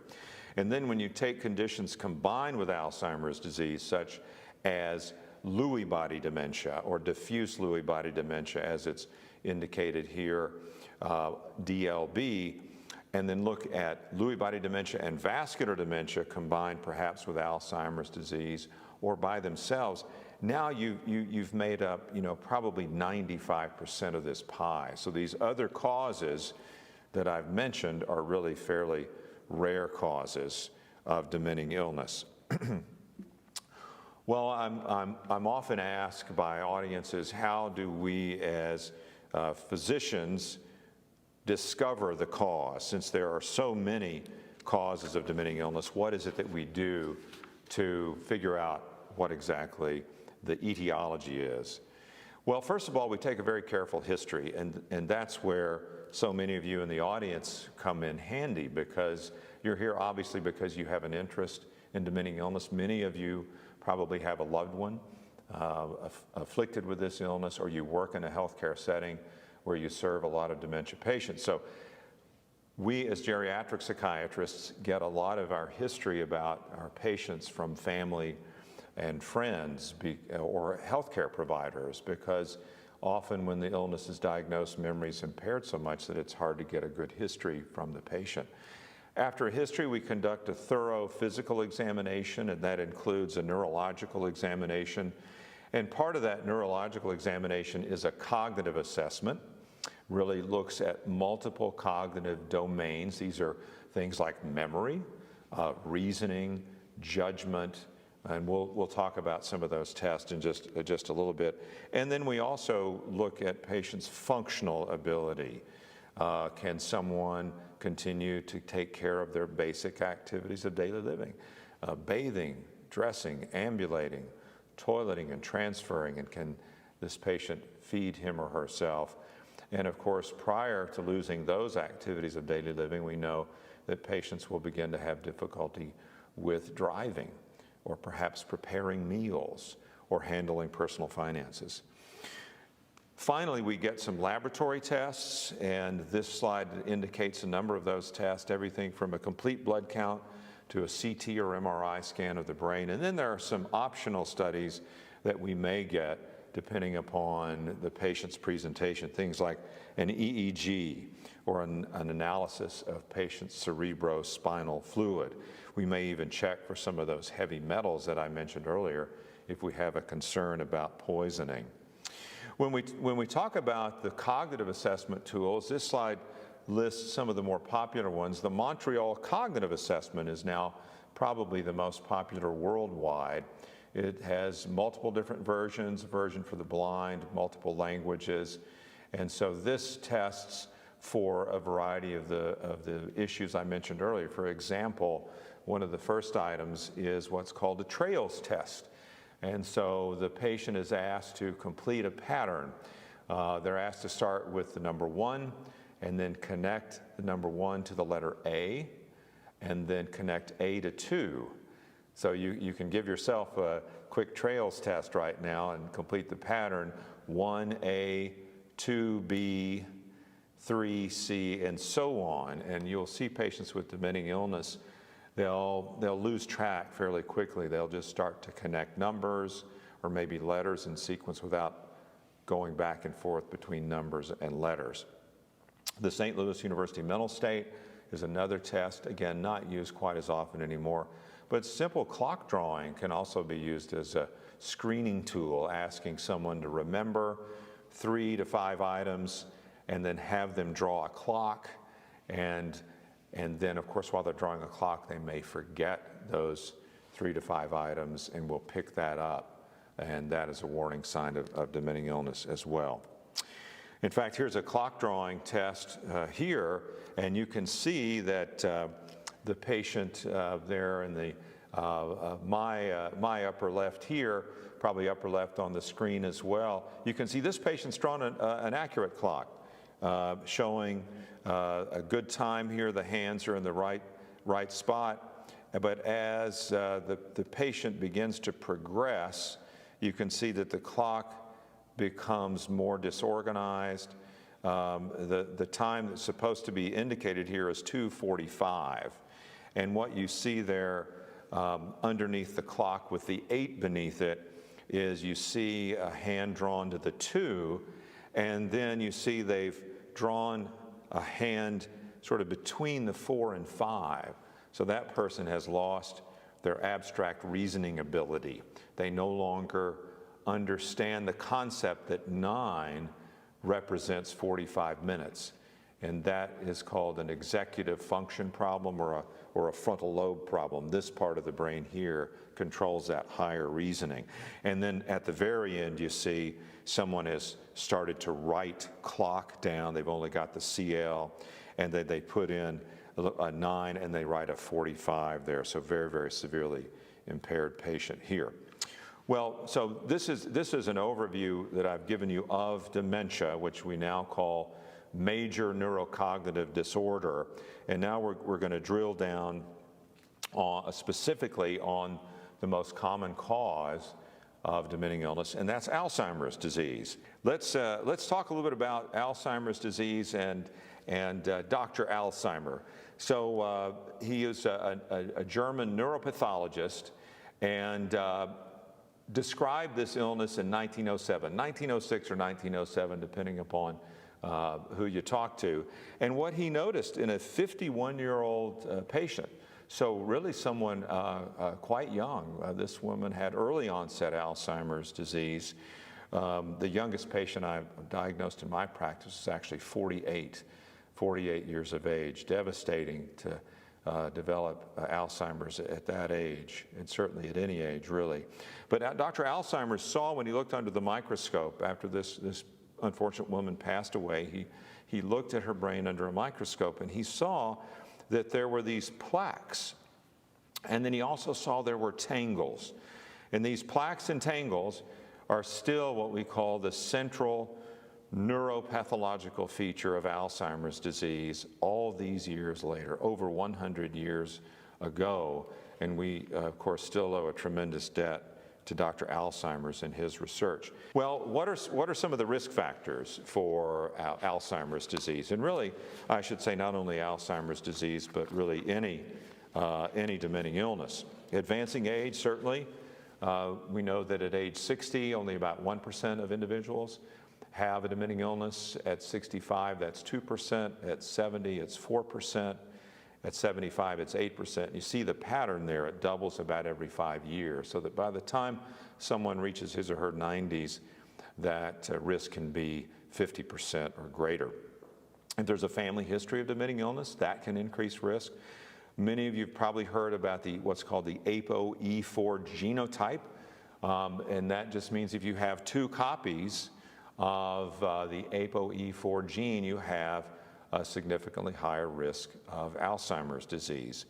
But those risk factors can be modified, and we'll talk about that in a little bit. Being overweight and associated insulin resistance, high blood sugar, that's a risk factor, vascular disease, high cholesterol, high triglycerides, problems with blood pressure, increased blood pressure, and certain inflammatory markers. We're hearing a lot about inflammatory markers right now as a reason that some people with COVID have a really terrible and rapid downhill course, because the immune system pumps out things called cytokines and other inflammatory chemicals that then cause great tissue damage. So we know that brain inflammation is one way that Alzheimer's disease may be mediated. Down syndrome also can cause dementing illness. In fact, I often ask audiences what percentage of Down syndrome patients will develop Alzheimer's disease. So you can take a moment and see if you can guess the percentage, but depending upon the study you look at, probably somewhere between 75 and 100%, really. If Down syndrome patients live long enough, the vast majority of them develop Alzheimer's disease. And then we've talked about traumatic brain injury, of course, as a risk factor as well. As the disease progresses, as you see here in this slide, there can be actually some grace in that. And an actual case example I'll share with you that, that a woman had terrible losses in her life. Loss of status and home and business during wartime, loss of a beloved husband who had sort of been her knight in shining armor in the wake of this terrible catastrophe of World War II, and then lost a son, and was just absolutely grief-stricken every session that my team and I had with her. And as her illness progressed, she forgot about all those losses. And she would instead ask, okay, well, when's my husband coming to get me, and when will my son be here? And the staff was able to work with her through that, not tell her that she had these losses, but to explain to her, well, look, before they get here, why don't you join us for dinner and some games, etc. And this, of course, would replay multiple times during the day, but no longer was she tearful and grief-stricken about all of these losses. In fact, she at one point then again began asking about her parents, even though she was, of course, in her 80s, about moving back to her home country to be with her parents, and would smile and reminisce about that, and staff would use that as an opportunity to reminisce with her. So again, in the midst of this devastating disease, there's some grace, and if we can stop and pause and see that, and also sometimes see the humor, and in fact enjoy humor and laughter with our loved ones who are afflicted by this illness, we're all the better for it. So to look here at this slide, again, mild, moderate, severe dementia, you see it starts off with memory loss, and that is actually even before the diagnosis. We're unfortunately not great at picking up very, very early dementing illness, so that maybe 10, 15 years even before the diagnosis, there have been some subtle changes. When we make the diagnosis, again, it may have been present in the brain for 10, 15, 20 years. We see then a gradual loss of independence. Towards the moderate stage of the disease, you can see behavioral problems, and it's around this time also that many patients are placed in facilities because of behavior problems or loss of the ability to take care of their toileting needs, for example. That's a very difficult thing to manage at home. And this just reiterates that fact, a progressive loss of activities in daily living, going from mild, where you can still use the telephone, to moderate, where you need help with grooming, and then towards the severe stage of the disease, where people need help with eating. Average time of diagnosis to death is about 10 years or so. This particular group of slides looks at another way to assess people with dementing illness called the functional assessment and staging, and this is rated from 1 to 7. Again, similar to what I've just talked about. Stage 1, really, we can't see the disease. It's there in the brain, but we don't know it's there because we're not good enough yet at measuring it. Stage 2, there's some memory loss. It's reported by the patient. Stage 3, we can certainly see it on testing. Stage 4, complex activities are lost, like, again, planning a dinner party, for example. Stage 5, individuals start having difficulty with dressing. Stage 6, that gets worse, and now toileting is an issue. By stage 7, individuals can no longer speak, they can't talk, they can't even hold their head up by the end of stage 7. And from about stage 7D on, we're really seriously considering a referral to hospice at that point.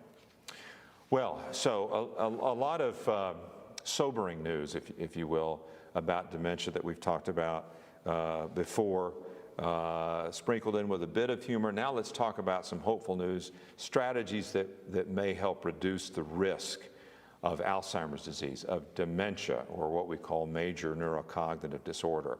So exercise. Studies show very clearly that exercise is very beneficial. Meredith Patterson has already spoken to you a great deal about that. She's probably let you know that there's a 50% reduction in the risk according to one study, for people who just walk a mile a day, 6 days a week. Incredible that we can see that sort of reduction in risk. Eating a Mediterranean diet, also known as the MIND diet. That's a specific kind of Mediterranean diet. Essentially, you eat a salad every day. Make sure that you have 2 to 3 other healthy vegetable servings per day. If you eat an animal, make sure it can swim, cluck, or gobble.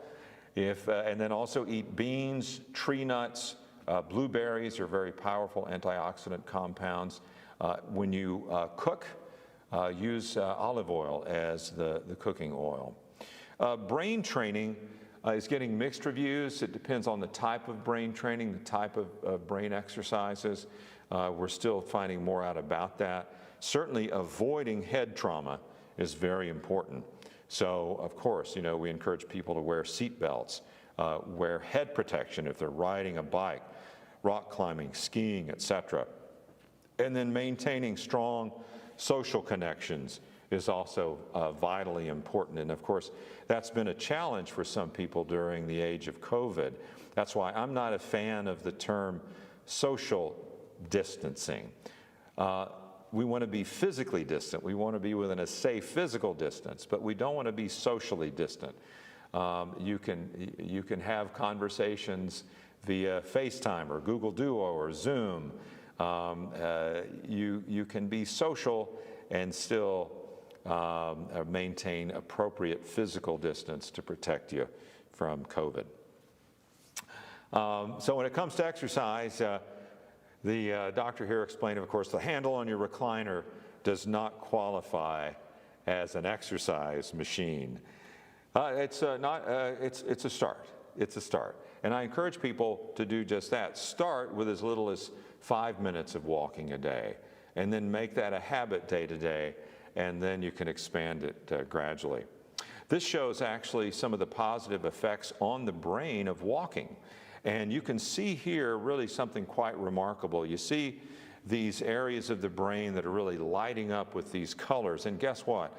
These are the areas of the brain that are important for memory, for attention, for concentration, for higher reasoning. So you can actually see improved blood flow, and not only that, you can actually increase the size of your brain measurably by exercise. Really, really just an awing finding. We had no idea 20, 30 years ago that that was possible, but you can create these new connections. I sometimes use the analogy, if my finger here, let's say, is maybe, there may be 10 neurons there. Under the influence of walking, you sprout new connections, so you build these additional bridges. In fact, we call that arborization. Just like the tree growing branches, you're growing these connections. Just phenomenal. My doctor told me to start exercise program very gradually. Today I drove past a store that sells sweatpants. Again, you got to start somewhere with your exercise program. Well, so we've talked about these non-medication approaches to diminishing illness. Let's talk about what we have available in terms of FDA-approved drugs. And sadly enough, I could have given this same talk 10, perhaps as long as 15 years ago, and it would look very similar. We just have not had numbers of new compounds. I know all of you hear news reports about something that's promising in the treatment of diminishing illness, and then subsequent studies show that it hasn't had the kind of effect that we want. There are numbers of things in the pipeline.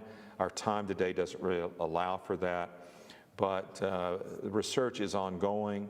We want to be, I think, robust about funding that research through our support of the Alzheimer's Association, and of course the National Institutes of Health also is working hard.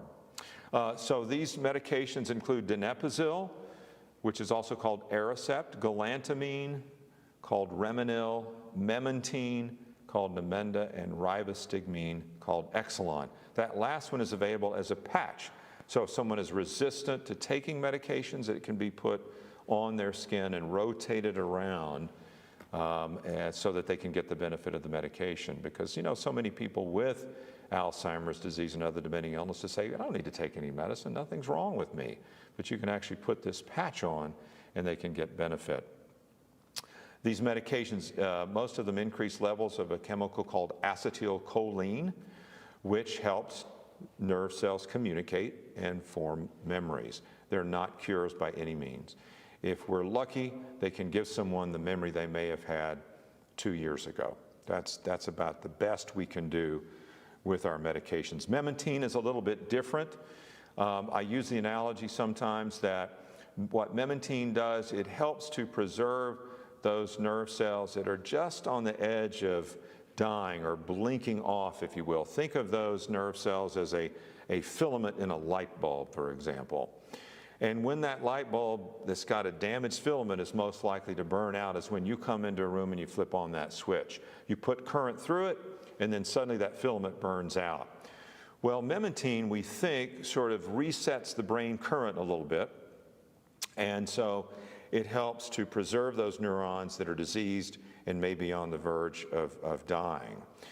Its side effects include things like headache, some mild short-term confusion as that brain current is reset a bit, and then sometimes people will have a little constipation or dizziness. The other drugs have a very characteristic set of side effects: nausea, sometimes even vomiting, and that's a deal breaker, of course. Diarrhea, or just a loosening of the bowels. On occasion, you can also see vivid dreams. That's why we try to give donepezil in the morning with food to reduce those vivid dreams. And then muscle cramps can also sometimes be a result of that class of drugs. It's important to talk about all the support that's available to those of us who minister, who serve Alzheimer's patients and their families. Here at Eden Hill, of course, we have a support group that's now via Zoom, thanks to Iris Bowden. Thank you, Iris, for keeping that running. That meets the third Wednesday of the month at noon, and there are a variety of other Alzheimer's support groups in the community. Hope Hospice has those groups. We're privileged to partner with Hope Hospice and other organizations offering help, of course, including the Alzheimer's Association.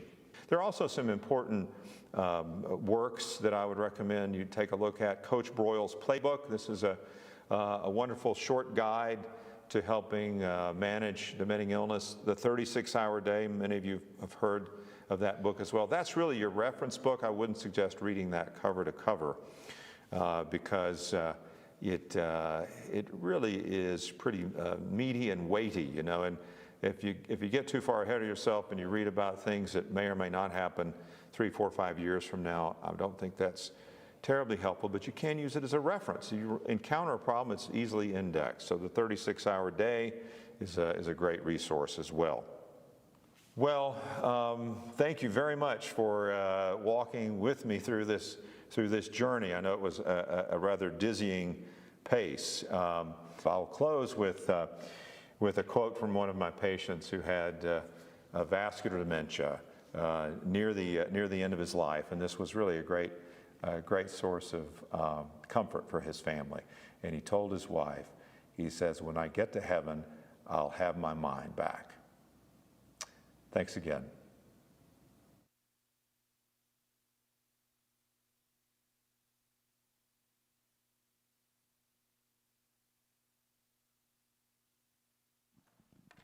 Okay. You all stayed. That's wonderful. I am really encouraged that, so many times people are trickling in and out during the day, and I get it. There's a lot of people are caregivers or needing to go home. Thank you for staying and hearing all of our presenters.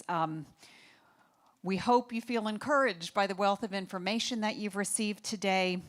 Please, thank you. Thank you. Please know that Eden Hill is only a phone call away for any questions you have. We have so many sponsors and vendors as well who have their information available for you.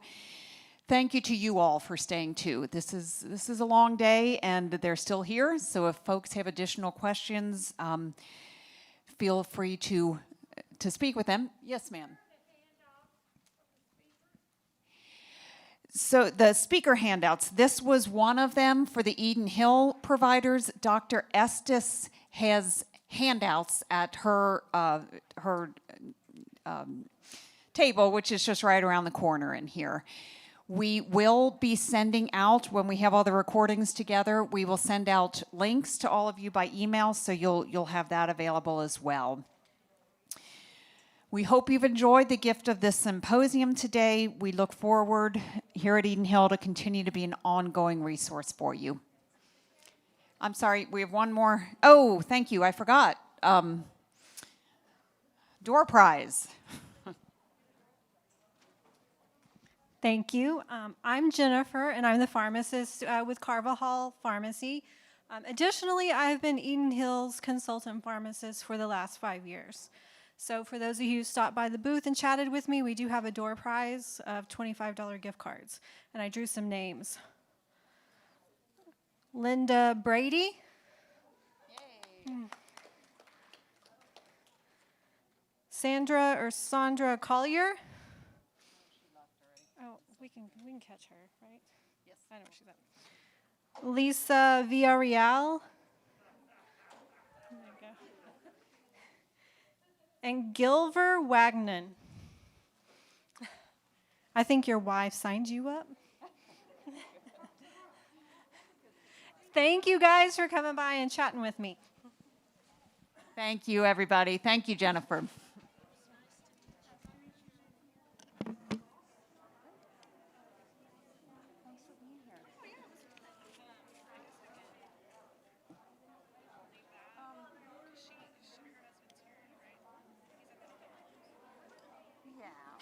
So she'll be up there often enough. Yes, ma'am.